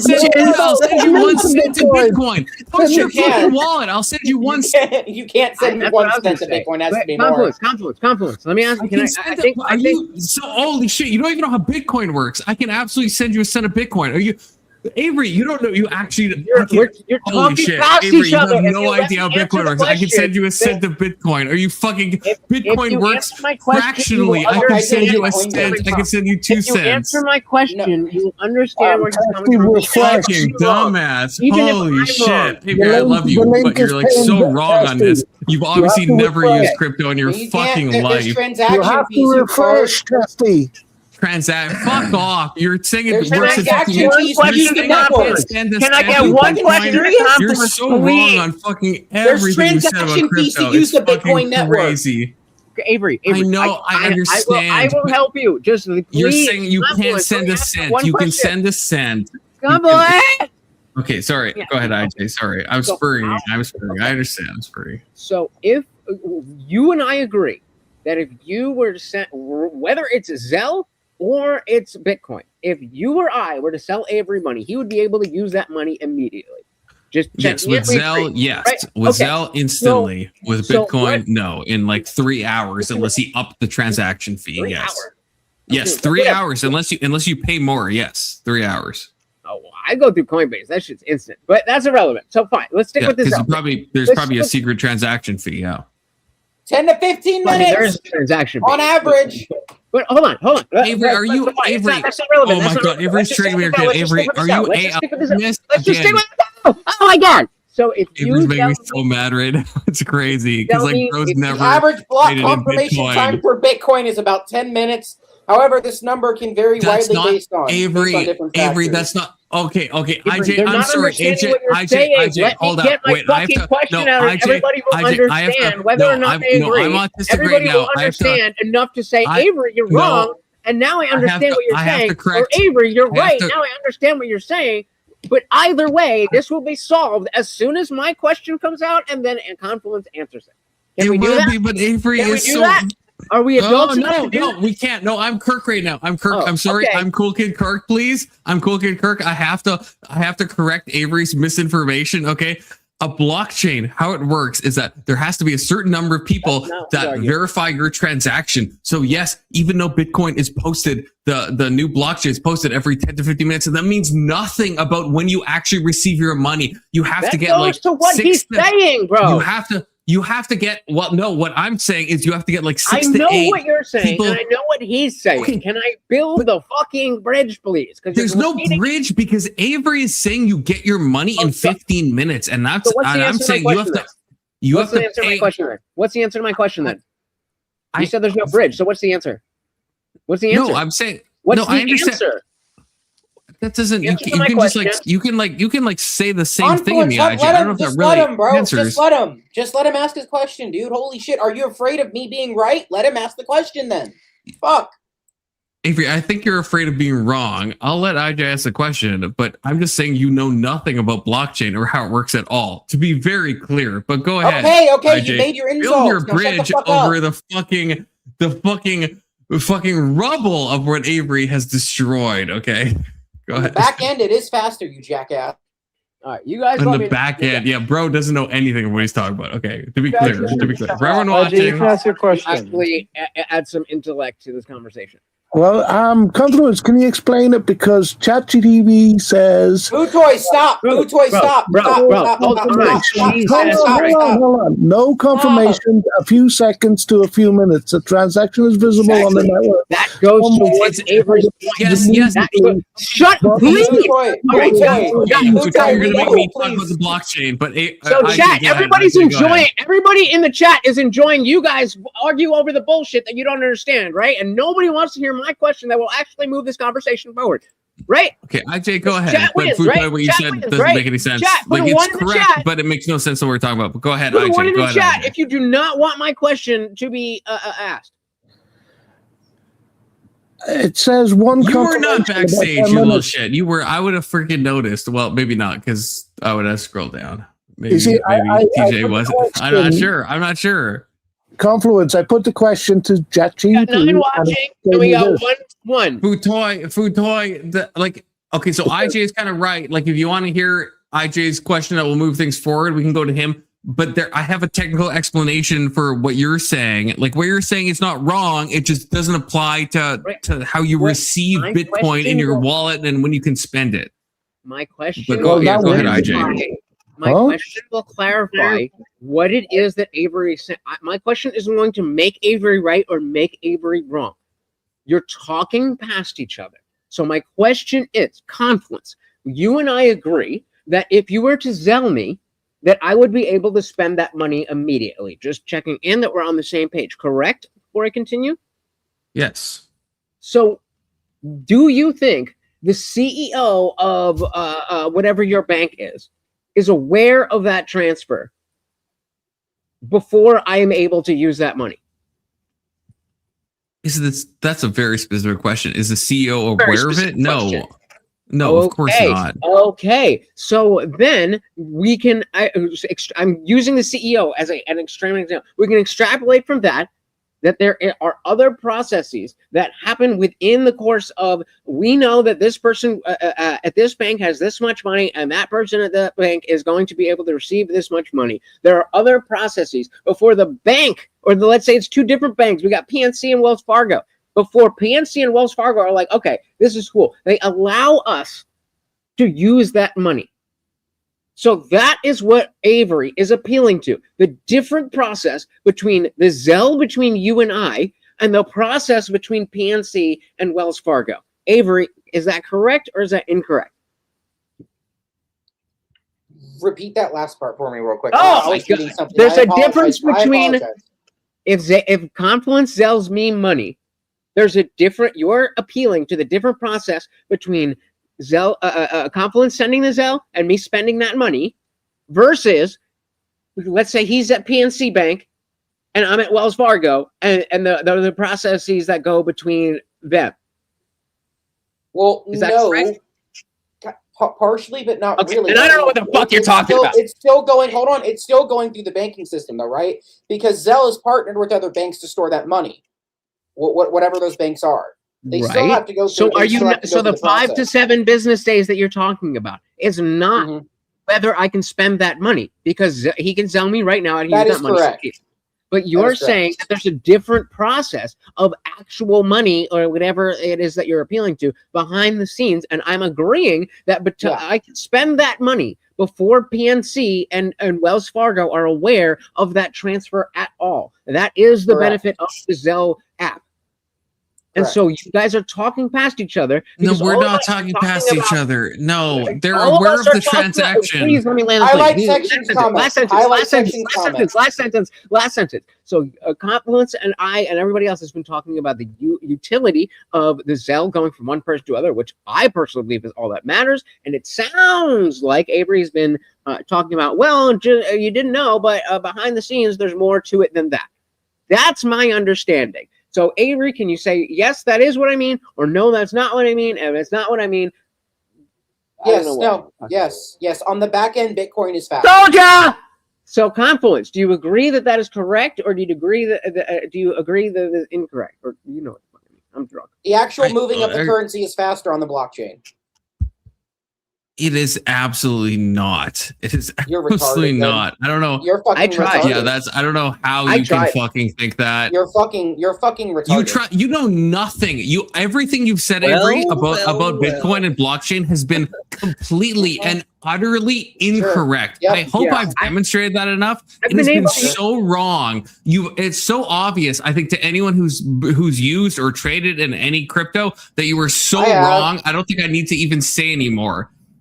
Because you have said so many incorrect statements back to back to back that it's actually incredible. Wait, you're just shitting on them, but you have not provided a correction. You're just being critical. You're just saying I'm wrong. Wait, what? You haven't provided anything. Excuse me? You're just saying I'm wrong. That's all you're saying. You're saying I'm wrong and I'm stupid. You're just trying to discredit anything that comes out of my mouth. What's the answer? Fuck you. Prove me wrong now, bitch. Prove me wrong. On what? On what? On everything I have said. What was Futoy reading? You said Futoy. Hold on, I'll be right back. I can still hear you. What Futoy was reading. Okay, shut up. It's my turn. I'll say what I was reading. Thank you very much. Thank you very much. I asked. You fucking little shit. Go ahead. Go ahead. Thank you. I want to hear from you. Okay, thank you. I asked ChatGPT if someone sends another Bitcoin, how long before they can use it. It said, if you mean somebody sends Bitcoin to another person, the recipient can technically receive it almost immediately and after the transaction is broadcast, but when they can spend it depends on the wallet or the service they're using. My God. Typically, no confirmation. I don't know what they mean by confirmations. I've never used Bitcoin. So no kidding. No fucking kidding. You don't know what that means. A few seconds to a few minutes. The transaction is visible on the network. Some wallets show the funds immediately. Yes. Many services won't let you spend it yet. I'm going to actually kill myself on stream. I'm actually going to kill myself in Minecraft. Let me finish. One confirmation about 10 minutes on average. All right. Yes. Three confirmation, 30 minutes. Six confirmations, 1 hour. What the fuck's confirmation? So I just want to say money isn't real.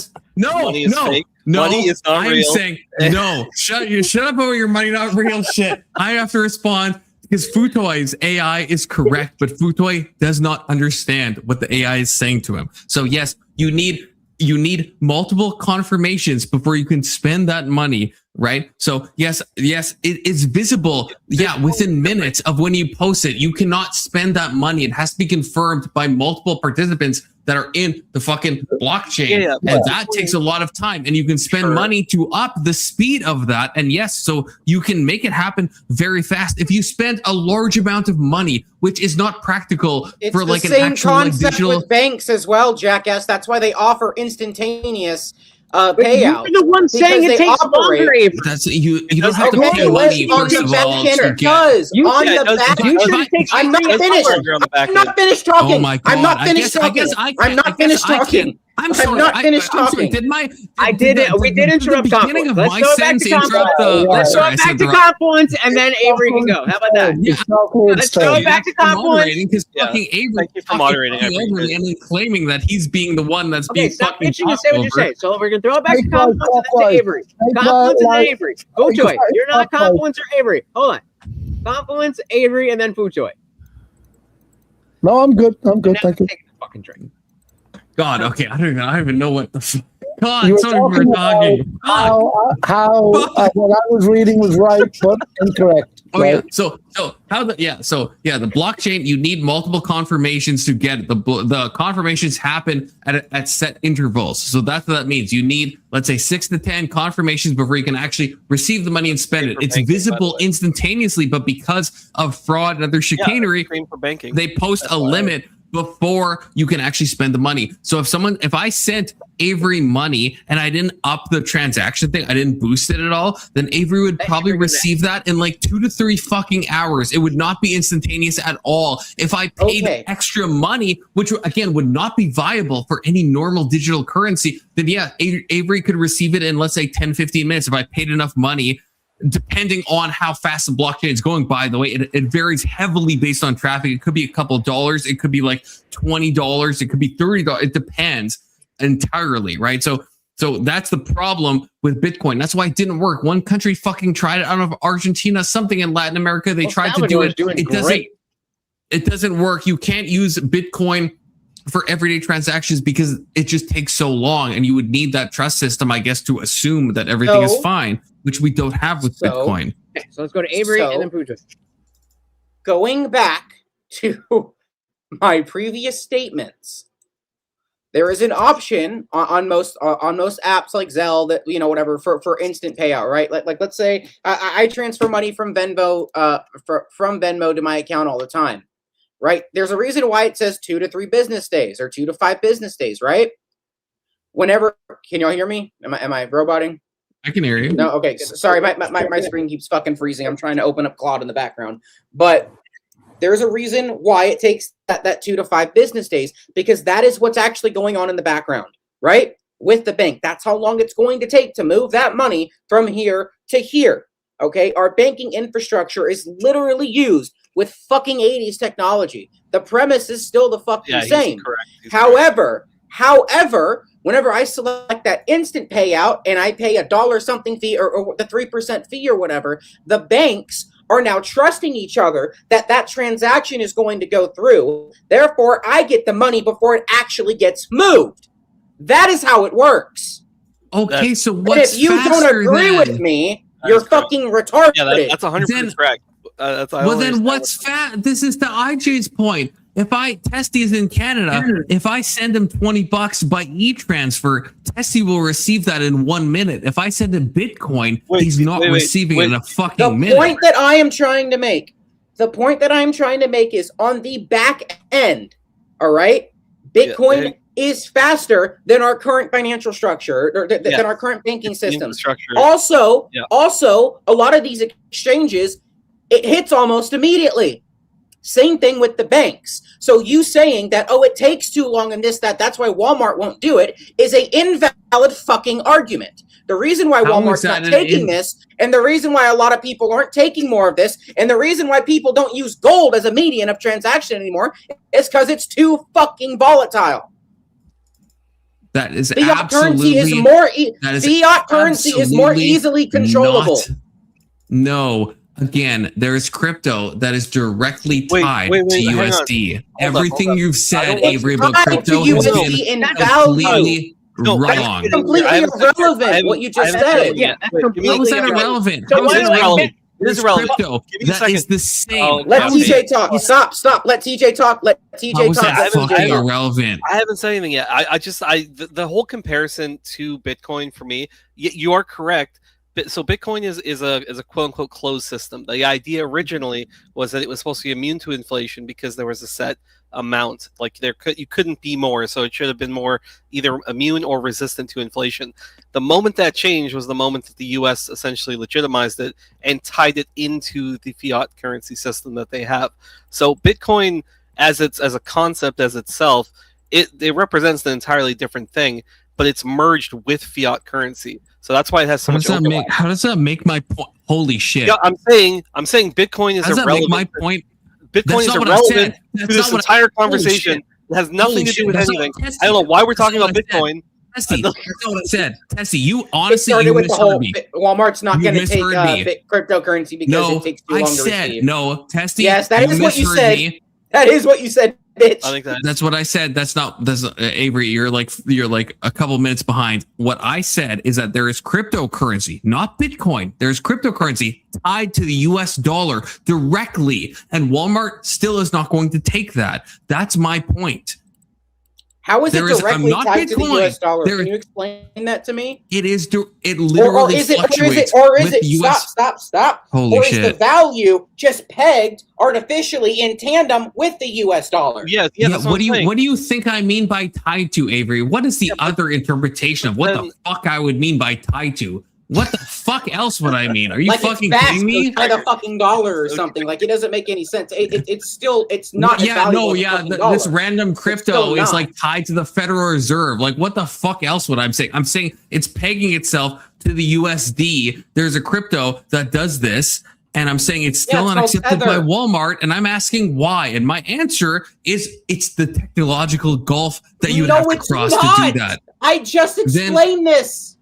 Then why does Bitcoin, Avery? Why does Bitcoin? Why does ETH? Why, if I sent any of you motherfuckers anything, why would it take you so long to receive it? Why? We've already seen you're drunk and you're going in circles. We've already had this conversation. You understand it? Like, imagine the interfaces now. Imagine then having local currencies where you have multiple currencies. Like, how do you fucking think banks will settle anything? How would they change these things? I'm saying, but holy shit. So what is your explanation on why the USD crypto, again, not Bitcoin, it's a crypto that's tied to USD. Why is it not used? It's incredibly stable. It's incredibly tied to the USD. Sorry, go ahead. Oh yeah, okay, yeah. There is. So why is that? Why would that not be accepted? What is your guys' definition? Oh, it's because it's not guaranteed in the same way. And this is because the fiat currency of, I guess, the federal government or whatever, it's guaranteed by the state, or I don't know the best way to phrase that. But like any cryptocurrency, there is no guaranteed, because it is related, I guess, because it's exchanged into fiat currency, but it's not backed by I don't know. I guess as Avery said, it is sort of still a faith-based thing. It's not backed by. There's no guarantee by the government. There's no bonds. What do you think fiat means? There's what no the fuck do you think fiat fucking means? Are you fucking kidding me? Well, okay, my language is imprecise. What I'm trying to get at is that your language is overly precise. You were incredibly correct. That is what fiat means. It's essentially it's like a private entity that's interfacing at the end of the day. It's all private entities. No, it's just degrees of private entities. Not USD. You don't even know how fiat currency works, apparently. What the fuck? I bet I know. Well, no, I know you do, Testy. That's why I don't understand what you're saying right now. I know you know how fiat currency works. This is how he gets when he's drunk. You know, Avery, you're like so close to a DNI right now. Like, you don't even fucking know how close you are to a DNI. So don't fucking test me right now. Calm down, little guy. It's okay. No, it's not okay. Avery is like on the fucking nice edge of a DNI, to be clear. What's DNI? It means do not interact. It's like banned. Yeah, because of what you fucking Avery I don't understand. I don't want to bring private matters into this. Somebody else get in here. IJ, you have something to say. Why? Because I blocked you on Discord because I didn't want to deal with it. Yeah, because you said insane shit. You did. Tyler said it on the last stream, you fucking cunt. Tyler even said it before I came up. Do you still have the VOD? Pull it up. Pull up the VOD. Pull up the VOD. Pull up the VOD. Avery, don't threaten me with a good time. I'll happily talk about this on live. Calm down. No, I don't want to talk about. I really don't want to talk about this fucking shit on live, dude. You get drunk, you say shit, you don't remember you say shit. Wait, so do you not want to talk about you? See, even Rage even said it. Okay, so Avery, do you want? Like, it's just like holy shit. I'm getting really tired of these PDFs. Avery, I'm getting really tired. Talk about it.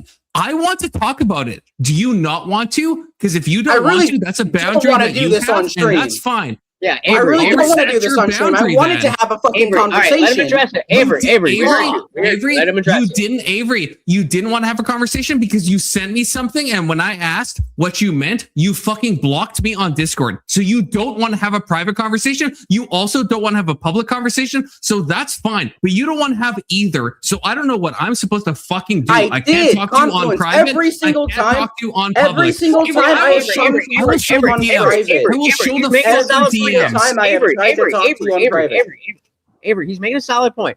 If you want this to stay behind the scenes, then you can't block him off from behind the scenes. So yes, I at this point, I would say if you don't want to address this here publicly, unblock him, address it, and you can block him again. If you're not willing to do that, then I think it's fair of Confluence to ask you about it publicly. You know you're my boy. I gotta call it like it is. So no, that's fair. I got pissed off. Avery, I won't say what it is. Avery sent me something, and I asked for clarification, and he fucking blocks me. And then it's like, well, okay, so that's fine. You don't want to talk about it privately. But you also don't want to talk about it publicly. So what the fuck am I supposed to do with this, Avery? I have a question for Kirk. Wait. Everybody stop.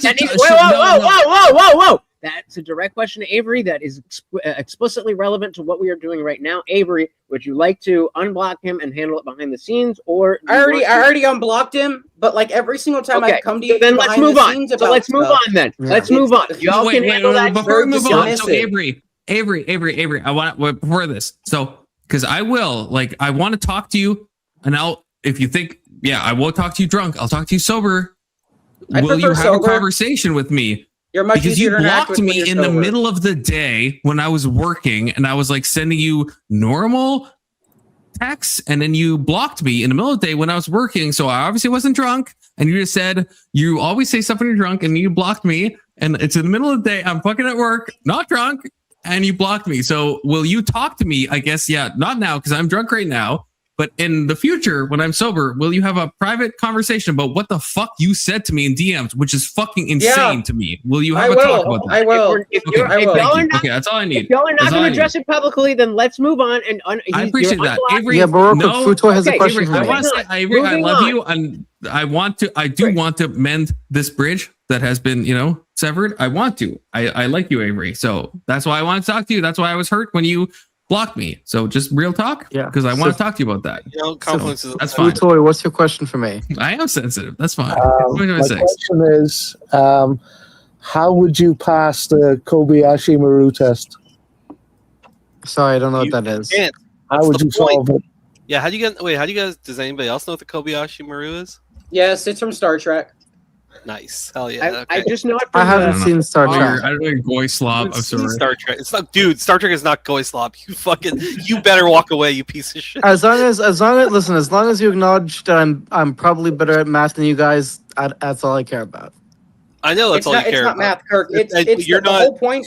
But you're not like narcissistic, or you don't like care about like your ego or anything. You're just. I'm joking around, Testy. Sorry, I'm still obviously joking. Sorry, I was still worked up from the previous conversation. My bad. That's my bad, Kirk. Thank you, Lutch, for mediating that, by the way. Yeah, thank you for moderating. It's nice to have a moderator. I'm sorry. I have no clue about that would have. I'll rip your fucking balls that out. could have gone sideways. That could have gone sideways, like real quick. Like it would have been raging. Confluence.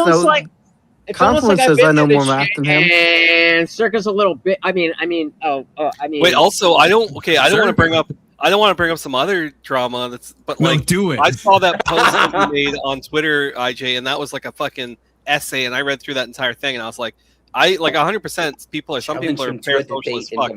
But usually, I'm like, that's definitely like something happened for that to come up. It did. What did IJ? Wait, someone post the chat. Someone post or his community post. Someone posted. I can read. Fucking link it. It's pull it up. But about being parasocial and shit. Super relevant exactly what that was, but I did then post that to Horseradish's general yap because I was like, oh, there's a bunch of other creators there, and ironically, as Glow is asking, what's going on with Circa? Well, so let's pull up. Is it Circa related? Oh shit. let's pull up the chat or the tweet, because I do think it is relevant for all of us as well as everyone in the audience. And y'all were looking for drama, and this is drama I'm happy to get into. While you're looking it up as well, so I used to be a lot more parasocial in these spaces, and then I realized people are fucking insane. And I don't think there's an inherent thing. I know this is a broader conversation about parasociality. I don't think it's inherently like a bad thing. I think it's normal. You hang out in spaces, you talk to people, you're kind of are with them, for a couple hours a day or whatever it might be. I think it's normal. You get affinity for people. There are people that you end up disliking, and it's like a normal human thing to kind of fall into these things where it's like you respond to certain things. But there is like some weird threshold where it's like people don't really know you, and also I feel like online there's a tendency to try to like put a specific facade up a lot of the time. I try not to do that. I'm sure that I obviously am performative in some ways, but for the most part, I try to be like myself. Oh yeah, you found it. You found the tweet. Yeah, it's in the private chat if you want to pull it up. Yeah, that was my two. We got some tea for you, but I'm not about to let my boys rip each other apart. And keep that in mind as we read this. Well, I don't even know who this is about, so I think I commented something funny. I was like, "Oh, you're so vain. You think the song is about you because you follow it up and you're like, the fact that people don't know, like, if this is about them." And it was definitely about someone who did a thing. But, IJ, do you wanna read this for us? Can you zoom a little more? Enhance. All right, so your quarterly PSA, because I've said this a million bajillion times, that videos you watch on your screen mostly are real people who have lives and thoughts and emotions. If you forget that, someone understandable, we try to make it about the content, not about ourselves. But if you actively choose to take a below the belt dig, don't cry when the person takes it to heart. You're not cool for making a person mad. You're like, oh my God, it will never cease to amaze me how quickly parasocial relationships can develop. It makes perfect sense that commenting on a 500K sub streamer's serious or heartfelt post, thinking, well, what is my one little joke going to matter? You may be correct that they're grizzled from years of shitty people going at them, but that's only because people and comments like that are so common that it becomes necessary to put up a wall and compartmentalize the viewers as, quote, not real people for the sake of sanity. Speaking for myself, I've gotten better, but I'm still affected by things people say. It's pretty obvious if you watch me, but I'm not leaking details about my life. But no matter how kind or fair or whatever most people are going to be, it only takes a handful of people to override all of the positivity from everyone else. Such that's just human nature. And B, I'm going to get to a point where it doesn't make sense for me to put any weight into kind words and support. If you believe the support, you believe the hate. At that point, I'm not going to just be able to be vulnerable with anyone from stream to just say that we're tight. I've been explicit that viewers and friends wrote about it on Substack. You should check out my Substack at LechTij. I've been explicit that viewers and friends are a different category, which has no bearing on how much I like or trust or agree with any given person. Ironically, my biggest supporters understand this no problem. It's not that I don't like you or appreciate you. Friend is just simply an incorrect label for our relationship. It always is the ones who will show up once every few months, don't really engage in chat, don't help the chat, don't remind people about donor goals, social media, all that stuff, that feel entitled to extra time, energy, and services, especially members-only content. I don't understand where this notion of making certain things behind a paywall is unfair. No, the fuck it's not. No one is making you do anything. There are, at least for me, full days worth of content every week. And then I just started a free Substack.com/@LechTij. Always be plugging. Audacity to complain that just the chat goes to members only. While you still watch the show. It seems like every few months this needs to be addressed yet again. I do a free show. The show is open to anyone and required by no one if you don't want to watch. I also have a benefit to thank the people who support the channel. If you want to support the channel, great. If not, also totally cool. But don't expect the extras. It's this kind of person that's going to make me stop stretching the clock for goals, giving extra points for movie night. Like last Sunday, we only got one movie, and I was like, fuck it, let's watch a second one because I appreciate you guys. Yeah, oh yeah, literally do that. And if somebody's going to abuse my generosity, then I'm not going to be someone's bitch. So fuck anyone who keeps making come back to this point. You're ruining it for me, and worse, you're ruining it for everyone else, namely the other people who can't afford the extras. I could turn this whole thing into a transaction, but none of us want that.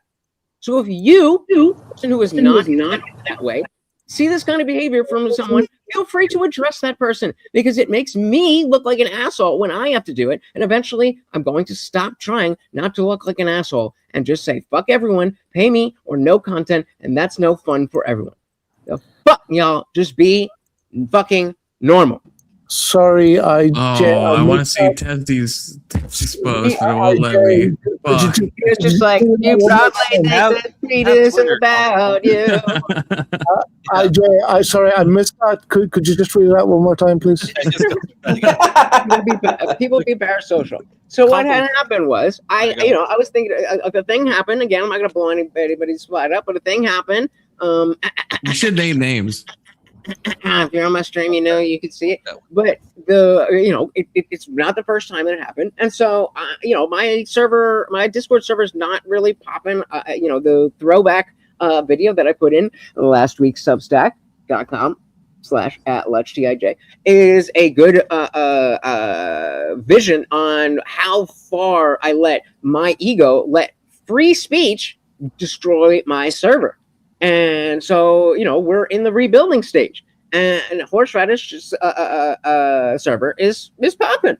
So, and of course, there's a bunch of other small creators like myself to different degrees, maybe like a little bit bigger, maybe a little bit smaller, maybe quite smaller. But the people who need that message that I've got 1,000 subs and 3 people in the chat, and I'm still getting this kind of. It happens that quickly. And so I just posted there, and I was like, yeah, exactly what it was. That's not friendship. And Circa decided to pathologize that I don't know how to have friends, and that I'm insecure, and that my friendships are all based on entitlement because of the fact that when he asked for clarification, well, actually, if they Water Kai asked for clarification, and I was like, well, kind of like how if a friend says they're going to do something, and they don't do it, it's like, hey, yo, what the fuck? Versus if you guys say, I'm going to be there for Monday's stream, and then you're not there. It's not fair or appropriate for me to go and DM you, hey, how come you weren't at my stream? That doesn't mean I don't think so. I mean, that's the thing, Jay, you're completely right. And part of the problem, though, is like the internet creates this entitlement mentality when people where they think that, oh, well, because the social media algorithms are feeding me this, I must be entitled to everything this content creator puts out. Or, Kirk, not to interrupt, but you're the last person I want to hear from on this. All right, you've been in multiple communities for making alts and essentially stalking people. Like, you're the worst person to speak on this. I will say, I think I kind of disagree. Maybe a misunderstanding. I think I actually disagree. I think I make it a point, like in general, before I started streaming, to interact with people online in the same way I'd interact in real life, because I fucking hate the cancerous shit that people would say that they would never say to someone's face. So I'm like, okay, if I'm gonna say something on Discord or on a live to you, IJ, like the way I interact with you, IJ, is the same I would interact with you in real life. That's the fucking same. And I don't. So the thing of like the parasocial, it's like, I don't know. I would like, it depends, I guess, what you mean, but I interact the same way if someone's like talking, in the same way I talk if they're like directly in front of me. And I at least try to do that the most I can. It's not about the closeness. It's not about it's about the boundaries. And so again, let's say that I never came on this panel again. Do you think it would be weird for you to be like, hey man, how come you haven't been on my panel for a while? Do you think it'd be weird if you reached out to me to do that? That would be weird, but like Big Soda is like on like every night. If Big Soda didn't show up, I actually would. I would be like, hey, what's going on? Why have you been on my panel? Right. I've never met him, but like I would absolutely ask him like what happened. And so there's levels, and it doesn't mean that somebody can't go from one category to the other. I mean, just in life, if you're married, you at one point you were a friend with this chick, and now she's your wife, and so on and so forth. But just as the rule of thumb, as this is somebody who I really enjoy talking to, but is either on panels with me, in my chat, whatever it is, that like Confluence, I used you as an example. Because I don't even remember what it was. I think it was something along the lines of when like the Thorpes were around. I can't remember what it was because it doesn't matter that much. But there was something where I took it personally, and I was like, "Oh, yo, you like that?" I don't know if maybe you need to kick me off because of some. I don't remember what it was. It doesn't really matter. But then it was the avarice thing, but that's fine. It might have been that. And avarice, if you're watching, I'm sorry. Glowy Dark is a bitch. He should not have timed you out. But anyway, the point was, I was drinking at the time. I was like, "Hey, oh, really?" By the time I woke up, I was like, "Well, yeah, obviously you do that, obviously, because we're not friends. I fucking love you, dude, but I don't even know what the fuck your name is." Ooh, burn, get fucked off. No, that's the point. It's not. I like Confluence more than most of the people that I know in my life. Let me say that again. I like Confluence more than most of the people that I know in my life, and most of the people I know in my life are just my family. That doesn't mean we're friends, and I hope that one day we are going to be friends. But as of right now, we are mutuals, and that's I guess it depends. Yeah, I guess it depends what you mean by friends. I guess I don't see. At least I try not to see the internet as like an omni divider. Like, I guess what pops into my mind is like lending people money is like a big thing. Like if Big Soda messaged me and he's like, "I need to borrow like $500, I'd send it to him in a heartbeat. There's a lot of people I know in real life that I'd be like, "I don't know about that, bro. Like, I don't know about that." I've never met Big Soda, but I would absolutely $500. Absolutely, I would. Yeah. Absolutely. I don't treat the internet as like this dividing line between like, and I guess that's my main, and maybe you're not saying that, but that's my thing where I'm like that. I wouldn't treat, there's people I know in real life that I've known for a long time that they're kind of like, they're maybe, okay, I know them, but they're like, okay, yeah, I don't know if I really trust them so much. And it's people online that I trust way more than those people. So what I'm saying is that it's not a measure of how much you like that person or how tight you are with that person. It's a matter of what are the expected boundaries for that relationship. I agree with the boundaries thing. And, for sure. Yeah, and maybe you and Big Soda, like you were already tight, or you became legitimate friends through that. I'm not saying that can't happen, but in general, the people in your chat, if you think of them as your friends, you're going to get your heart broken over and over and over again. Because they just see you as the guy that you just saw it. You just saw it. They wanted Avery and Confluence to fight. You just saw it. You're not people to them. You are entertainment to them. Well, okay, but it depends. You can't like them. But so maybe never be like, yeah, fight, yeah. That's base. Wait. I want to clarify something because maybe we're saying the same thing. Because so I guess the correlate I think in real life is like, let's say I'm like doing like a Steel Man adjacent talk at a hotel, and there's like people in the audience watching me and like heckling from the crowd. It's like, yeah, I don't necessarily know them. And it's like, maybe they're there all the time, but yeah, they're not my friends. They're just people that are in the chat, quote unquote. Right. So like, I think I agree with you there, but I guess that's the thing. To me, it's the internet isn't the barrier. The barrier is like, what would it be like in real life? If you're someone that like if you're someone that comes out, like Big Soda is on panel all the time. We've talked a million times, so it's like, that's different than just some like chatter who's like just saying stuff, who's like just talking at you and not really talking with you. And so I would say that's different. That would be the comparison of like if you're in a hotel, but then the guy comes on the stage with you and then you get to know him. Then to me, that's like fundamentally different. Do you agree with that or like no? Yeah, yes, absolutely. I think there's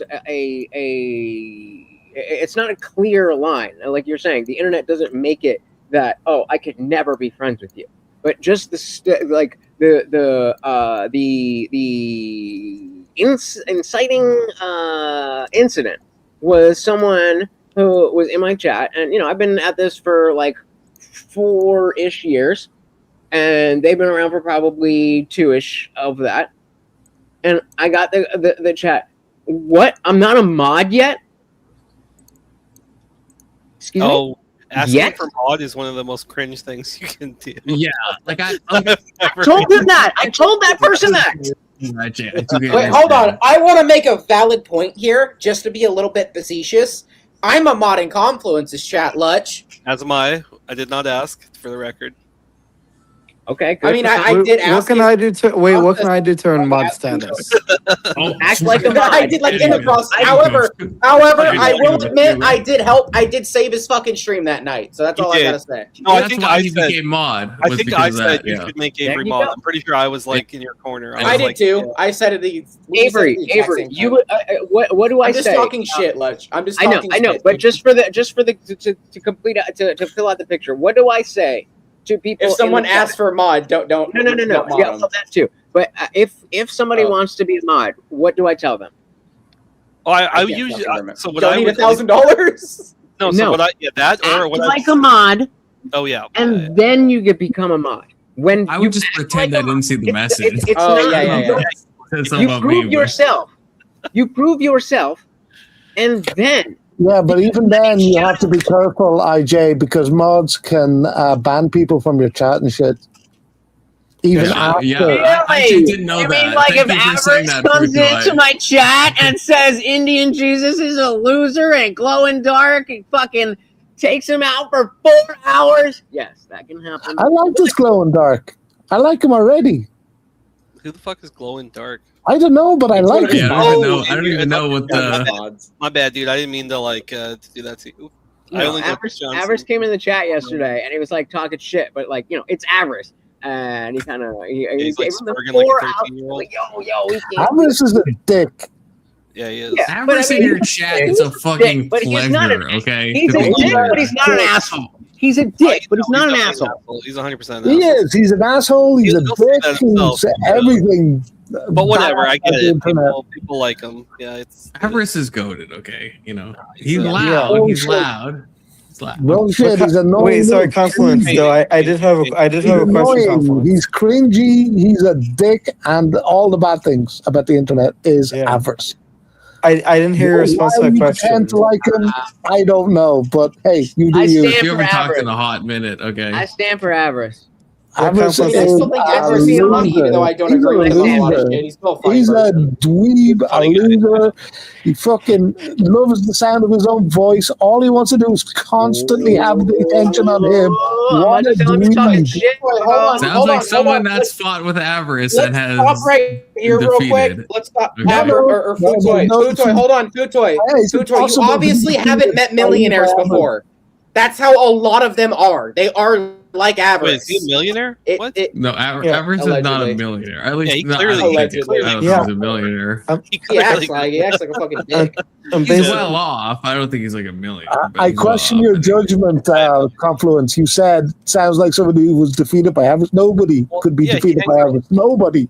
Not like somebody. Unfortunately, Futoy, I have personally seen you defeated by Avarice. I hate to say it, but I've personally witnessed it. One example. Would you address that with him right now? But one example. I don't know. That with him right now? It's in my VODs. I mean, I wouldn't delete that shit. Okay? But I'd have to find it. Can you answer my question real quick? He's not here. I hope you can because it doesn't exist. Because I didn't hear your response. Shall I invite him, or are you only willing to talk shit behind his back?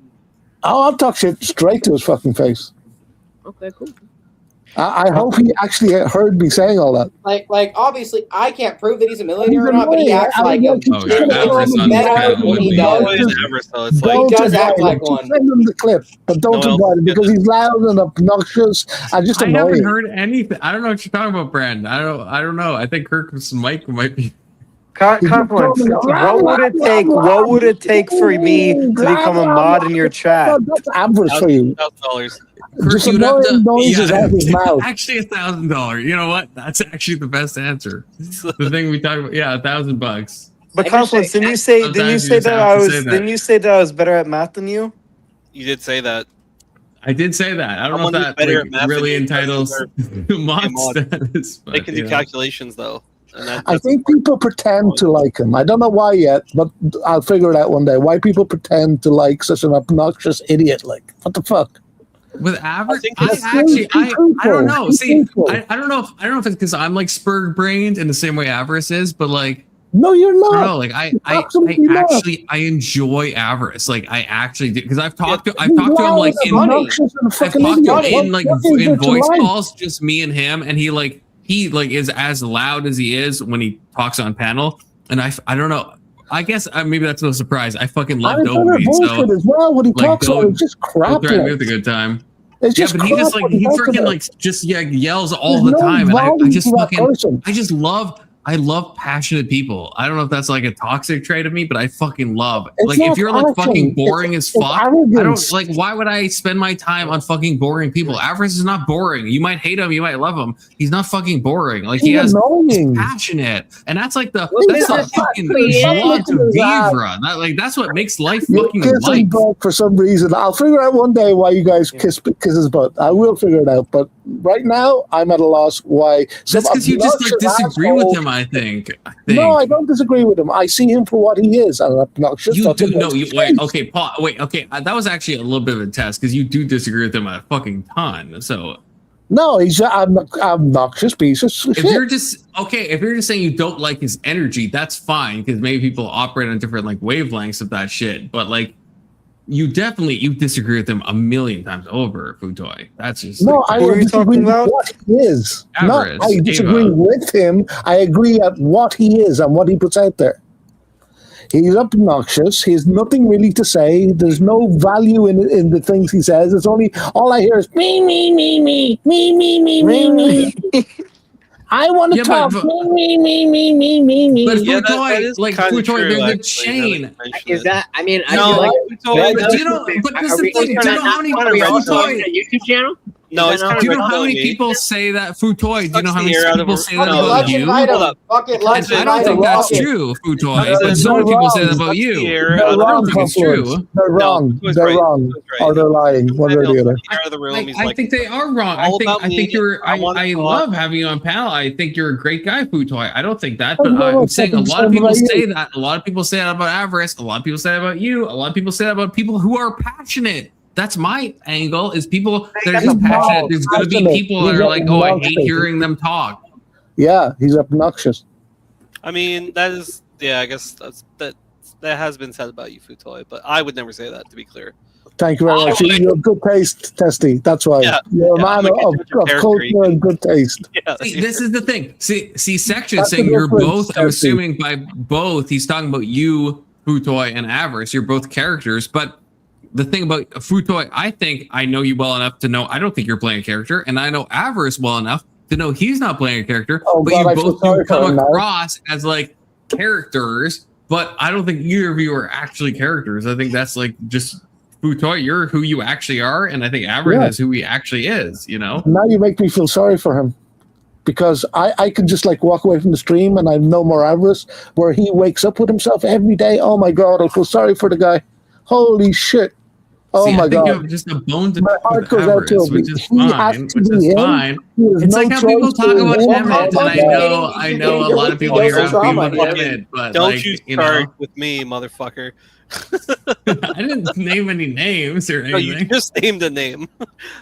You don't name you. No, I know that, but you know what I've learned? I think Confluence is just a terrible judge of character. He is. If he thinks I do the effort to get to know people on a deeper level. So what you guys see is just like, oh, the panel spur. But I talk to Ava off panel and I know him. I talk to Emmett off panel and I know him. And you guys are just like, oh, what happens on panel? People are in like debate mode. That's all of life, and that's not all of life. You know, you gotta talk to people outside of that. I think you've got certain gifts other people don't have. Emmett's a fucking softie, to be clear. This is why I hate. I understand how Emmett brings it upon himself in some ways, but I hate that Emmett gets the hate that he does, because I feel like if people knew Emmett that I knew Emmett, they would not hate Emmett. Like, they just absolutely wouldn't hate Emmett. I feel this is directly targeted toward you, Tessie. This is directly targeted toward you. That's how I feel about Emmett. I know, but if you talked to Emmett off stream, you would really like Emmett. You actually would. Emmett is fine when he's not talking about religion. Like, when is that? When is that? That's exactly what I'm saying. Yeah, when he shuts the fuck up and he talks about anything else, his 40K shit or his whatever else, I'm like, he's tolerable. But yeah, let me ask you. Let me ask you. Hold on, IJ, please. One night, right? He came up here and he gave me some shit, and then I responded, and he goes, "Oh, I'm just trolling you."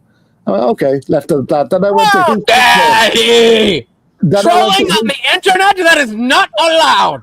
Then I went to his channel and I trolled him, and he banned me from the channel. I have to defend Emmett. That is not what happened, because I know what happened with that. That's not what happened. That's exactly what happened. What are you talking about? That's exactly what happened. Sweeping again as usual. I can say what happened. Futo, I don't know if you remember, because it's a nonsense thing, but it's stuck in my memory. No, I know, because you came on my panel and you were complaining about it, and Emmett joined, and you guys were talking about it. I remember it fucking happened with you and Emmett. No, can I say it? No. This was another time.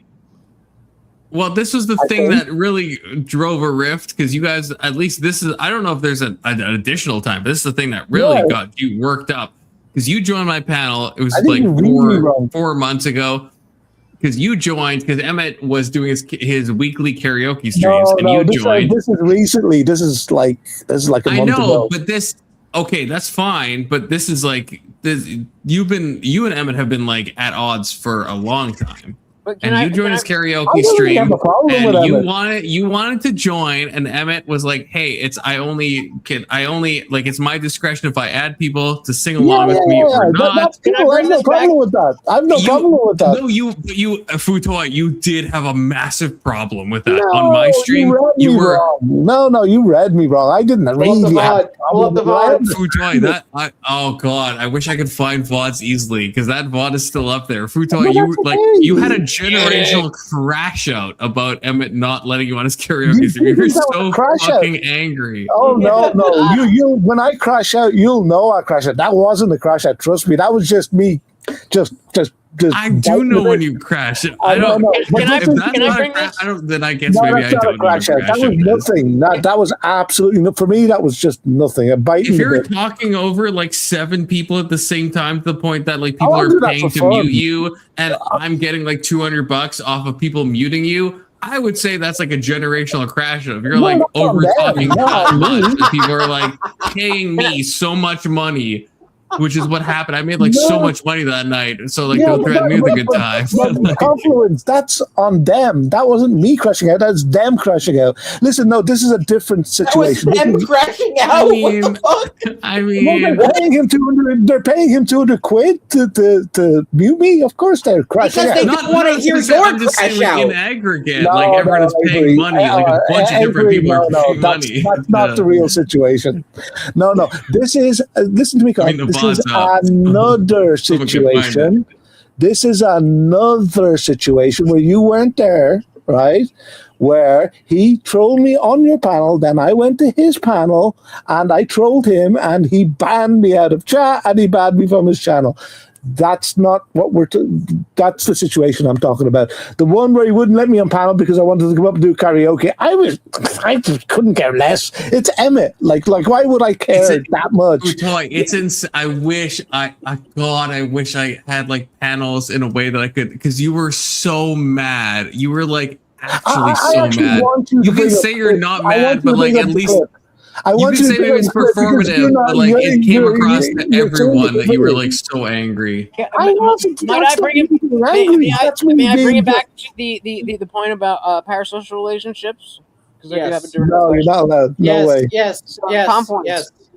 Have you experienced? And I mean, I'm not asking about details, just whether or not it has happened. Have you experienced something where you have built some type of, and like, don't be gay about gay, with some type of relationship, friendship with somebody, either a viewer or another panelist? And I'm gonna pause there. The reason I'm asking is I think it might be different for panel versus. Speaking of parasocial, it's Brandon. Hey, Brandon.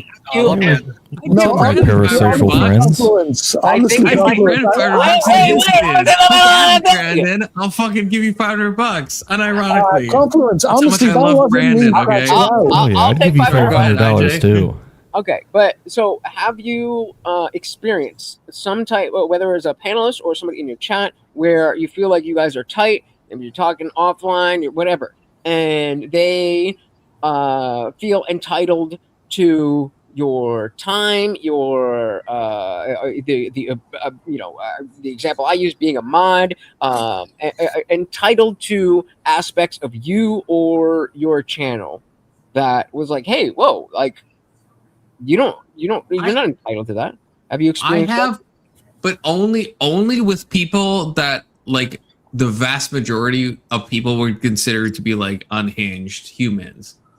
But like with anyone normal, I actually haven't, and I don't know if that like speaks more to me, because I think maybe I invite the parasocial. Like I want that. Like I want people to know me, and I want to know them. This is exactly. I want give me more of the parasocial. I want to know more people. Like I think that's good. I don't think that's a bad thing. I don't think Let me land this plane, and then I won't talk. Let me land this word. plane. This is important. Let me land this plane, and then I won't talk. So I can almost promise. I don't do a panel show, so it's different. But I can almost promise, at least on the viewer side, that you will live to regret that statement. Because you. Well, no, I think I wait. IJ, I want to. Go ahead. No, he's right. I'm gonna fucking. No, let finish. So Brand's about to Fed post right now. Okay. The thing is, as we've established and as we've seen tonight in the chat, that the people who are tuning in, maybe the people who are on the panel, again, we're in friends, so I don't know you that well, but this is entertainment to them. Whereas to you, this is a very different thing. This is your livelihood. This is your favorite hobby. This is your job. This is whatever you want to category you put it in. They don't see it that way. And so eventually you're going to get to a point where you care more and more and more, and you have invested more and more and more into your channel and your platform, and they have not. And be like, oh no, I want everybody. Then they won't care, and you will, and they're going to shit all over you the second it's convenient for them. Not everybody, but enough people. I'm telling you from experience.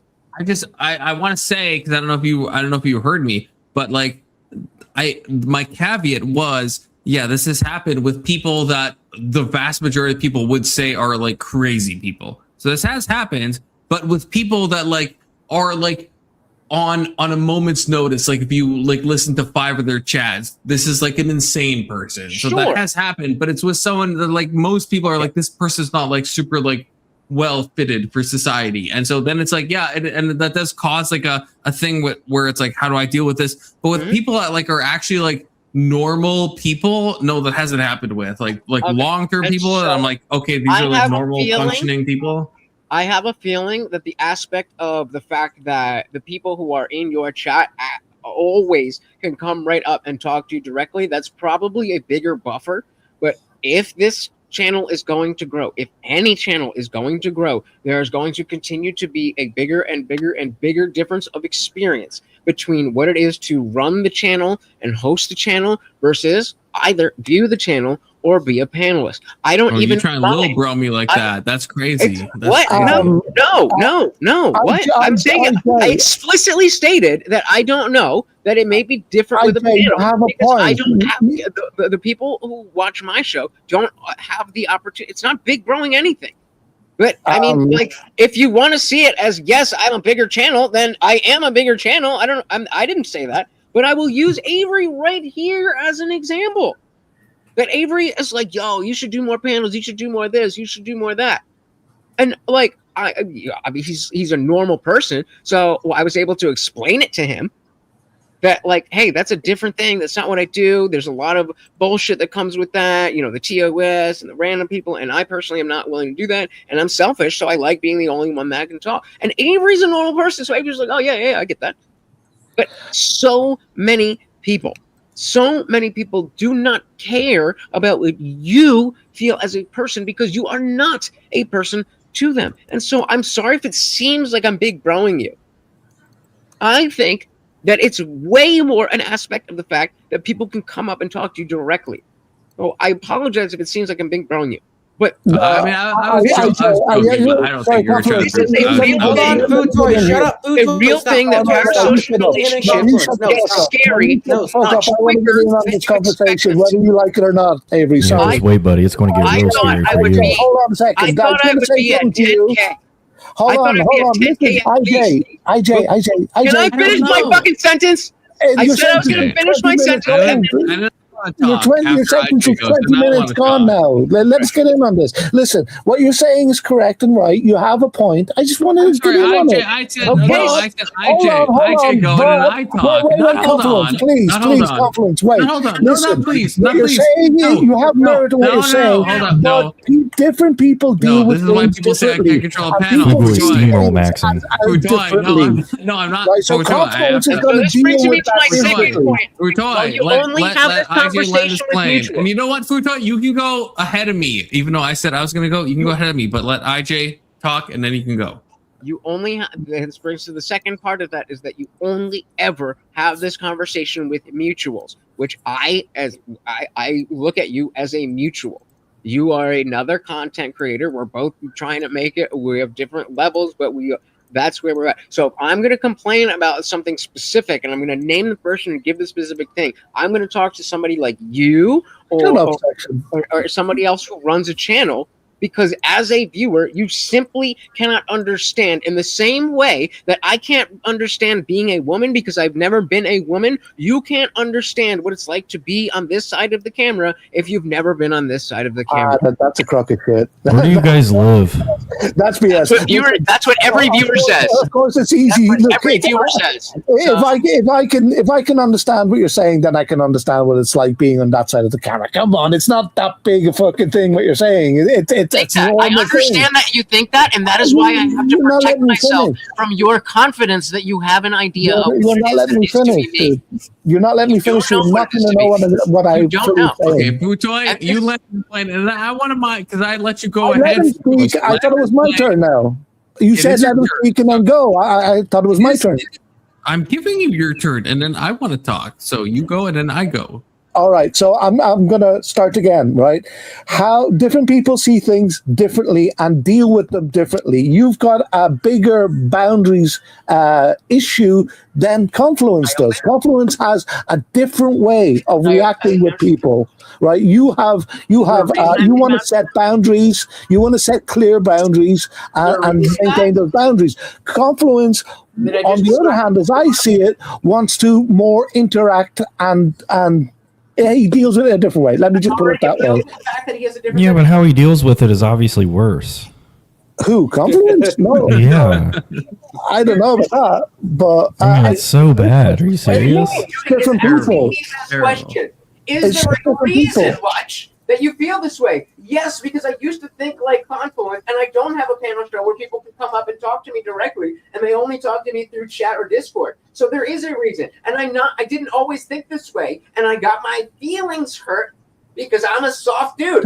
Can I finish? And there are people who are who used to be in my chat that I felt like, oh, I can trust them with my real emotions and vulnerability, and then they turned it around on me over, and I thought, okay, maybe that's just this shitty person, maybe that's the second shitty person, maybe that's the third shitty person. But then I look at the people that I watch, and I'm like, wait a minute, do I feel like a comment on an Asmongold video is going to ruin his day? No, but it might. And so the point is that you don't fucking understand what it is like. I'm not going to get to say what I need to say. Go ahead, Confluence. You go. Okay, well, I do want to. I wanted to, because what Testy said did spark something within me. Okay, I'll say my thing, and then we can spur at the same time. Okay, because Testy says he's right. Confluence. Most people only want to see violence and see you as a comic book character, and this did remind me the one time I would say.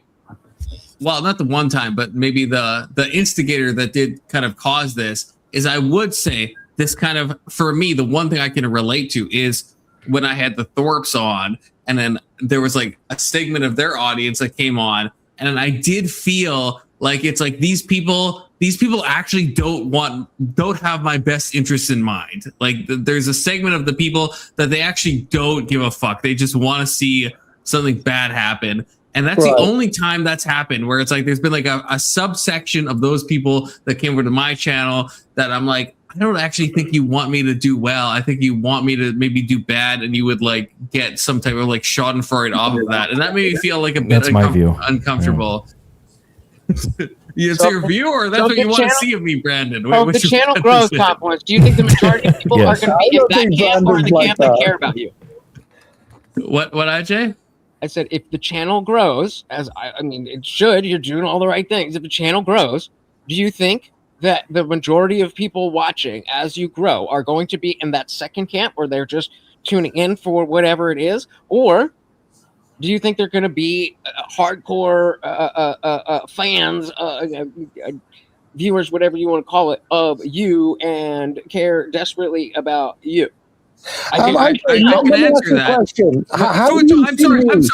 I'm sorry, Futoy. IJ asked me a specific question. Wait, hold up. Honestly, I want to hear Futoy. I want to hear your question, but I want to answer IJ. I will hear your question. You go next, Futoy. But I will say, so I do honestly, and I don't know if this is toxic, but I do want a parasocial max. Like I don't see anything wrong with that. Like I want to know people, and I don't think the internet's a barrier.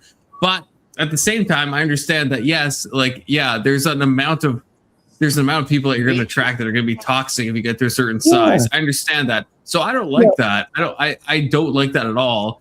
And so I understand there's like a difference between the people that you get to know and the people that are in the chat and the people that are anathema, that you're like, okay, you're there, but you want to see the downfall. I would like, in my personal view, I would like to attract the least amount of the people that are just there to like treat you like a lol cow or like want to see you like fail. Like that's not the kind of people I want, but that is probably, if you get to a certain size, there's going to be that segment of the population that exists.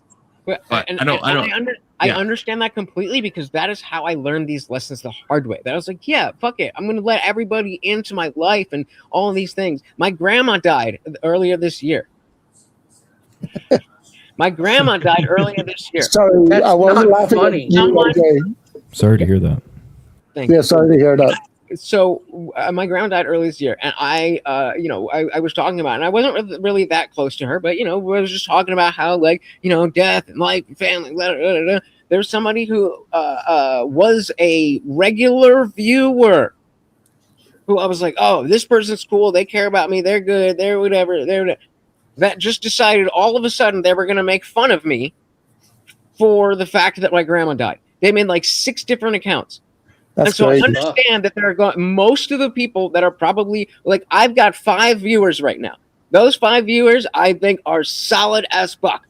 But as time goes on, those 5 viewers are going to be in the chat with a lot of other people. And so it's not a matter of, oh, this person's cool. That can work while we're at our level. But the whole point is that you have to be prepared with those boundaries before you get to the point where you have 500 subs and most of these people are just names and numbers and whatever. That is the entire point. I agree with you. And I very much wish that it was different, that I could really be 1000% vulnerable. But even in this specific conversation, it's usually only the the quote unquote good people like Avery who are willing to listen to this. And then it makes them feel like, wait, is that me? And so this is you can't talk about this with your viewers. It's definitely Avery. I agree. I agree. Obviously, there's stuff I'm going to say on stream, and obviously, I'm aware I'm like alive on the internet, and I'm not going to say that to the people that I'm around. I mean, people that know me, even on the internet, know like if I'm in a VC on Discord, I'm going to say like more personal shit than I'm going to say on live. Probably all of you maybe know that. I'm not sure, but like that's a common thing. But also, IJ, I want to say, Avery, you definitely do. But Avery, IJ, yes, I will say, like with your things, I don't know. Maybe it's just if you get to a certain size, because I can attest to this. You have like some of the most fucking, I don't know, man. You've gotten like fucking toxic fucking shit. Like the stuff I've seen on your, because I follow IJ makes a lot of community posts, and I will look at the community posts and I'll read the comments, and sometimes people say some fucked up, like absolutely fucked up shit, and I'm like, holy fuck! Like I don't think I've ever received something like that. Like that's fucking unhinged. Even if you don't have even if you don't have a specific example, what do you mean wild shit? Like racist or Well, like the grandma thing that you talked about. Like I saw that in real time when it happened. Like people saying like really fucked up stuff or fucked up stuff about your dog Morty. Like just like stuff that's like that no one should ever say. It's not like a joke. It's like that's just like that person is like actual like cancerous rot. Like actually like and I've seen that on your thing when I'm just like scrolling through and seeing the comments. I'm like, why would someone fucking post that? Because so you get like some fucking unhinged shit. So I can attest to that. You but get like it's some not absolute everybody. fucking nonsense. It is everybody. It is everybody. It's you. Have you been on the internet? It's you. Pull up any random video right now. Pull up any random video that has over 1,000 views I think right you're now. misunderstanding. It's not everybody that's a toxic person on the internet. That's not what I said. That's not what I said. What? It's everybody who has to worry about toxic people. That is just the No, nature. no. I said. Okay, fine. I'm wrong, and I'm making it up. No. Hold on. Calm down. Calm down. You're misunderstanding what I said. Who you thought was a friend because you met them and you were there for a day, and then eventually they decided that you said one thing that they don't like, and now they hate you, and now they're going to use everything they ever learned about you from watching hours and hours of your content to try to make you feel as bad as you possibly can. You are misunderstanding. I promise you. Do you agree with me now? You are misunderstanding what I said. I said not everybody's like that. You took a different meaning. You took it as not every YouTuber or whatever. I'm not like that. I'm not going to say about your dog. I'm not going to say about your grandmother. I'm not going to say those things to you or to anybody. Of course. I wouldn't interact with you if I thought you were a person. You asked me for my address, Fugoy. Yeah, that's different. I mean, come on. I wasn't even muted for that one, so sorry, guys. Yeah, but IJ, you have to understand that people deal with things differently. All right, you're a different person in Confluence. He's not going to have the same issues as you have. I think Confluence, if you got one of those comments, he wouldn't take it. The internet works very differently for Confluence than it does for all the other people. No, not the internet. Confluence works very differently than you do on the internet. What about if there's somebody who has a debate platform, which is a little bit more similar to Confluence's setup, where there's a lot of people who are normally on screen able to talk? Would you expect that person to be more aligned with what Confluence is saying, that maybe you don't necessarily need to have such strong boundaries, or would you say that person is more likely to be where I'm saying that? I don't know. Neither. I think people are different. Wait. How is it neither? Because I just said that people are different and deal with things differently. All people. Right? Oh, people are different? I didn't know that people were different. Thank you for learning me that people are different. I thought everybody the same. Hold on. Listen. Reel it back a bit and try to listen. All right? People are different. What I'm trying to tell you. People are different. Hey, all right. I give up. I tried, but hey, I'm go ahead. I understand that not everybody is the same. I understand that people differently. I understand that people are going to take whatever. I apologize. I blocked it now. I had some good words for him, but he's not prepared to listen, so why should I bother? I want to hear the fireball. I apologize. I apologize, Fujoy. I'll listen. No, people are different and deal with it differently. What's something like for example, even interpretation. For example, that thing with what's his face, Femit. Right, I didn't really care that much, but in Confluence's interpretation, I was madly something or other. I was madly affected, and I was spurging out. For me, it was a different experience. For me, it was just I didn't really care, to be honest with you. I was just giving out a bit, just biting the bit, right? Okay.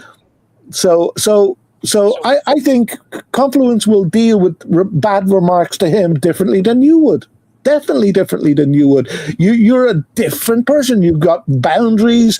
You are deeply affected by these things, where I don't think Confluence would be. I think Confluence would scoop it off his shoulder. I'm also kind of soft. Like if someone, like I would say like maybe I wouldn't engage with it, but if someone's like if I get hate comments, but they're always like, bro, you got to take like testosterone more, or you like kind of like the normal nagging stuff as what you would expect, or you're so gay and all this shit. But like, it's not like, bro, I wish your fucking mom died.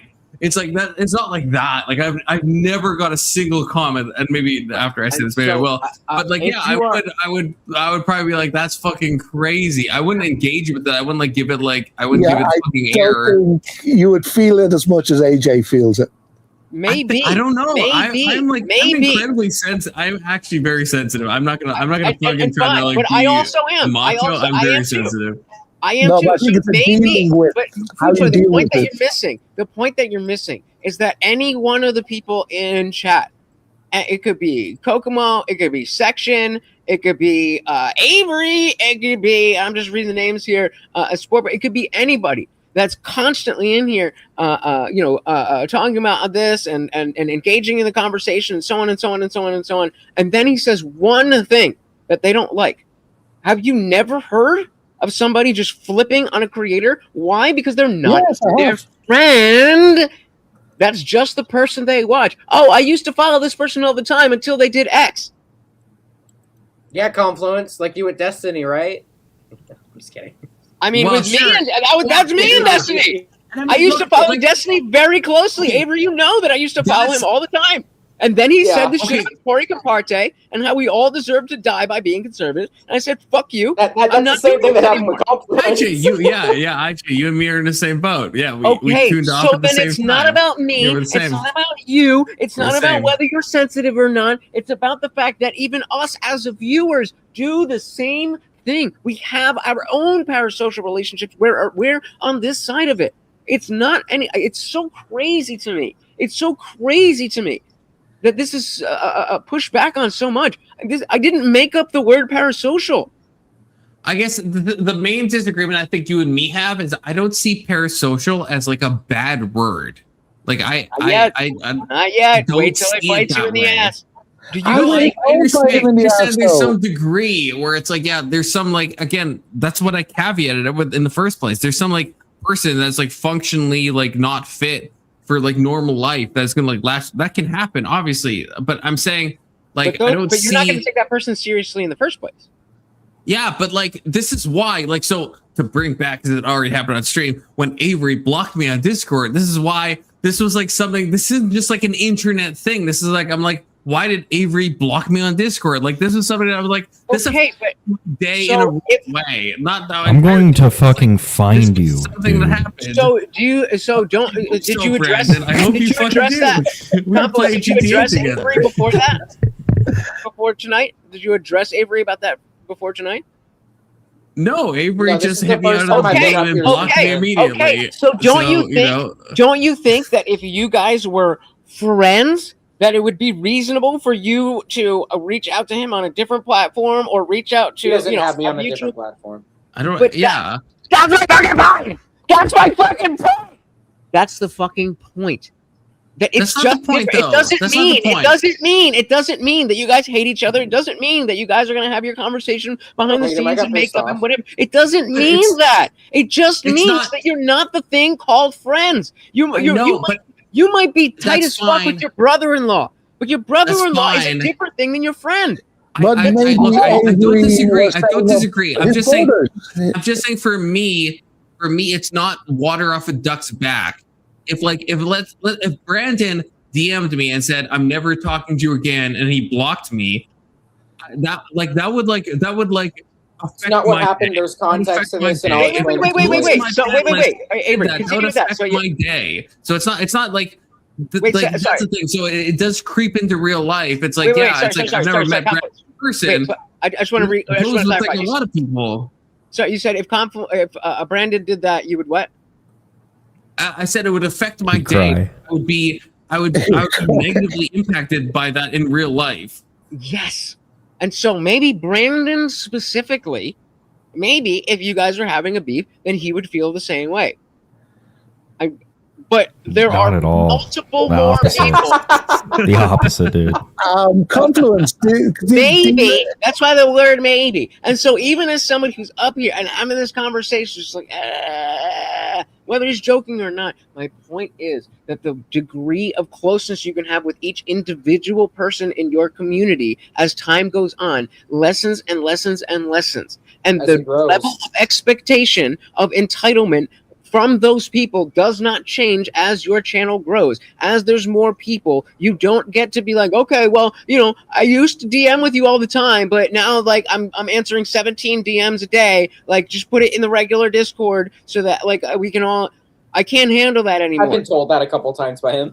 Yeah, maybe if I had like 100 panelists, then maybe I guess maybe there is like a size issue. So do you it's not? It's hard to carry. There's like a Dunbarian number of people where it's like I just don't know these people anymore. Confluence. I understand thank you, why Austin. you. You're my friend too. See, I love the Parasol. Oh, I get off on that shit. Not in like not in a gay way, but in a normal way. Confluence. Listen, I can understand how you got a little bit upset with Avery blocking you, but do you not feel that was Avery setting up his boundaries, saying to you, "Well, hold on a second, I want to pull back from this," right? Well, no, that was me. That was me stopping myself before I started spewing insults. That's what that was. I had to cool the fuck down, dude. I was pissed. Right, you do get a bit insulty though, a bit name calling, Avery. You want so it's okay. It's okay to do that, right? To set those boundaries with people. I don't know if I'd agree that's a boundary. Can I give you another example that you'll directly align with? Yeah, go ahead. You want to know who used to be in my chat every stream? Who? George Section Bush. 230. Smart ass dude. Dope ass dude. But I hopped on here one day and I haven't seen him in my chat since. Maybe here or there. That's totally fucking cool. That's totally fucking cool. Stop.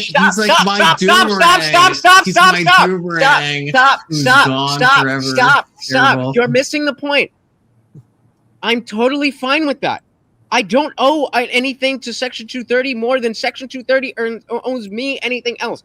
I already understood that before. But if let's say if my dad was in my chat every day, and then I hopped on your panel one day, and then whenever I was streaming, he was in your chat or on your panel, that would be a little bit different, right?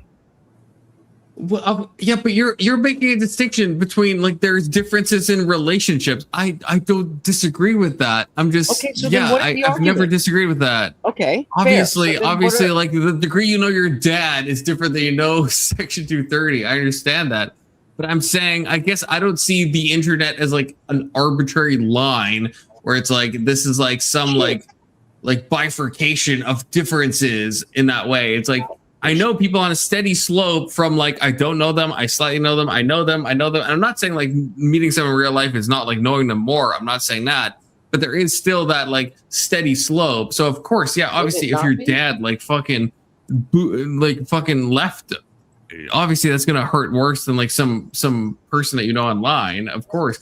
But you don't know them that well, right? But there is someone like Big Soda that I mentioned before. Big Soda just like blocked me and like never joined my panels. That would hurt me more than a lot of people I know in real life, right? So that's why I'm saying the internet's like it's not that big of a barrier as people think. Like that, there's like people I know in real life that if they just like stop talking to me, I'd be like, oh, that kind of hurts a bit. But like Big Soda, that would hurt like an awful lot more, right? And so even though I've never met him, that's like the internet's not. Exactly. Yeah, I'm not making the claim that the internet is the line.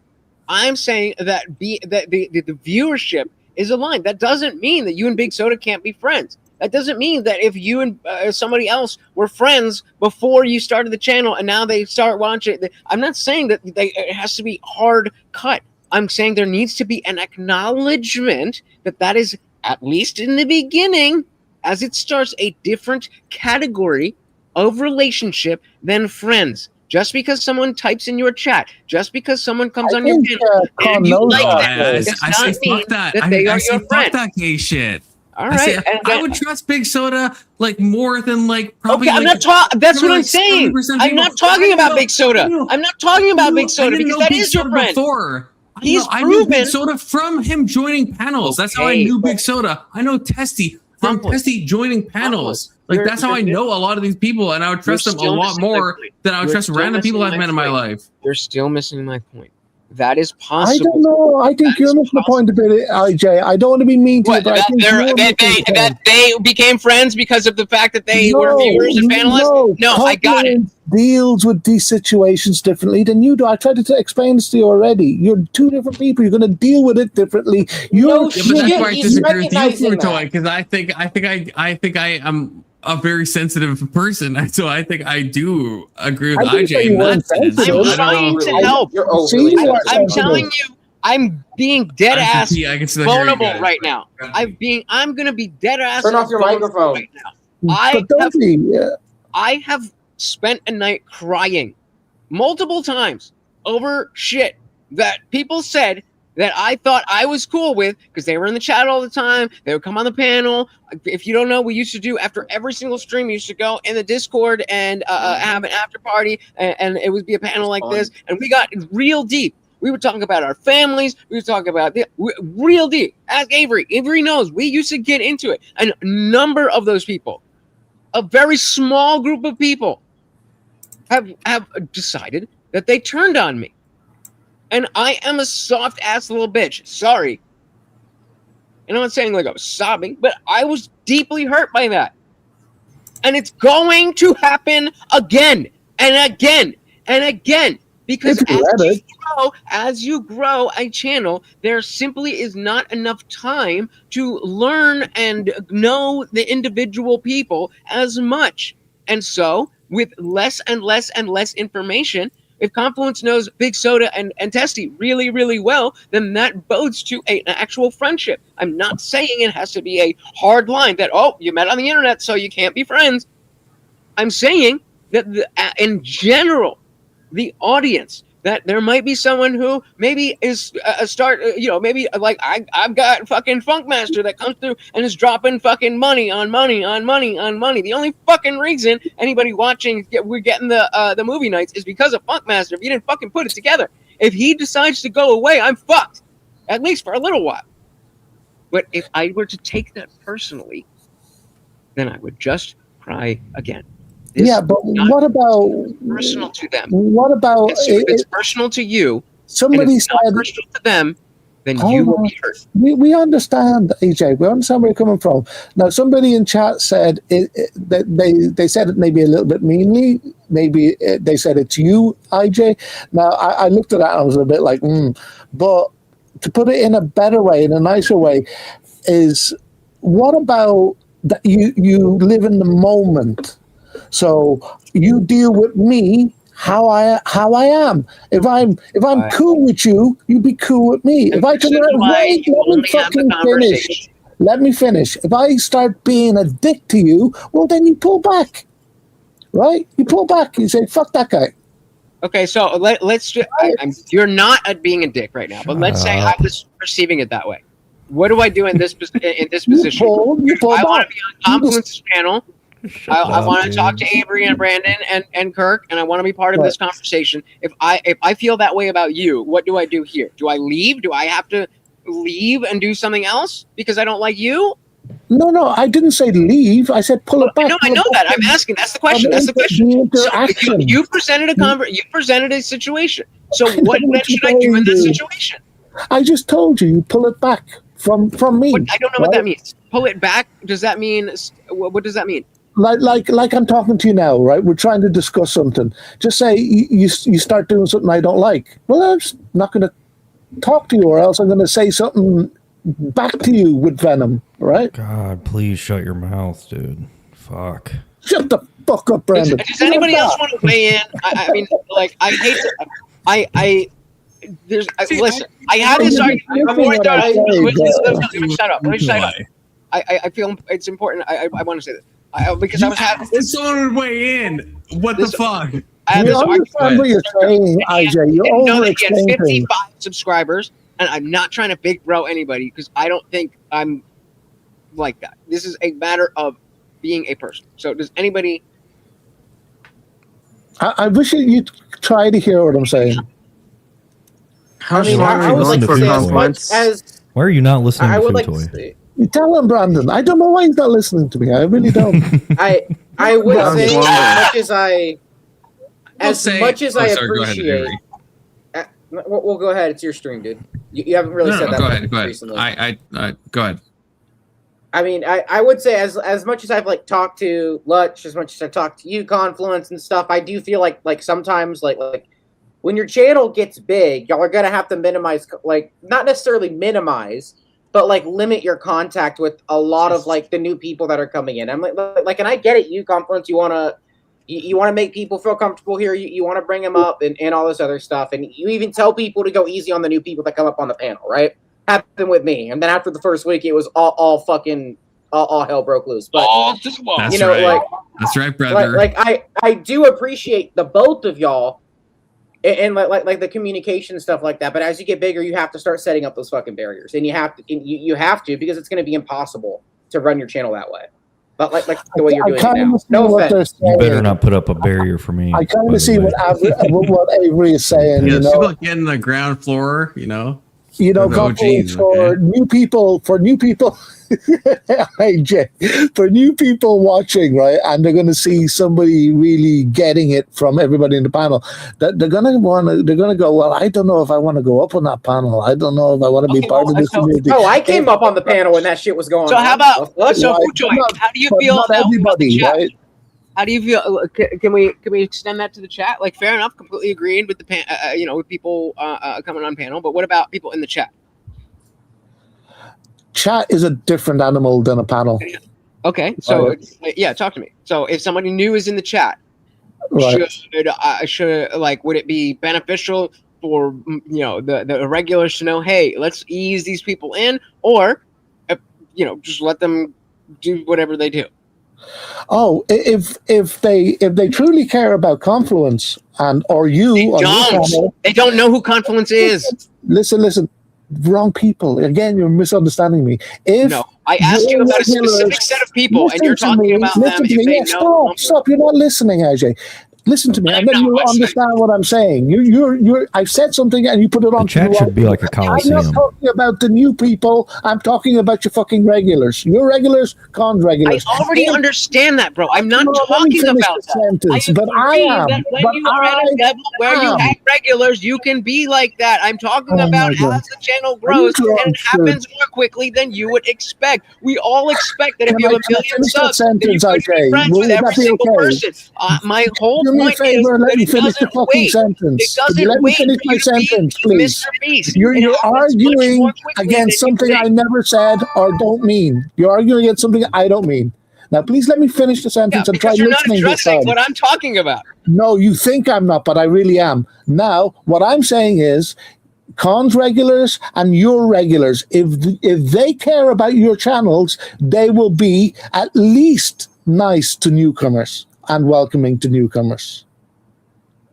That's what my sentence is. So completely irrelevant to the discussion that we were having, as I said. No, it's not. It's not. It's adorable that you think it is, but you don't know what you're talking about. And so this is a perfect reason. This is a perfect example. I mean, I apologize for going down this road because the fireball is fireballing. I understand where you're coming from. I'm sorry, okay. I think I just let you talk. I think the best thing about this, again, is to only have this conversation with people who can understand.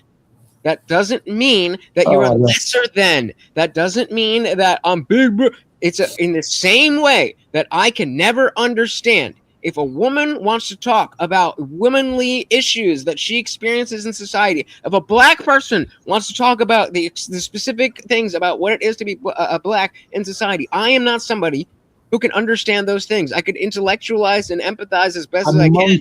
Could understand what you're going through. A fucking monkey who doesn't speak English could understand what you're going through. It's not a mystery of the world, IJ. It's not mysterious what you're talking about. It will be taken exactly like that. What you're talking about. It really isn't. Exactly like that. Well, I'm not like that, and I like the Confluence pays attention to me, so you shouldn't do that. What? And then you have 17 million people. Well, Confluence pays attention to me. Confluence pays attention to me. Confluence pays attention to me. I give him money. I've been around since the beginning. I've been around since before he was at this. I was there when he did that. I think I'm going to be like Dan Saltman That's not to Confluence. How's that go? How Dan is to Destiny. I'm going to be like that for Confluence. Oh, what a nice cat. I need my Dan to my Confluence. Brandon, okay? you have a nice pussy. You have a nice pussy, Brandon. Thank you. I have 2 of them, actually. You have 2 pussies. What the fuck? He's showing one of them on camera, not the other one, but that's fine. IJ, I know what you're going through, even though you don't You got blown the fuck out, Futoy. You got blown the fuck out, dude. That was bad. That was brutal. I shouldn't take that, should I, Brandon? No, you should do something about that, dude. I'm gonna find that dude. Let's go. That's You what I'm find saying. Confluence. I'll find Confluence. You find AJ. It's time to end them. It's time to end them. I like the directions it's going in.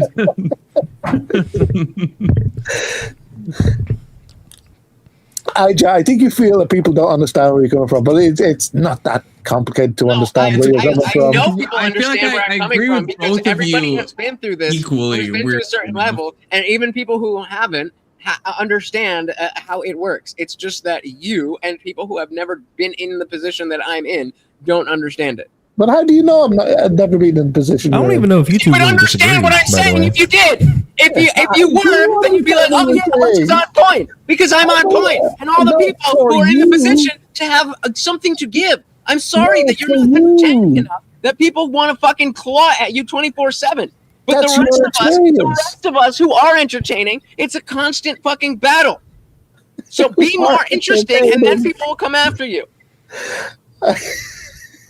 Yeah, change your name to Fugoy. That'll be a good start. Yeah, that's your experience. That's how you deal with it. I tried to tell you that before, but you brushed it off.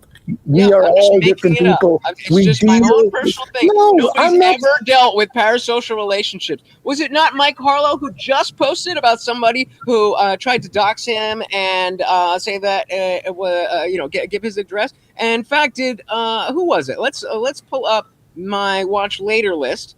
I don't remember exactly who it was, but if we could play a few. This obviously is affecting you very deeply, IJ. It is! Yes! Correct! That's my point! This is affecting me, and it will affect other people who feel like me. That's the point. Yes, that's the point. True. Nobody's arguing with you on that. Nobody's saying any different, right? But I just hope to get to the point. I just hope to get to the point to where I come on a panel and I get to show like Confluence, like kind of prancing around and jumping on trampolines. You know, I want to get to that. Brandon, I think you fucked yourself. I don't think you're in the same position as Tessie, where I don't think there's anything you could say that I would take in a bad way. You could say the worst shit, and I would just like fucking psyop myself into thinking it's meant in a jocular way. So so get fucked, I guess. Yeah. No, so I don't remember exactly where that's how I like it. I don't remember exactly where it is, but I was looking to pull up somebody who did a video on the fact that athletes, specifically female athletes, are having a huge issue with the fact that I know where it is. Hold on. Would you mind if we play just a short bit of a video? Absolutely. Don't throw anything at time. Let me get the link for you. We'll put Do you guys think link Jordan there. Peterson's alive? Who knows? Why wouldn't he be? I think he's not doing well. Hasn't he said like? Make it in the chat. Give me 5 seconds. He's dead, and it makes me very sad. But I saw him live in person like a year ago, and so that makes me happy. But I think he's low-key actually dead right now. Give that link. I'm just going to give you the timestamp link. I think IJ. I fucking love Jordan. Everyone's dying now. Holy shit! The fucking Jurassic Park dude died. I know, Sam Neill. That link. Oh wow! Ignore that link. Is that why you're wearing that fit, Brandon? This is a coincidence. Come on. He died? It is homage. Wait, he died? Sam Neill. Dr. Alan Grant. Yeah. All right, that's what we're doing for movie night on Sunday. Thank you. Thank you. Holy shit. All right, so I Let's timestamp. I got a timestamp video in the private chat. If you could just watch the it's maybe seconds, maybe a minute. I've had enough sex. I mean, maybe in life, not in the last fucking 10 years, but I think IJ, where you would feel really deeply about people saying shit to you, I think Confluence would also get a bit hurt, but he would really more see it's a problem on their end rather than something. This is the main thing I disagree with you, Futo. I'm incredibly sensitive. I will not say I'm less sensitive than IJ. I'm just very sensitive. I'm saying at the title of the video. That is, are airlines keeping their passengers safe? I timestamped this, so I think yeah. So we can just play it. There's about to be a TikTok that comes up from a female athlete, and that's all we need. All right. Okay. And she has previously talked. Man, this girl's got eyes like me, fucking frog-eyed bitch. That's crazy. Get that bull screen. 2025, but she also just made a video again, and she just here's the video. The people still selling my flight information, stalking me at the airports, and buying refundable plane tickets to go through security to meet me at my gate. Yeah, just be friends with them. It's fucking hot just as be shit. friends Holy with them. Shit. Can you Okay. please stop? I don't want to get anyone in trouble, but I want to share what it's like from my perspective. Not hard. Oh my god, you're such a crazy face. Just one for each. Please let me in. Back from family vacation. I just think, I don't know how you guys aren't fans. You're professionals. You're recording me on Meta glasses, getting my autograph, and you're going to sell it, which is fine. But last night, I didn't feel safe at the airport. And if I wasn't coming back from family vacation and my sister didn't stop these people from coming into the women's bathroom, then I don't know what I would have done. I do have security and I could fly private, but I guess my point is, should a woman have to change her behavior because men can't handle the word no? She said, no, I don't want to get into trouble. I'm sick of this shit. Okay, I'm sick. That's all we need. So, like, that's just one example of somebody having enough interest in themselves that other people don't give a fuck about their well-being. She says late. I was typing I was putting the link in the chat. I don't know if she said in that part, but somebody, if she wasn't with her sister, somebody was gonna a dude was gonna follow her into the women's bathroom to try to get merch from her. Now, obviously, I'm not saying. I don't know who that chick is, but that chick's like playing a bit. That's a professional athlete. What do you mean?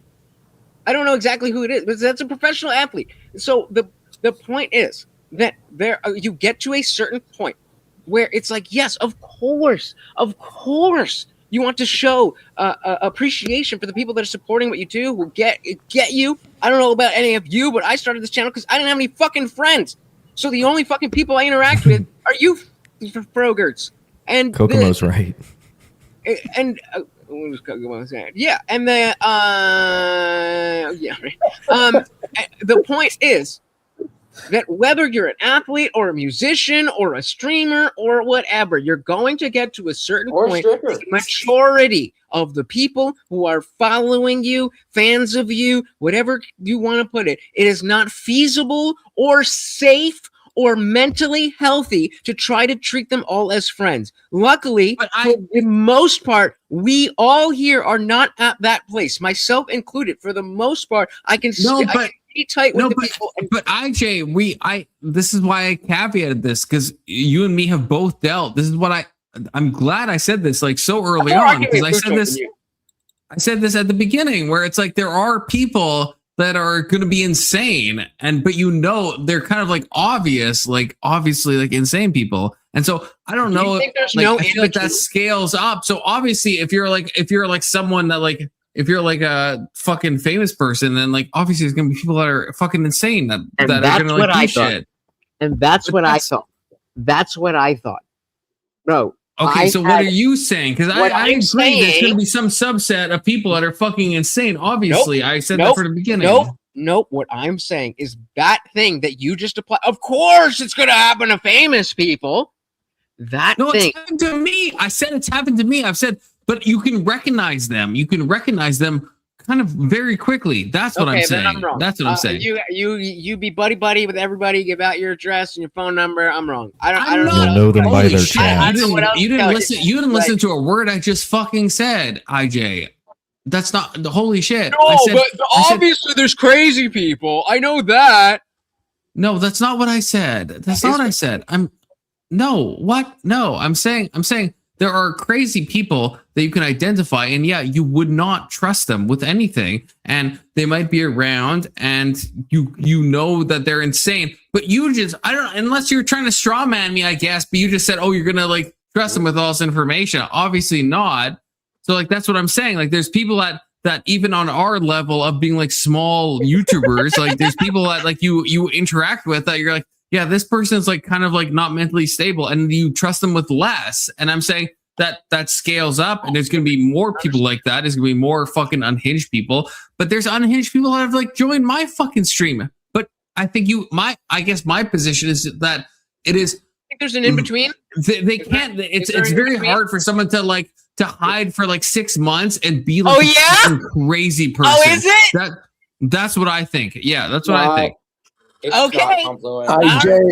IJ, stop giving my tactics away, motherfucker. I think if you have the right intuition, I think it's hard to hide for 6 months. That's what I think. Okay, 10 toes down. 10 toes down.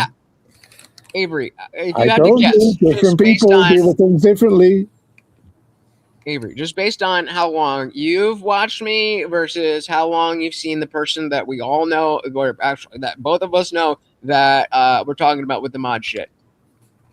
How long would you guess that person was watching me? More or less than 6 months? More. It doesn't matter. Okay, see, IJ, tell me you don't understand me without telling me you don't fucking understand. I don't understand. That's not what I just said. That's not what I just fucking said. You literally said it's not going to be somebody that is hiding over 6 months and then ran. Did you not just say that? I'm saying. Did you not just say that? You said I wasn't listening. Did you not just say that? Can you let me speak? Can you let me Yes. speak? Well, I'm asking you a direct question. You accused me of not listening, and then I steal man exactly what you said. Correct or incorrect? That's Brandon, are you playing incorrect. BO1? Incorrect. Now can I say what I'm saying? Yes. Hell yeah, dude. No, I'm saying that over a 6 month period, there could be someone that's there, but I'm saying that it should, if they're interacting consistently enough, it should be clear to you if they are a crazy person or not. It's hard for me to imagine that's not. If you think you steel manned me, then I question your sanity right now, Lutch. If you think that was a steel man of what I just said, that's crazy, but that's fine. You think that it's unlikely that a person over the course of 6 months is going to interact with you in such a way where they think He's saying it because he cares. And they are being friendly towards you, and they are going along with the things that you're saying, and then they're not going to switch up. That's not what you said? Okay, then I apologize. No. What was the 6 month thing? The 6 month, I'm saying if someone is just like being a sycophant for 6 months, I wouldn't trust that person. I'm saying, but if you know someone over the course of 6 months and they're like interacting like a normal human is, i.e. not as fucking sycophant, right? So like right off the rip, I think your example is fucking crazy because that would like give me personally red flags. If someone agrees with everything I say for 6 months, that's I didn't say that. Problematic. Is that Avery? Avery, is that an accurate account of the person we're talking about? Do you know what I think happened? Exactly. Sorry, Avery. Do you think that the person that we're talking about is that someone that fits the category that Confluence is saying wouldn't happen? That you would be able to tell that? Were they a sycophant or no? I no. I wouldn't be able to tell that. I don't know. If we get into deep emotional arguments on principal things. I don't know the person you guys are talking about. I'm not to be clear. The person that I'm talking about is exactly the type of person that you are describing. I'm not saying they're not a sycophant. They were somebody who watched regularly. Sometimes they would agree. Sometimes they would disagree. They would take breaks and they'd be gone for 6 months and they'd come back and then they'd be in the Discord. Not a sycophant. Somebody like anybody else that I would see in my chat or my community. I know. Okay, so you're let trying me to say amend that my I should be statement. able to see that from before it happened. No, I'm not. I'm not trying to say you should. No. Okay, I agree. There is a non-zero amount of people that are going to like trick you.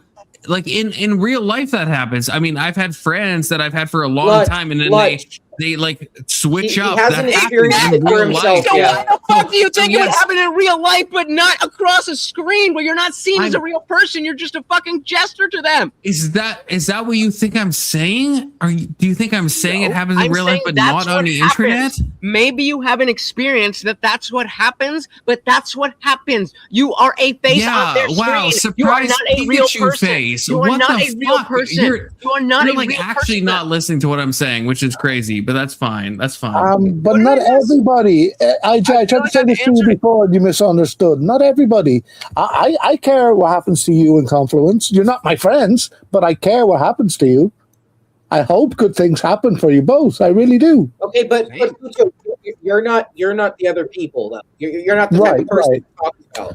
Not everybody's the same. Right. Not everybody's the same. It always goes to, I don't do that. I don't do that, so that doesn't happen. No, that's not what I'm saying. People, so that doesn't happen. I don't fall for left-wing propaganda, so it doesn't happen. That's what. There's two things. There's not what I'm saying.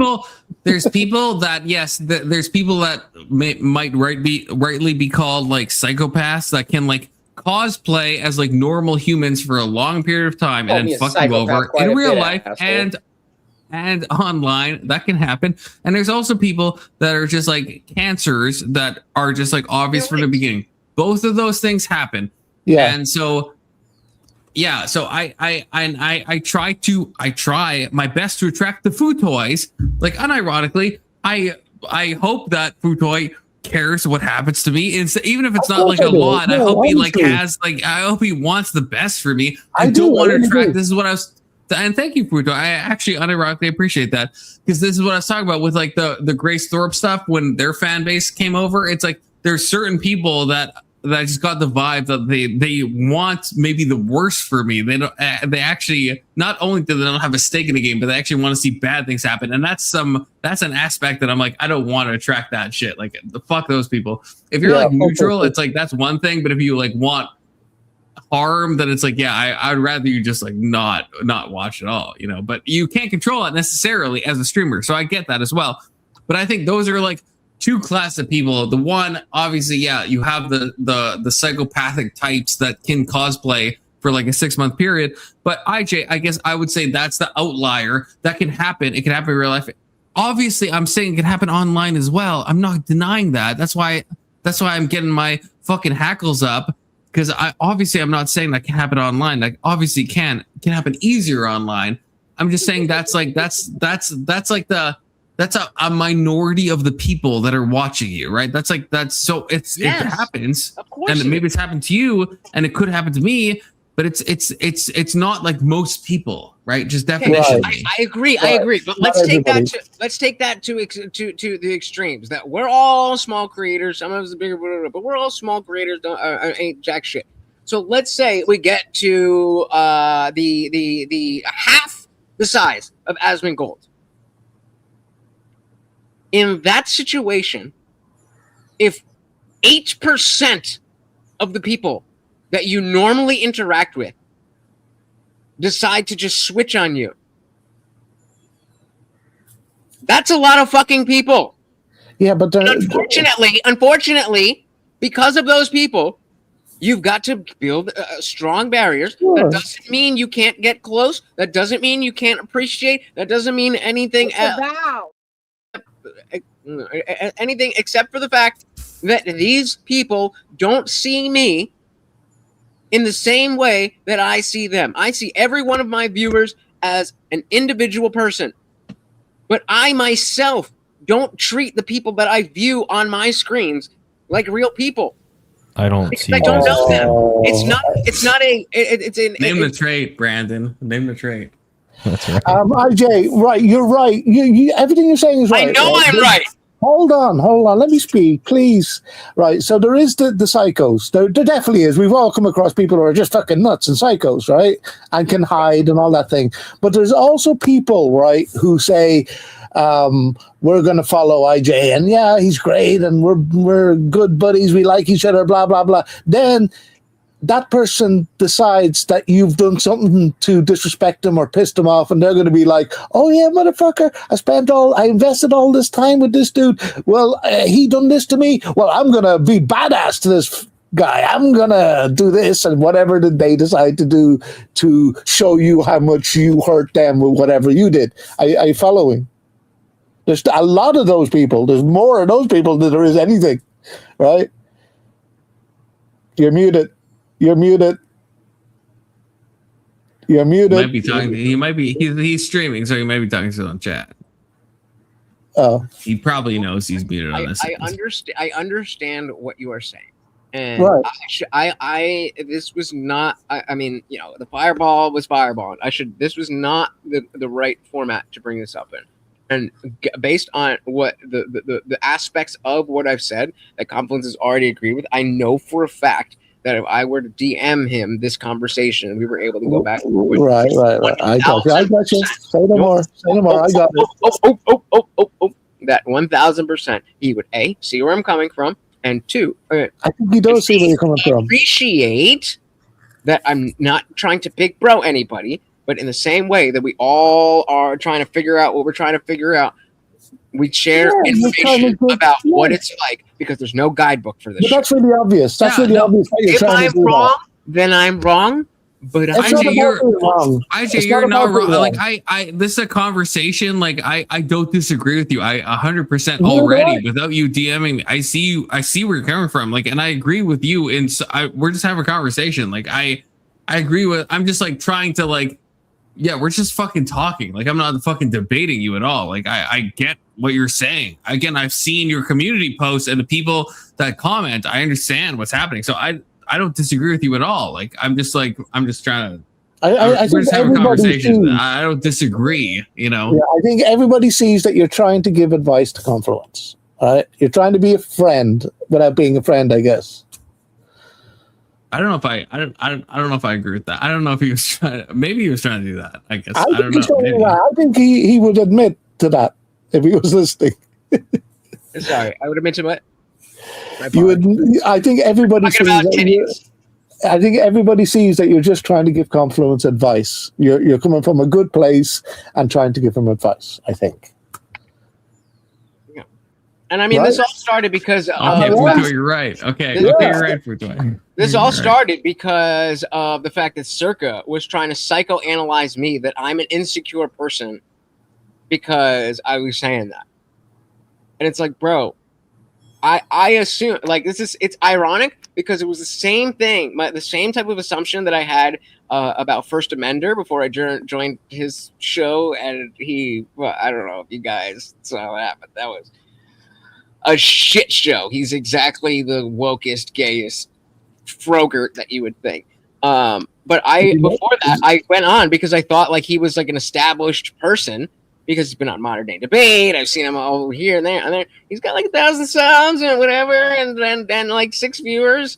And it's like you have the audacity to be this bitchy and sassy like that. And the same thing. I'm like I'm trying to I put this general thing, like the original tweet that I read, I put that and a little blurb in the horseradish Discord chat. And again, Circa came at me, and I was like, bro, how can you be this obtuse? He's got 55 subscribers. I'm not trying to be like that. You look at the conversation, I did not bring that up at all. That was never what this is about.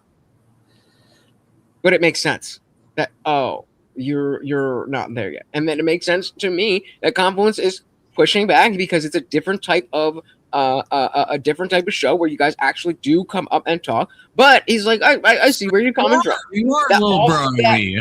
So you are a little broing me. No. If you think about it. There's nothing wrong with that. Not intentionally ignore. If you like, I personally have gone through hell. I personally have gone through hell for little fucking this, that, whatever. And I try to make sure that other people who are don't have to go through the same things, with the intention that you're going to experience things that suck, as we are in the same literally little broing me right now and saying you're not little broing me right now. I'm just saying that. So you think that I don't think that there's anything that you could tell me about streaming and interaction with people and anything like that? That's your opinion of me? That I think that you have nothing to tell me about that? No, that's not my opinion. Okay, so then it's just different because we have different types of shows. I think I agree with that. You're different types of people. You're different types of people. It's like if I was if we were on a football team and I was on the defense and you're the fucking quarterback, and I'm like, yo, when you do this, then the offensive linemen do that, and you're like, hey, when you do that, then the fucking safeties do that. I mean, I think we've done that. I think we've shared stuff in DMs where it's like, yeah, you help me out, I help you out. Yeah, 100%. I agree with that. All right, absolutely. I mean, if that's what's coming off, then I don't want to come off that way, so I'm gonna bow out. I appreciate you guys. No, I said the opposite. I said we share information, and no, you're receptive. I'm receptive. You just said I'm a little broing you, and I'm not. Don't feel bad. Maybe I'm inadvertently doing that, and I don't want to do that. So I'm. Well, there's nothing wrong with that. There's nothing wrong with that. Thanks for showing us your heart, though. It takes balls to. I'm fucking with you, to be clear. I'm fucking with you, to be clear. Okay. I don't think you think you're like better than me. I don't think that. Hey, anybody ever wants a big bro? Yeah, I don't think you're actually doing that either, to be clear. Thank you. Please big bro me if anybody ever feels the need to. It's like I just the aspect of doing this, and whoever else is growing a channel, whether it's, I mean, even if you're trying to grow an X page, a Substack, a fucking whatever, Substack at Lutch TIJ, whatever it is, like there's no guidebook to this. We are the first generation to really do this and be like, oh, maybe this can be real. And so I'm just trying to give what I've learned. If y'all don't want that, then y'all can figure it out on your own, like I did. But Lutch, you again, I like giving people shit. I don't like saying real talk, but obviously, I ask you for advice on many things in DMs, right? So obviously, yeah, I appreciate I appreciate the advice you have to offer. I don't like saying that because I want to rip people's balls off, right? So I don't want to go real talk. I'd rather just fucking rip balls off, But it's mutual, and I use that word specifically, bringing it all the way back to the conflict with the Circa being like, oh, bro, you're insecure if you think that. I brought you up as a specific example because I see you as a mutual. You are another content creator, just like I am a content creator. Period. Full stop. Yes, of course. Nobody's fucking stupid. You can see that my channel has more fucking subs than Conflict does. But who fucking cares about that? But who has more live viewers right now? That's my question. I got 7. How many you got? 12. So there you go. And you got 3 people on the fucking panel. One of which would probably be in my chat if not for here. So fuck anyone who's gonna take what I'm still in your chat. I'm still in your chat. Okay, fair. Dilly. I mean, shout out to Avery. The fact is that I took a live streaming course when I started from the lead attorney, and whatever. I learned a lot, but one of the things I learned was just when you're doing your memberships, put a membership at like an OD level, because somebody is gonna come through. IJ, why am I? Wait. And for what was it, 5-6 months, this dude was like, "Hey, I got some extra money. I'm going to sign up at the GodDaddy level for $200 a month." It was like 6 months or something. I didn't ask for that. I didn't know, and I didn't know how to deal with that. And I was like, "Am I allowed to call him stupid or shit if he says some dumb shit?" And it's just a matter of going through the things that you've never gone through before. That's it. $200 membership is crazy. If you don't have that, but he signed up, didn't he? I get fucking a grand out of this fucking guy. A grand out of it for. Why haven't I a mod in your channel, motherfucker? Oh, don't even. Yeah, see, we got a member right here. Gifted 1 Confluence membership. Let me tab over to see who it got to. Hopefully it's a good person. Oh fuck. I don't know if I can see this. Oh, it went to Indian Jesus. Wow. That's fucking crazy. Wow. It went to fucking IJ. Look. We'll give Morty a treat since it went to me, and I'm already. Let's fucking go. Thank you, Kokomo. Here, where am I? Boom. Okay. That's kind of fucking crazy, but. And of course, not only the best cereal, but the best version of the best cereal. It doesn't cut your mouth because it's popped up. No, absolutely not. Tops is the best cereal, sir. Corn Pops is the best cereal. You know the fuck it's not. Oh, I don't know. Morty disagrees. CTC dubs. Yeah, get that cinnamon sugar, boy. I don't know if you guys heard stairs the other day. And, this old fuck. I'm not sure if cereal's good for dogs, man. Thank you, Kokomo. Let's a second, Pucha. I don't want to be a preacher, but I don't think cereal is good for dogs, man. Too much salt. He's 16. No matter what, he ain't gonna be here for a long time. We're here for a good time. And a small amount of cereal is yeah. When I'm in the studio, I have pure freeze-dried beef liver, expensive, high-value treats.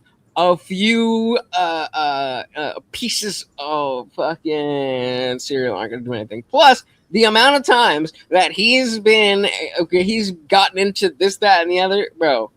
You don't even know exactly. Section. In small amounts, like honestly, you can. It's anything. Anything goes. The Overlord gets what the Overlord wants. I'm drunk. Sorry. Yeah, imagine if Mutoy saw the canned cheese. That's true. There's a donut goal for that, if you think about it. The IJ's shell, not mine, but Ooh, canned cheese. What the fuck's that? Oh, well, if someone knows an amount to IJ, they will see the canned cheese. Get fed to Morty, okay? Oh, is that spray stuff? It's not real. It kind of is, yeah. It kind of is. That's not cheese. It's cheese adjacent, if you think about it. Cheese adjacent. Which is also health adjacent. Kind of.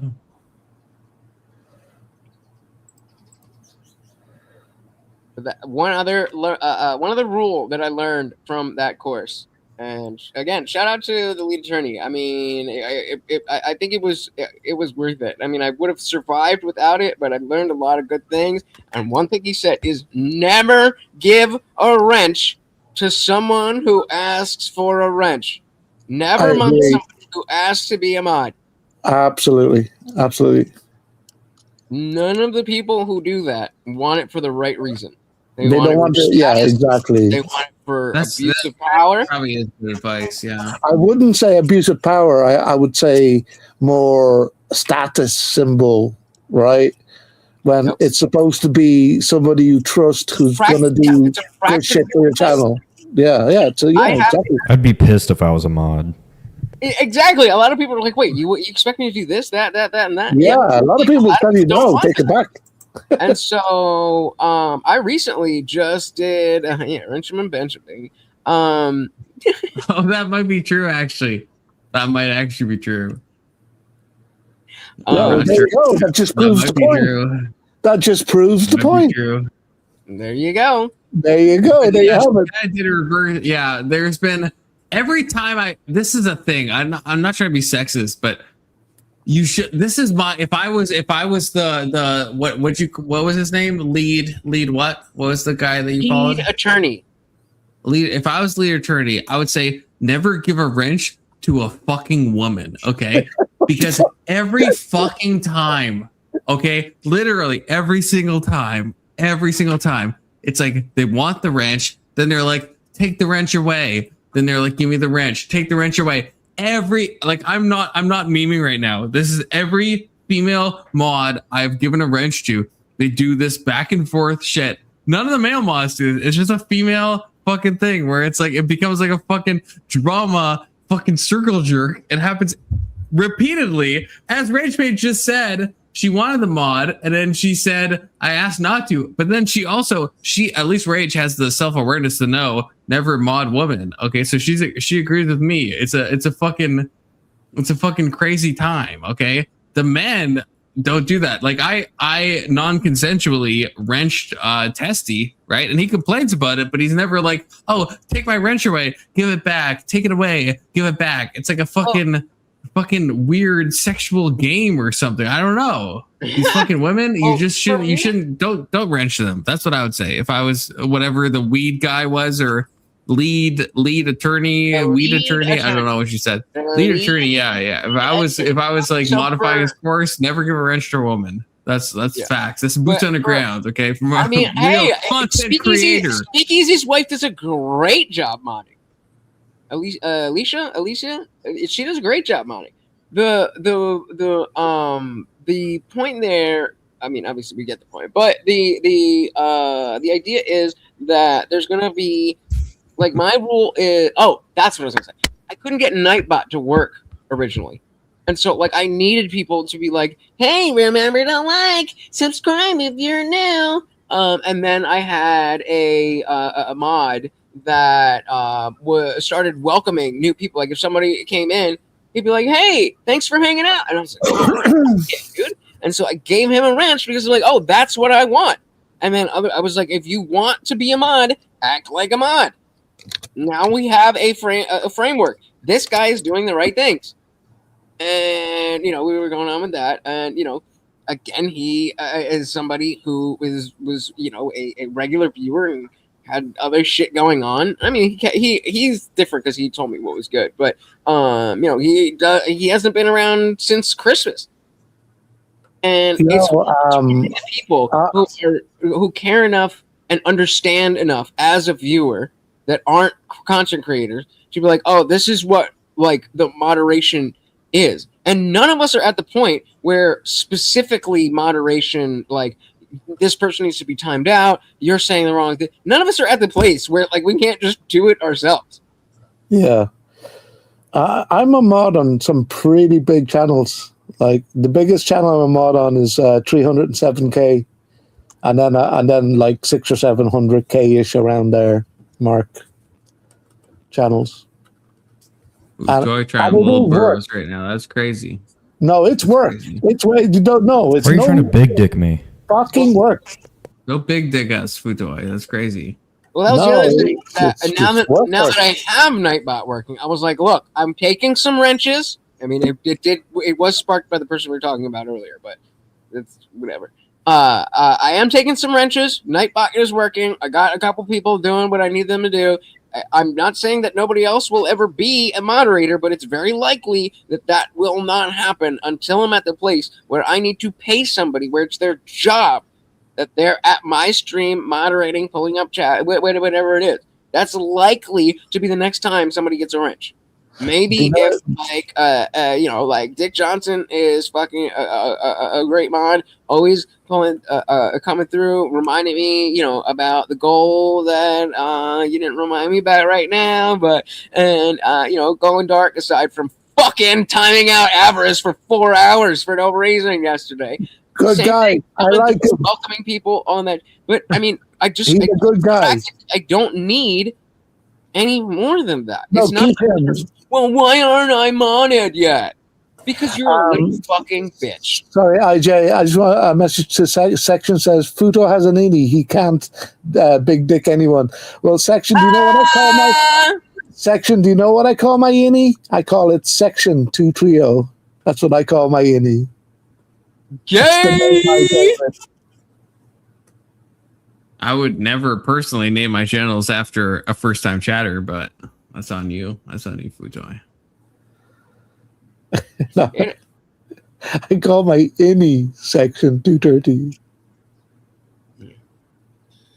Glow's legit too. I gotta give you some shit because like here I didn't want to say it like I was right there, but like Avarice is super close with Rob Noor and Speakeasy, so like let's not pretend that clout's not a real thing. I'm not a clout. You call that clout? Oh my I'm not god! a clout goblin. But if a Rob Noor and Speakeasy homeboy is in my chat and you time him out for 4 hours, that's just not good for me. Oh, now I think I'm trying to. Now I'm starting to figure out why. Wait, who timed out who? One of my mods accidentally timed out Avarice when he's in my chat because he came in the chat and he said something like not so nice, but like it's Avarice. He was joking. And so one of my mods timed it out for 4 hours. I think it was like it was a complete accident, right? I don't even think it was like, oh, we gotta do it. A must slip. Yeah, it happens. It's just like, that's not good. I like Avarice. Avarice is a friend like that, and he doesn't come through like that too often. And he comes through, and it's just like, boom. What a great friend. I don't know if we're gonna see him again for a while. Like I told him about coming through. I told him I warned you. I told him Food Toy was talking shit, trying to just get him to be like again, as somebody who's just He's too afraid to face me, AJ. Like I owe him that because He's too afraid to face me. My mistake, and I want to make it up to him. I don't think he cares even the slightest bit, but that's irrelevant to how I feel about it.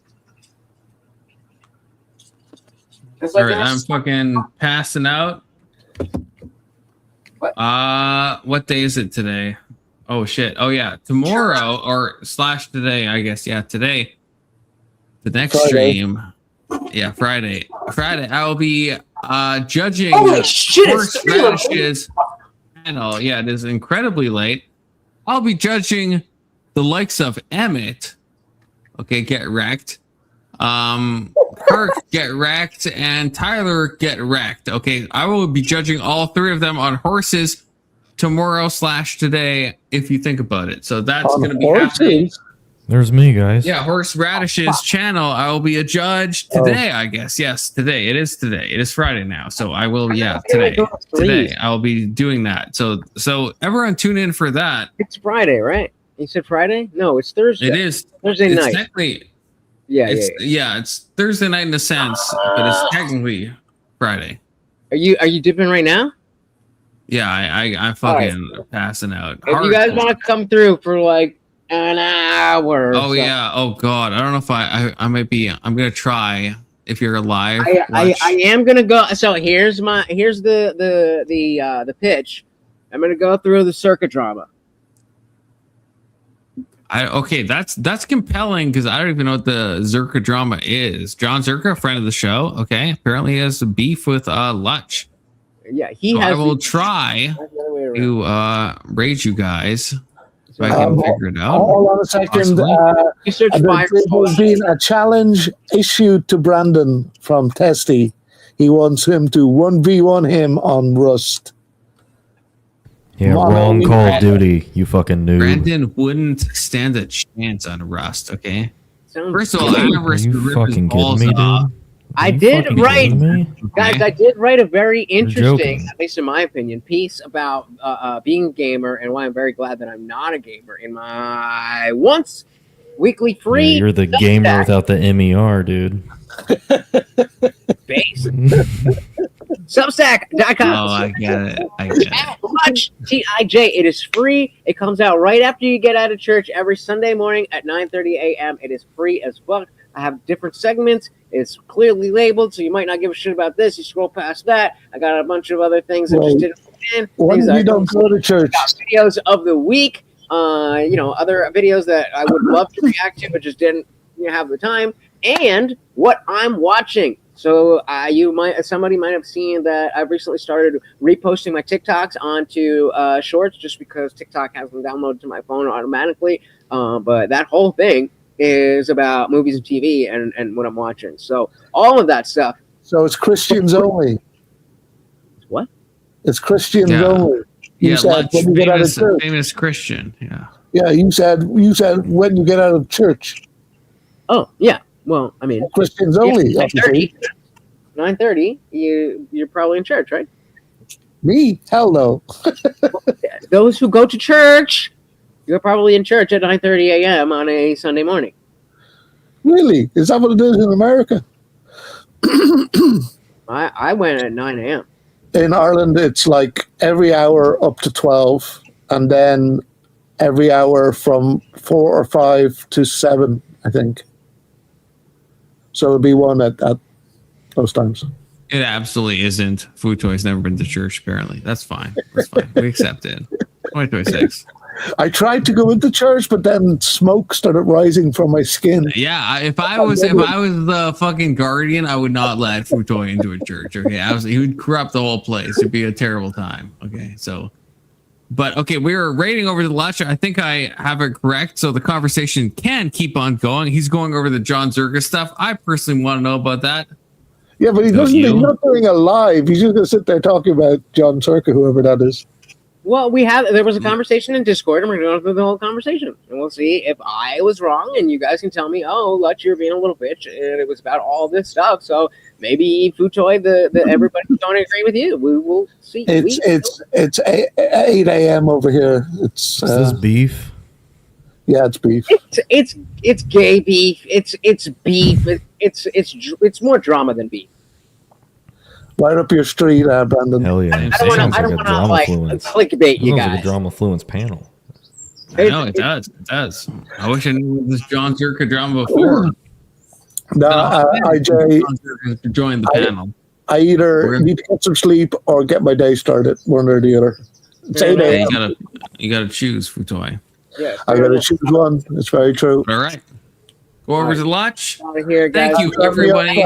God bless you, Brandon. God bless you, IJ. God bless you, Futoy. God bless all of you in chat. Thank you all, the super chats, for the support. And we'll be back tomorrow to judge Horseradish's debate panel. It's going to be a fucking fire show. 07s, everyone. God bless. Take care. Go to IJ. Be well.